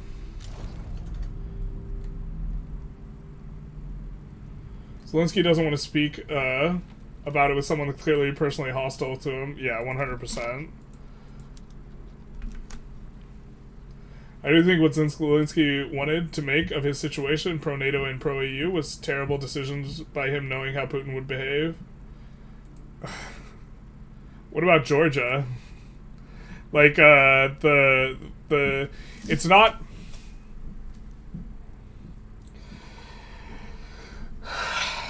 Ukraine had already been attacked in 2014 before Zelensky, like, got involved. If my memory of the timeline is correct, I don't think Zelensky was elected before then. And there was already concerns about getting attacked again.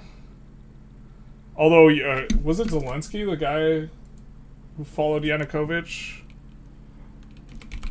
Let's just look this up so we get the timeline right.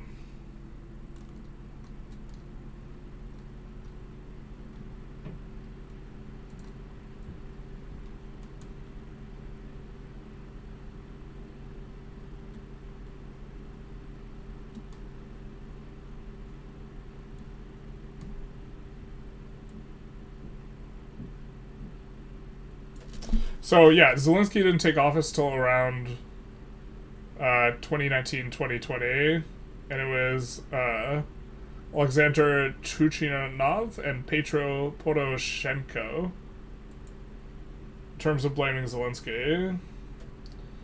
But at that point, Russia had already attacked Ukraine and annexed Crimea.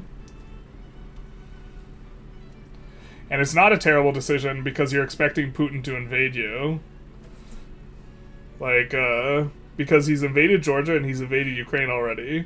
It's not like you're right next to a neighbor who invades other countries and you want to get security assurances by the largest defensive, like, pact in Europe.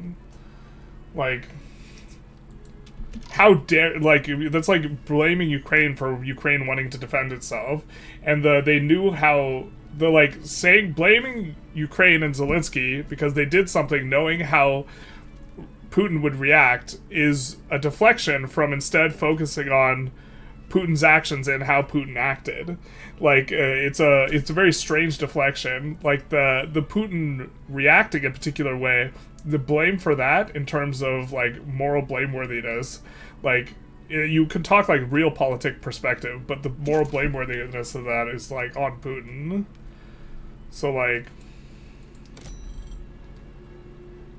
not on, this one.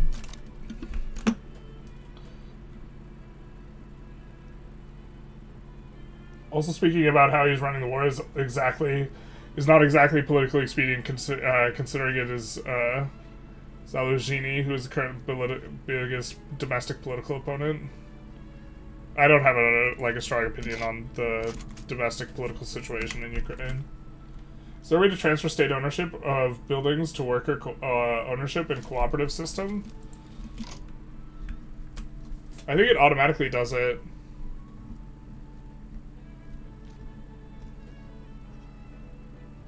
I think co-op forces ownership.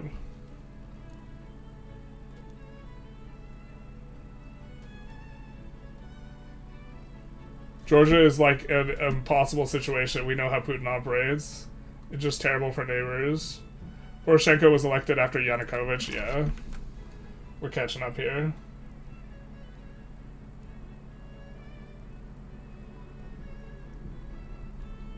Zelensky got elected to a significant degree because he was pro-peace. He went to all the Minsk meetings and he had multiple rounds of negotiations with Putin. Do you even know who Kolo Borderko is? No, we do not. Or we might have read about him but forgot which name is assigned to which person. To some extent, like, having read several books on the combination of, like, Putin and Russia, my focus is more on Putin and Russia than it is on Ukraine specifically. But also, like, some of the names tend to, like, blend together a little bit. In terms of, like, they are... I'm not used to seeing as many Slavic names, and so to me they all, to some extent, look very similar. We're trying to keep everything straight, but... These Ukrainian people decided to go west into EU and NATO. Stop saying it's Zelensky or Poroshenko or whoever decided to do something. We're not serfs from the Middle Age. We're not Russians where it's only Putin who decided to invade. We elect people to represent what we want, and we wanted to be in Europe, and we wanted peace, and we elected him to represent this. There we go. My understanding of the internal like situation in Ukraine is less. I'm not a supporter of. Here, how should I put this? I don't think Putin is a monster because I support Ukraine. I support Ukraine because I think Putin's a monster. So a lot more of my knowledge base is regarding Putin than it is about Ukraine. To the extent I have knowledge on Ukraine, it's largely contextual to the conversation about Putin. I had a little bit of infrastructure at the back of the queue. I think we're in okay shape here, though.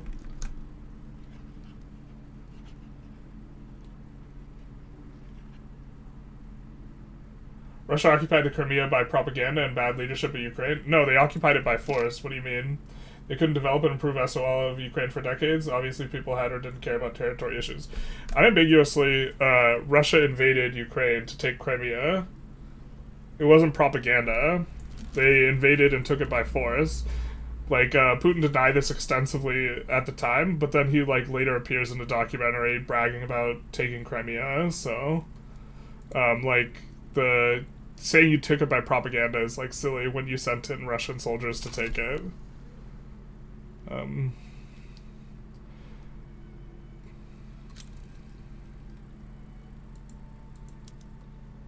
That is the propaganda line, that it was a separatist movement, but that's like... Putin himself has said that that is not the case. And you generally can't really trust anything that Putin says. Demonstrably.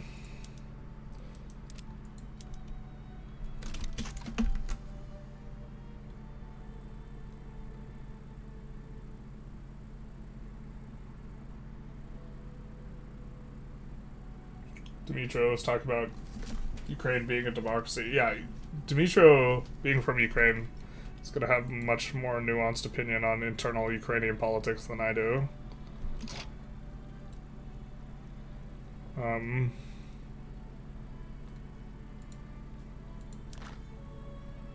We do have an additional principal and principal slots, so... I think we go colonial offices.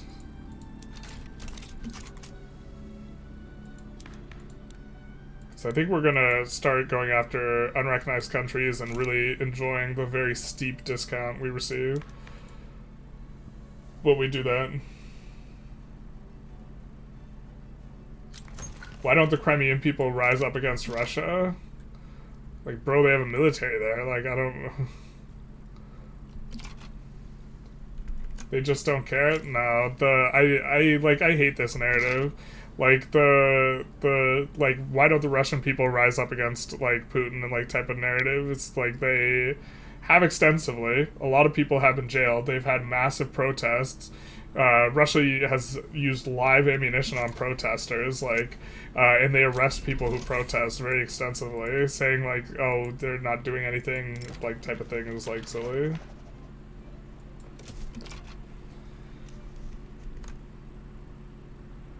Russian warship literally blocked the exit from the harbor in Sevastopol, so Ukrainian units couldn't leave. Yeah. Rise up against Russian rule. See how that went for the Chechens. Yeah, also this. Grozny was reduced to, like, rubble and declared the most destroyed city on Earth. Something like this in 2003.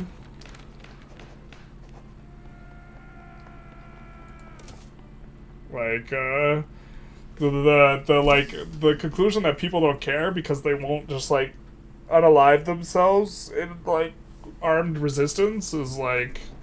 There's a lot of amount of caring you have from zero before you're willing to, like, engage in armed resistance against an occupation that is, like, really gonna get you killed, very likely.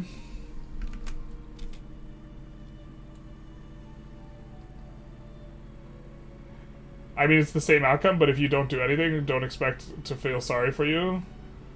I mean, like... I guess if that's your criteria for empathy, that's what your criteria for empathy is. Like, so if I find a 5-year-old, like, on the street, and I punch him in the face, and he doesn't try and fight back, shouldn't feel sorry for him, because he should have fought back, and, like, you're not gonna fight back, then, like, same outcome, because I could definitely beat up a 5-year-old. You know? But, if they're not gonna defend themselves, then don't expect, not time to feel sorry for the 5-year-old.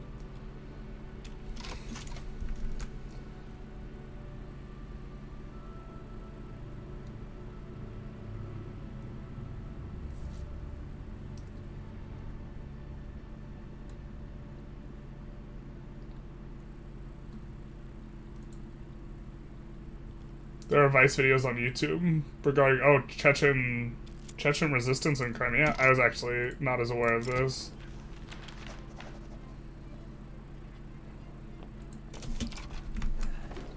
Interesting. Hey Philemon, how's it going? I mean, obviously most of my sentences are inherently trying to provoke the narrative you are saying. I'm totally with a line with you. Wait, what? I'm so confused, like, what you're saying, if that's directed towards me. It seems like you're defending Putin. Or you mean Orpheus? Got it, yeah.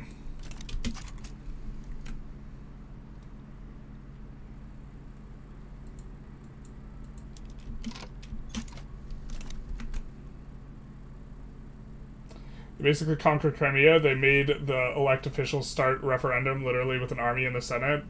In the referendum, there are no options to stay with Ukraine. Yeah, and Crimea has already voted to not be a part of Russia in, like, in the early 90s, I think, if I recall the timeline correctly. So this was already put to a vote.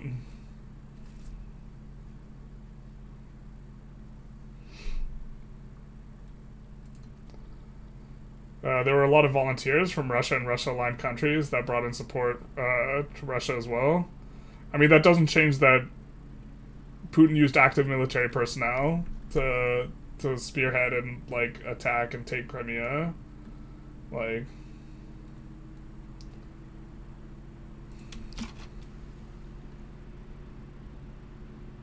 Does the U.S. have sanctions against Russia due to the war? Currently. And during the meeting with, or following the meeting with the Prime Minister of Great Britain or the UK, we said that we were going to extend them another year. I don't know if that happens or not. I would not be shocked if that doesn't end up being how things shake out. But let's get a trade agreement here with UA. We also have a trade adjacency with Yunnan, because Burma is in our market, which is quite nice. I think maybe let's take a closer look at some of our trade. Let's nuke all of our routes that are just not making any money, and then let's go in and kind of look at the line by line.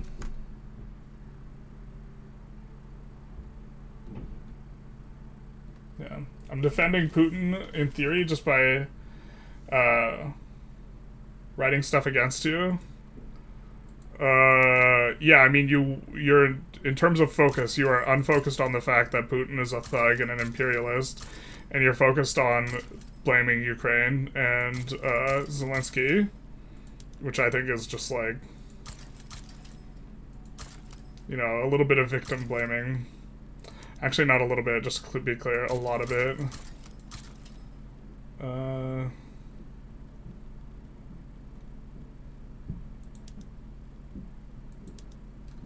I think Putin is unambiguously monstrous and is an enemy even to his own people, and that if you're like asking who is the bad actor and your response to Zelensky, I think you're not paying attention. Which is not the same as saying Zelensky is perfect or Ukraine's perfect or this type of thing, but to miss the mark, I think there's a lot of deflection that takes place involved to be blaming Zelensky, and it's to the narrative that supports Putin and helps to enable him, because the "oh well, they're both bad" type of thing is why the whataboutism tactic is like so effective, is because you one side is painted as bad, and then you like say the other side is bad too, and then you just kind of shrug your shoulders, and it's a bit of a wash, but it's like not a wash.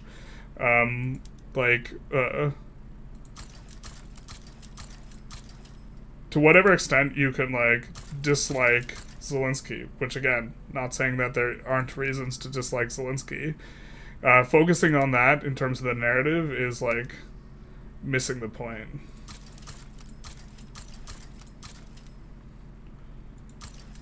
Generally want to export luxury goods. Like, Putin intentionally bombed his own people to win his election the first time around. He bombed apartments several times to frame the Chechens for it. You can look this up. The Ryazan bombing incidents, where Russia apartment bombings should give you the thing. He also didn't mind too much when the KGB like lit the fire on top of, or the FSB rather, lit fires on top of a school where hostages were being held in order to kill the terrorists, but also like several hundred children. He's only cares about looting the country and his own like personal sense of like legacy and power and this type of thing.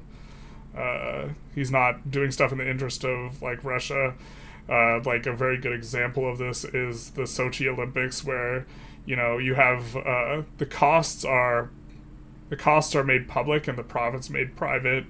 You just like looting the country and giving out disgusting like contracts for his oligarch cronies and this type of thing. He's probably the richest man on earth. Rather than reinvesting in his nation, he just accumulated wealth along with his, again, oligarch cronies in order to prop everything up. We'll take the trade route competitiveness.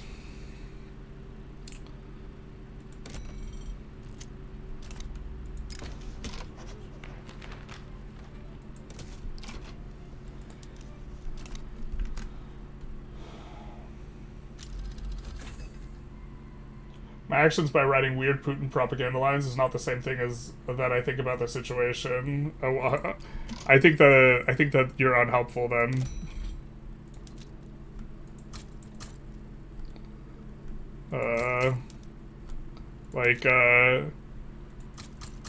Just like towing the propaganda line for kicks is like, I don't know, it's kind of gross.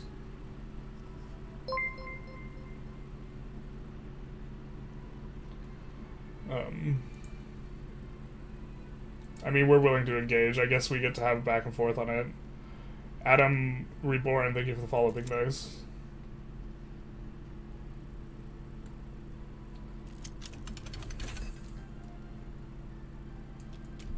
So you're just trolling journalists for the laughs? Yeah, I mean, that's kind of what it feels like. If you're saying you, like, agree with me, and then, like...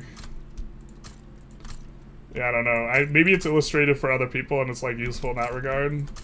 Feels kind of bad, man.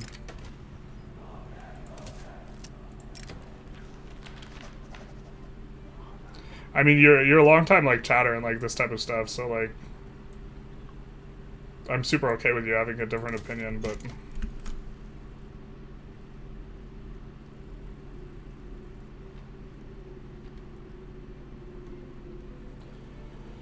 believing the Crimean referendum is the same thing as believing that Ukraine were to hold elections right now, Russia wouldn't intervene. Yeah. I'm a bit offended, GG. You glanced over your comment earlier about Ukrainian democracy. I recognize it's not exactly the same as game-related content, but the chat-related content, I believe it's important in general. I'm sorry you feel offended. We're also trying to keep up with the chat. I think I read it out loud. I think the point is fair. And you mentioned it twice, and we read it and talked about it more the first time, and then we kind of skimmed over it the second time.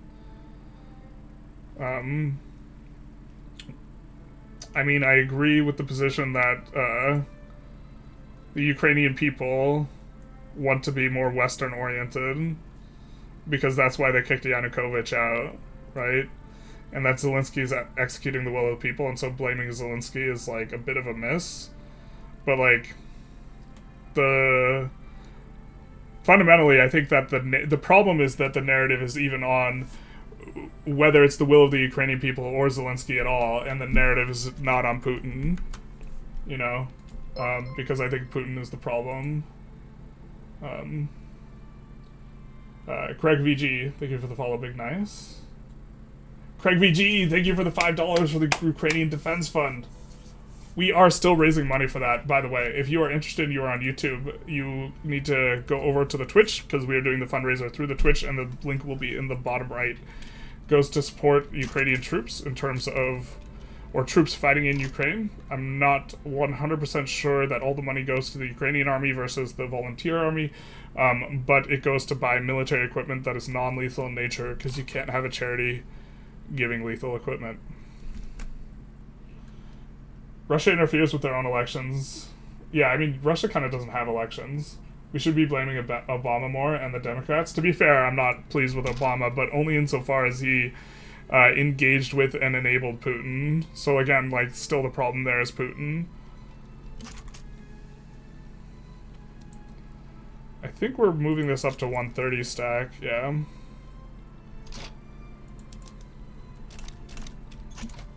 Something like this will be much bigger when it comes time to fight China again. My situation, the last thing I want is for Russia to take over your homeland of Hungary. I do think about the same. I just, I don't want an imperialistic regime rule over me. Putin, inherently bad, yeah. Well, I mean, why are you, like, why are you talking about, like, Zelensky's asking for it, man? Like, I know you've, like, said about playing devil's advocate, but, like, just, like, I don't know, man. Like, words have consequences.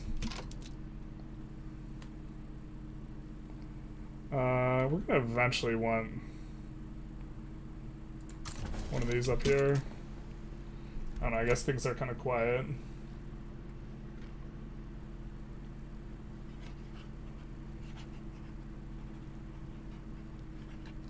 Polls from before 2014 showed that the majority of Ukrainians want a closer relationship with the EU. Yanukovych ran pro-EU, and then he did a 180, yeah, once he got elected, which is why he got ejected. And, like, protests against him were predictable. And the Russian propaganda line is that it was an orange revolution on the part of the U.S. Tragopan, thank you so very much for the $20 donated to the Ukrainian Defense Fund. Much appreciated. Big nice.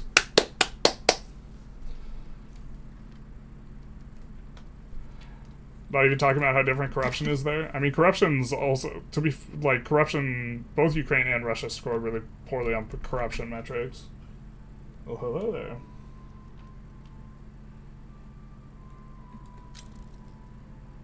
Britain lost India to gain into China.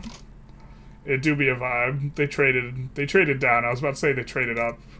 Like, it was a shift up, but it was definitely a down trade. They did this on their own as well. We did not interfere because we have generally not want to do this. I don't really watch streams, but joining to support Ukraine. Thank you so very much.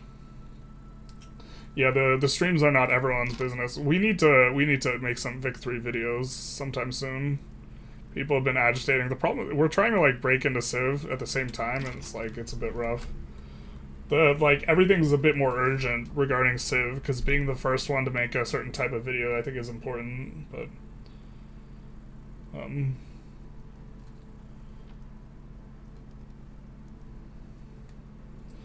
meanwhile, the next victim of Dodge is NOAA, over 800 dismissed.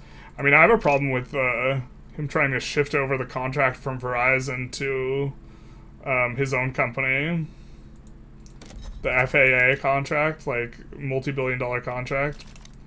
It's just, like, a disgusting level of conflict of interest in there. I forget the exact details, so maybe I shouldn't talk about it.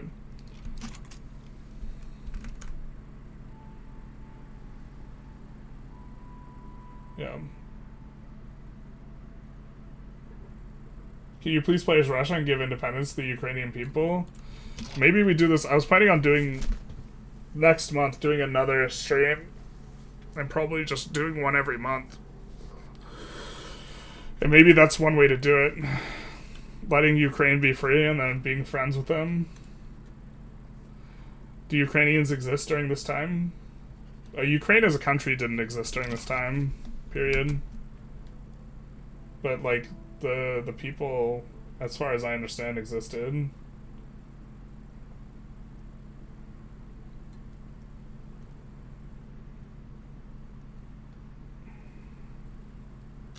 Stateless nation, Slava Ukraini. I was just messing with you, but frankly, here in Hungary, we don't like Putin, and we don't like Zelensky either. Both of them are super bad in terms of relations to the Hungarians. That's fair. I still think one is way more worrisome. I do not know as much about Zelensky, though, as I do about Putin. Because, again, I'm not opposed to Putin because I am, like, supporting Ukraine. Or wait. I'm supporting Ukraine because I'm opposed to Putin, not the other way around.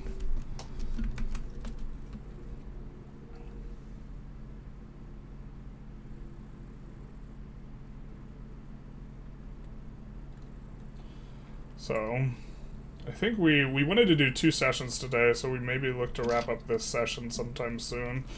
Let the infamy decay down a little and work on getting through the chat.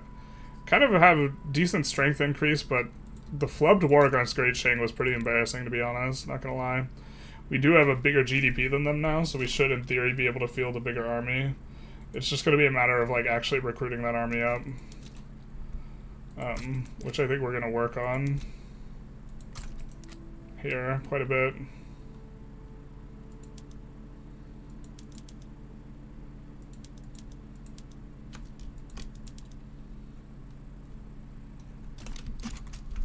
We got it in the queue. The most impressive stupid thing that Yanukovych did was force disperse students, because then even Soviet-born grandmas who voted for him went to the Maidan to protect their grandsons. Takes a massive idiot to antagonize 70-year-old people in Eastern Europe. Yeah. I wish I knew more about Maidan specifically, because that's... The Orange Revolution objection is, like, a really common one. And, like, I don't think there's, like, substance there, but, like, I also... It's, that's one of the ones I wish I had more information on to be able to dispel it. Or I could recall the information, because I've read it. We've definitely read a lot. With friends like these. Good, we don't like the rural folk.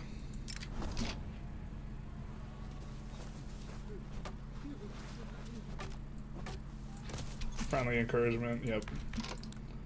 Clubs. Ooh. We get some of this.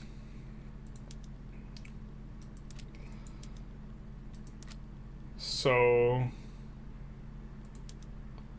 you go public health insurance, which is going to be nice. We can open the border up, but I don't think that's going to be useful for us right now.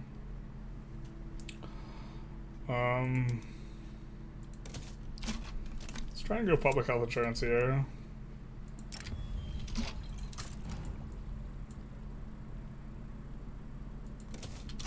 We'll let him go.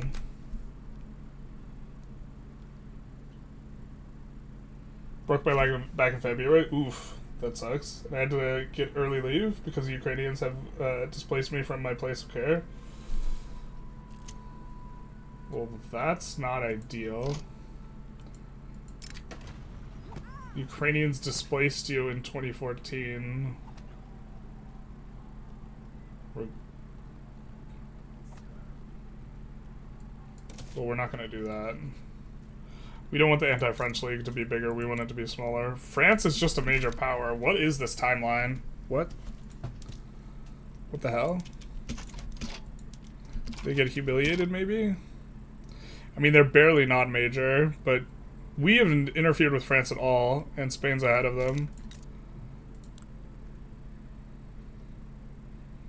Are they humiliated? Yeah, humiliated by rival. That's what it is.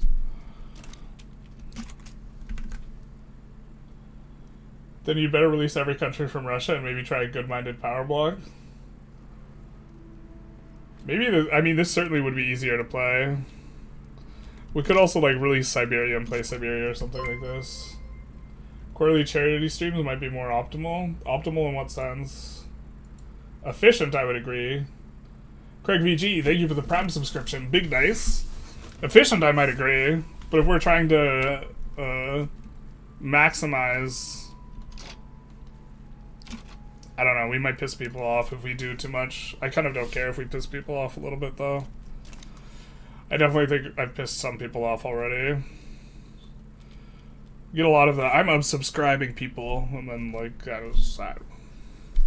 I'm not trying to hide my perspective here, so if my perspective is one in which you, like, don't want to watch my content as a result of it, I have no problem with you knowing the perspective and not watching my content as a result of it.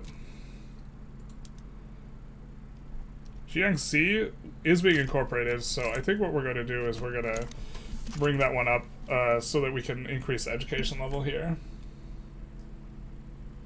Because they had broken bones from some kind of Euro metal thing or something? Big sad. Oh man. Euro metal.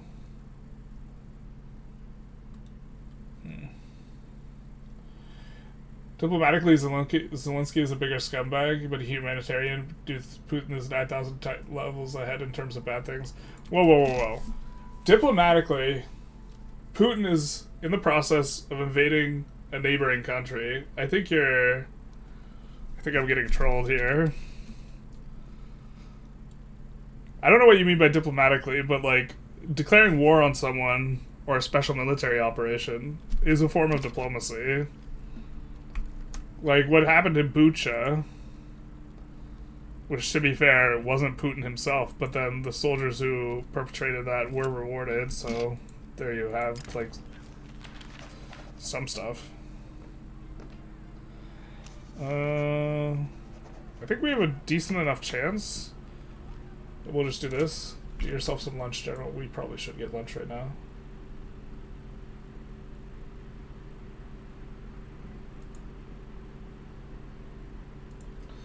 We haven't eaten yet.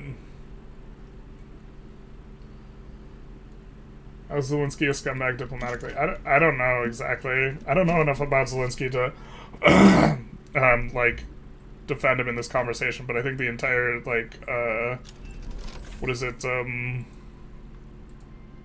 entire frame of the conversation being about how somehow Zelensky's bad is just, like, a deflection that is, like, bad for humanity.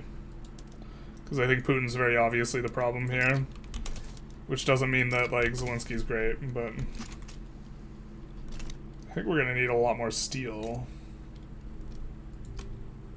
Especially, we're working towards steel frame buildings right now, so... Put in some more steel. I think we're auto-expanding on the glass, so the glass is kind of in good shape. God, things would have been so much better if we had taken Shaanxi. That war was so winnable too. If we just, like, focused up instead of talking as much with chat about stuff, I guess it's probably okay. But the Shaanxi war would have been nice because they have, we don't have much sulfur and they have sulfur. Your friends were at Maidan? They were very brave, I believe you. You should read some of the timeline of Euromaidan and the Revolution of Dignity. It's some interesting stuff. I should. This is, like... I want to stay generally more Putin focused, but I gotta start reading books again about this type of stuff so I can be more informed, so that I can engage in discussions in a more productive manner to help, I don't know, trying to send some money to Ukraine, trying to talk about it in a public way to the extent that I have a platform, which is, like, not all that much. Trying to combat disinformation to some extent. Don't really feel... I'm not sure what percentage of people we're convincing here. I think to the extent that we are convincing people, they're generally not particularly vocal, so it's a bit hard to tell.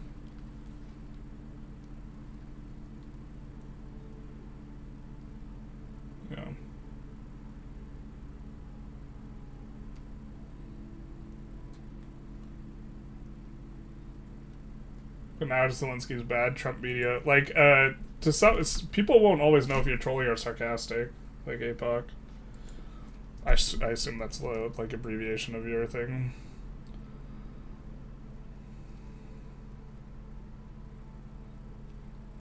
Yeah, I mean, I gotta watch back over that Trump stuff from today, because that's very, like,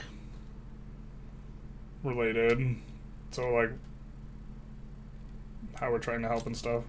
Econ's coming up pretty nicely. Yeah, I just wish I was more informed and better at this, but do we want to go for some military techs here? Just trying to kind of suss out. We have realism, or organized force is not spreading to us, so we want to kind of juggle the amount of research we do on both civilizing mission and steel frame, because I think we kind of want to get both simultaneously. I think we go for Aranya here because the gold and the fact that this is going to be the last recognized power we go for, and we're going for it before we get a bonus against unrecognized powers. So I think this is generally going to be kind of a good approach here.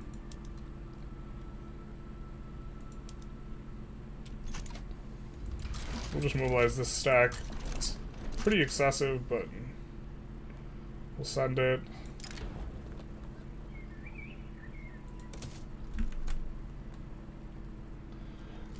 What do we think about Vance berating Starmer and the UK on free speech? Oh, that was interesting.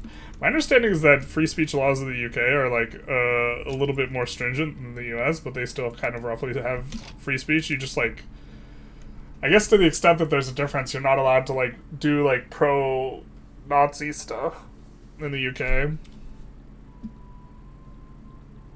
To his face and his back in Munich, yeah. I don't know, I only saw like one little snippet of that, so I can't comment on it too much. I think, I also don't know the UK's laws specifically. I think they have kind of free speech, but not as free as the United States. But I don't know the specifics.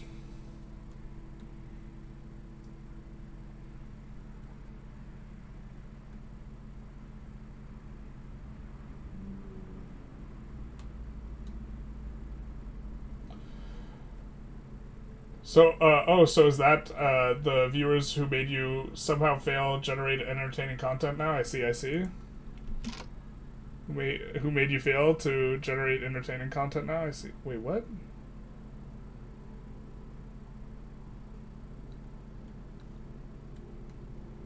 Oh, so is that the viewers who made you fail to generate entertaining content now? I see. I don't know what you're responding to, Dimitro. Joking though? Okay, got it. I think you may have convinced your biggest hater recently during the donation stream. Which one? The Find Crisis? Certainly not the guy who keeps making new accounts as Mahmoud. You need to get all your friends to watch Generalist Gaming for his political takes, Dimitro. It's your clear moral obligation. I imagine since he's in Ukraine, they probably already kind of know what's up. Also, I think that the foreigner is going to be less convincing. There's almost certainly some person ripping on Putin in Ukrainian that is like a much better source. The Orania in the J in Orania is pronounced like the Y in Yemen, or Ranya, or yeah instead of yeah. This has been the most contentious correction of pronunciation. A lot of people insist it's orangey, orange, or oranja, orania, or like we've seen a lot. In the UK, you can't use the language of hate in general. Yeah. They say you can't say anything that would incite violence, so you can't say specifically anything to, like, that would qualify as hate speech. You can disparage the royal family. I've seen some people disparage the royal family. It's considered impolite, though, which I think is like, yeah.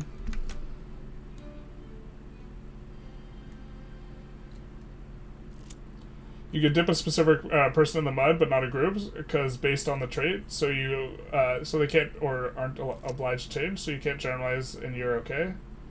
So you can speak bad about specific people, but not groups, which is why, like, Nazi stuff's not allowed in the UK, but it is allowed in the US. I'm generally... Yeah, I mean, I don't like Nazis, but I'm generally a fan of free speech. Can you play as Ukraine in this game, please? Boy, you want to see some Ukraine play. We have a VOD where we play for 19 hours straight, or we have 12-hour VOD and a 7-hour VOD immediately following it, because you're not allowed to...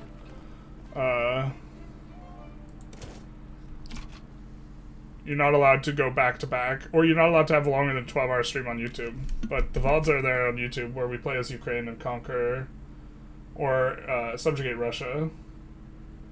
I do think that Fine Crisis was actually convinced to be more pro-Ukrainian in that stream. That was kind of the vibe I was getting at the end, but I don't know to what extent he was trolling and then just got tired. I don't really know. It's hard for me to suss out, but that seems plausible. I mean, when you said that I convinced someone, he immediately came to mind. Let's do this. Which is going to put us down at 3%, but there's some really high rolls that you can have on public health insurance, and we still have 2 setbacks available, so I think we're okay. I think we just do that, incorporate, build a railway. Gotta double check that this has a port. It does. Okay, cool. No. We gotta have to drop taxes. Oh my god, this is maybe not sustainable.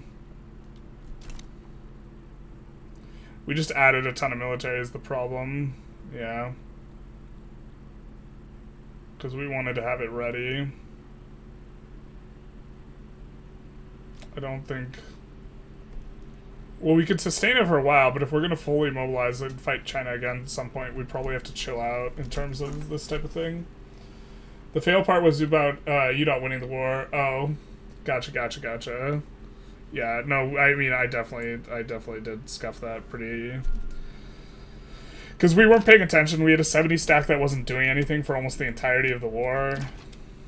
And, like, we needed to immediately make this the strategic objective. We should have split the armies more evenly so that we could have pushed this at the very start. Like, that was just a super winnable war. It's Iran, yay. Yeah. Iran, yeah. We'll assume that it's yeah. What if a specific group of people is problematic? Not being able to generalize is anti-free speech? Yes. That is... my general perspective as well. Europe feels differently about free speech than the US. In that regard specifically. I am not like, I do not feel super strongly about that difference. I'm like on the US side of things regarding censorship in that I think that stuff should kind of be allowed, but at the same time, I'm not, like, that's not a very strongly held opinion. That would be an opinion I'd be willing to change if there was, like, substantive enough, well, actually, any of my opinions I'm willing to change with substantive enough evidence. I'm just saying I don't hold that opinion very strongly. Poor Venezuela, they're going through it. Really a shameful stream. We lost the war against Qing, and we lost this Venezuela thing. We're just, like, so distracted. Happy affiliate anniversary. Thank you so very much, Andre. Vance criticizing UK's free speech. A law was in bad faith, as he's referencing was a plain restriction on protest, which exists in every country, including the US. Yeah, I mean... I mean, I thought he was perhaps criticizing the fact that, like, you're not allowed to be, like, pro-Nazi. Which you're not in the UK, and you are in the US. This is a point of difference. We have a show called Spitting Image, made in the 80s, which is a satirical show. It took the piss out of the politicians at the time. Maggie T and John Major, and etc., and also the Queen. Made the 80s. That was around when Thatcher was in charge, right? I know Thatcher and Reagan were a similar time period. Nazi symbols banned even in Hungary. It's not in the US.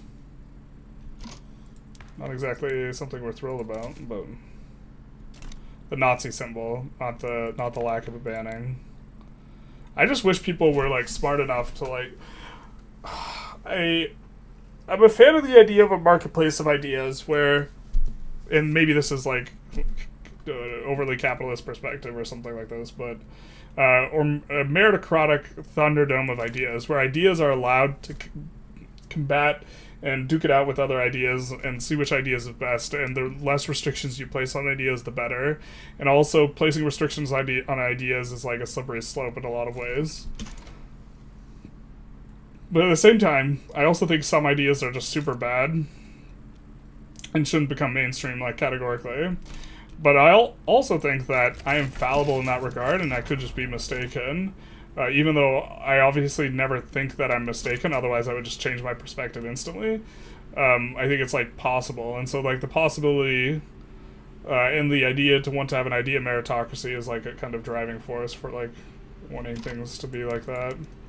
Or more free speech oriented. The same time is people are really susceptible to propaganda.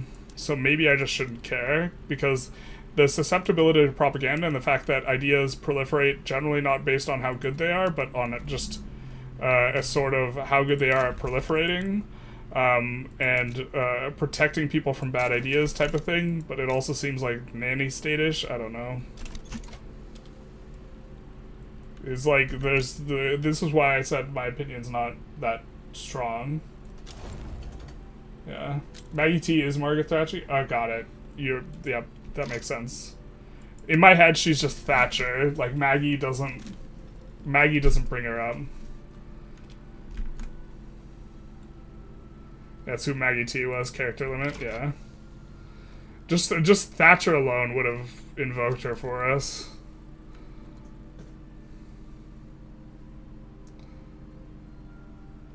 SOL's coming up a little bit. You know why? By the way, this is a little bit interesting. The reason why we're having trouble hitting minimum expected and we needed to reduce taxes, it wasn't because SOL was lowering. SOL has just been climbing this entire time. It's because our literacy is climbing, and literacy is a huge driver for minimum expected standard of living. And so the fact that our literacy is going up is what's making it harder to hit the minimum expected. So in theory right now, it's possible that we don't even want higher literacy. So I think if that's the case, because education is starting to really kick in, maybe we come off of promo social mobility. This is a little bit of a tough one. We're also pushing text slightly ahead of time, in which case literacy is quite strong. So we'll do this and this. Organized sports is about to decrease the cost here. I think if organized sports goes into realism... if organized sports goes into realism, we'll go realism into the steel frame buildings here.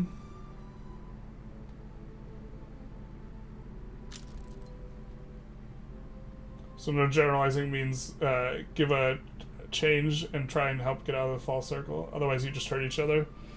Yeah. You're clearly not well-read journalist gaming. You should watch some Hassan Piker. Now we know. Now I know you're trolling here. Hassan Piker videos to explain why the intricacies of why capitalism is bad and socialism is good. Yeah. I am a big fan of meritocracy. To be fair, like, socialism is like it's not in principle meritocratic. It's in principle like empathetic. Like, you believe, like, all people should have a certain, like, basic minimum, like, standard of living type of thing.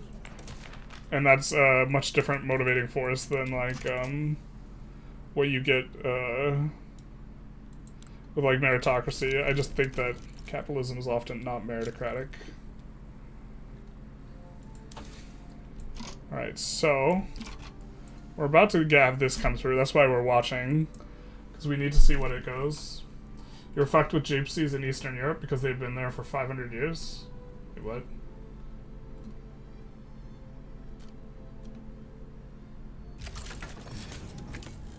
You want to be able to send ethnic groups packing? Yeah. Generally not a fan of that. Also pro-freedom of movement, though. That is an incredibly unpopular opinion. I think that might be the opinion that I get argued on, like, the most frequently on stream.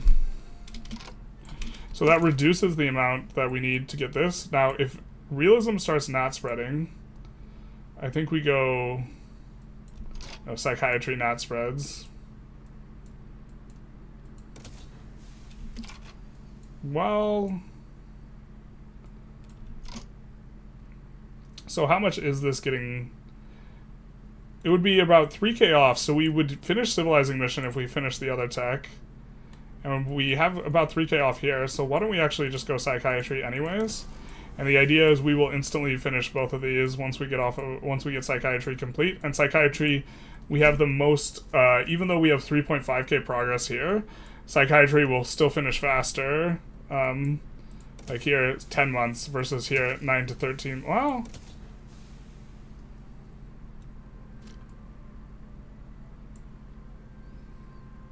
I guess this is slightly faster. Not if we get the universities up, though. We'll just do this into steel frame and the other one. And they will just complete because the cost will get reduced right here. Half this will go away, this 6k extra juice or cost.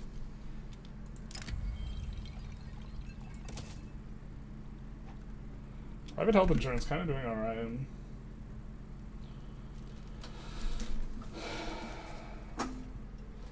Just curious how NATO is going to combat Russia in the future. Maybe without the United States, I don't know. That's really not the timeline I want.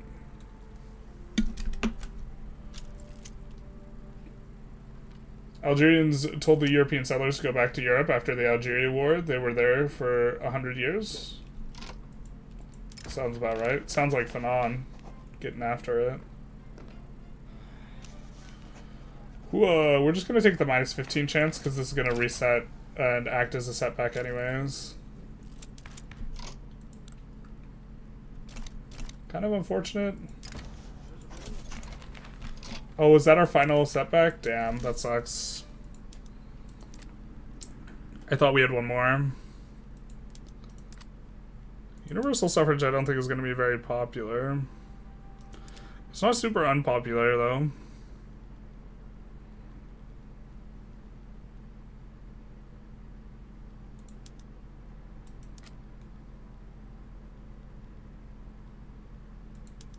We don't have commercialized agriculture yet. That's what we want to eventually go. We could go rights of assembly. Maybe we just chill.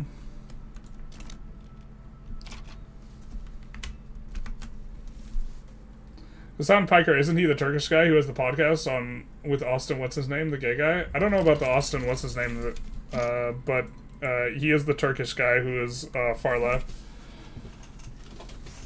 So, you should watch Zizek and stop eating eating out of the trash can of ideology. Don't you mean start eating out of the trash can of ideology? Or, well, yeah, no, Zizek is anti-ideology, but I think he's like a little bit of a trash panda bandit. Not in like a entirely bad way. He reminds me of Diogenes a little bit. I have to read one of his more serious things. I'm not gonna watch/listen to him. I'm gonna read one of his more serious and earlier works. I already have it. I forget the name. It's like his like seminal or big work. I think it's more contemporary stuff that's just like a collection of blog posts on pop culture, or just kind of a little insipid though. Democratic socialism is indeed sympathy-based, and I love that up here, but especially in society where not the best bullies win. But I'm not against meritocracy or meritocratic approach. Yeah, this is like more. I think that like the problem is like empathy is like less objective a principle as meritocracy. Emmanuel, thank you for the follow, Big Nice. So, I wrote a book about the gypsies, but apparently blocked someone who suggested we here. Fuck them. Can I unblock them here? I want to tell them to suck it. Wait, what?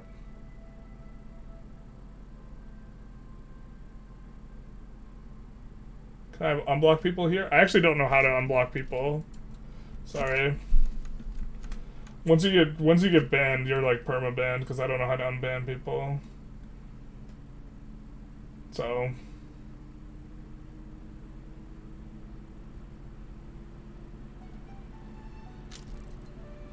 yeah.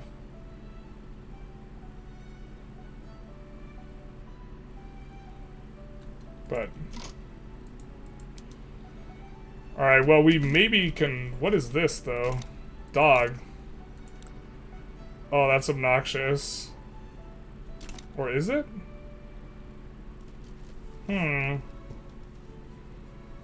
Because our truce is up with them, too. I didn't realize we'd already progressed 5 years. Time flies. And now we're much better prepared to fight Qing. We still have... They have 264 battalions. We have 223. But with Russia, we should be able to take them pretty easy. We definitely want to start our own play. But I think this is getting into a whole nother thing.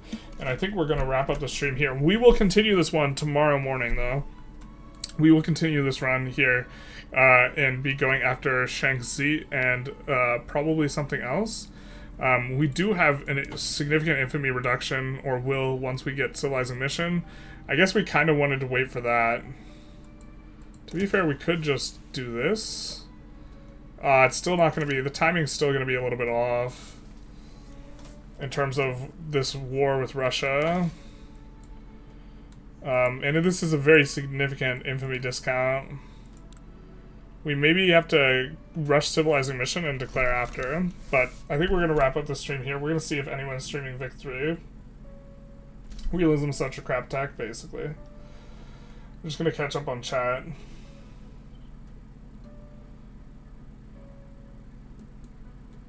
Wikipedia article for television network? Alright. Zizek is the modern day Diogenes. Yeah, so like, if I'm constructing a worldview, I wouldn't go to Diogenes, but Diogenes is still kind of based in his own, like, way, but, like, also perspective. What's your take about Turkey, President Journalist? He's basically a mini Putin. Erdogan? I'm not a fan of what he did to Syria, but I also don't know that much about it. So it's difficult for me to, like, I don't want to comment on it when I don't know as much about it.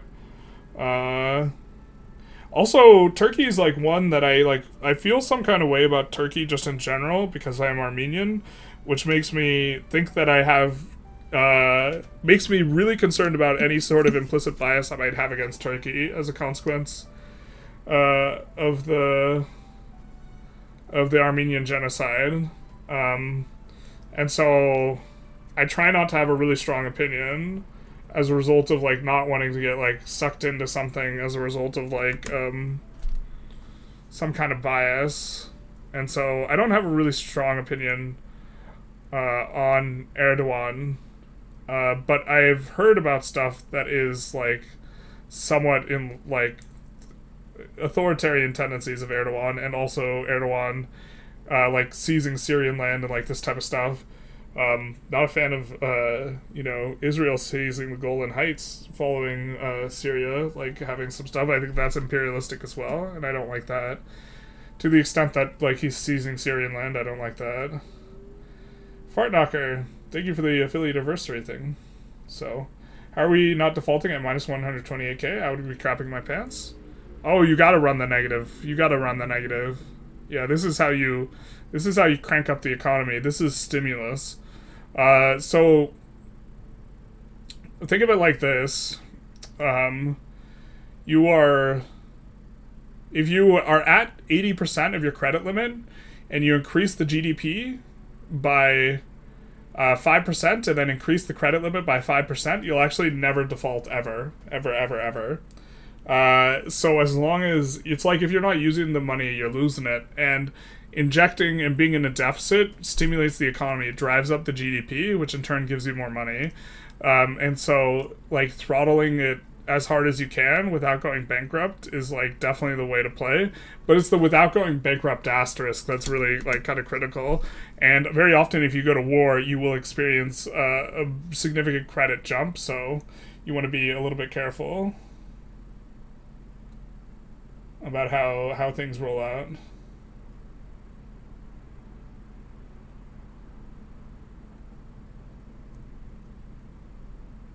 Oh, this is why you don't like Hassan Piker? Because you're Islamophobic? Gotcha. No, you're just being a troll. I know you don't actually think I think that, Ophelius.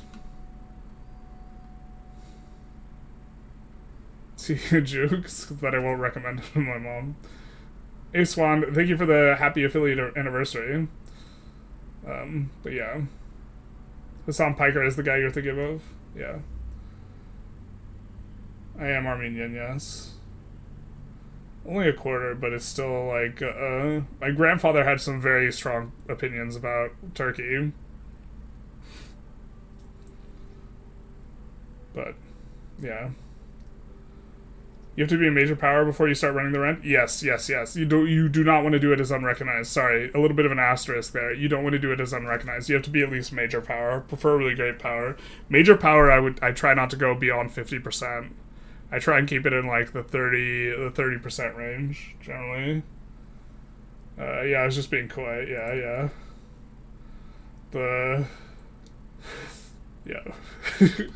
I mean, it's like an opinion you could project on me, but it's what I'm very specifically like trying to, or not an opinion I'm trying to avoid. I'm trying to avoid a bias I might have as a result of my lineage. I honestly think I probably overcompensate and just like probably under-condemn Erdogan, but I just like, it's complicated to like try and think through.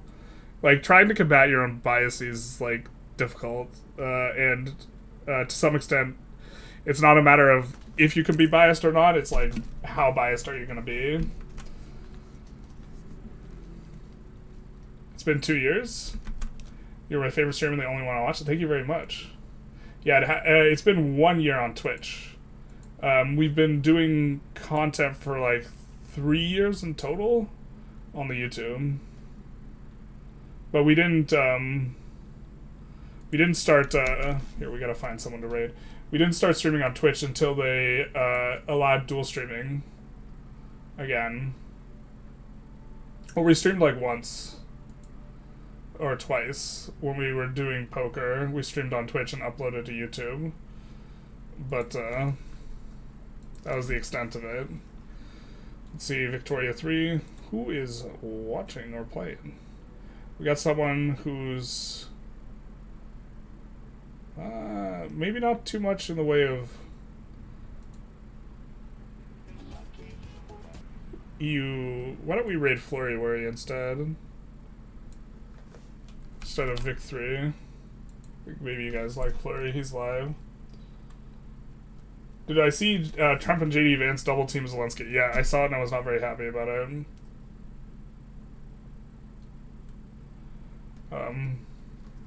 Just dislike Hassan because he said a lot of disparaging things about my people. Yeah, I mean, I think Hassan's interesting, I guess. I think that he is not, I think he's really okay with radical elements that are more in line with his kind of way of looking at things. Oh, that didn't set up a raid. Whoops. Is Hassan a communist? Yeah, I'm pretty sure he self-identifies as a communist, so... but we will be on our way out. Nice to catch your stream. Nice to have you here. We are going to be back live again later this evening after we eat and do stuff. Playing Civilization if you guys were interested. We'll probably be back in an hour or two. But other than that, have a good one, guys. We're going to be raiding Flurry Worry. I guess we'll post on the YouTube the link as well as we send people out on the Twitch.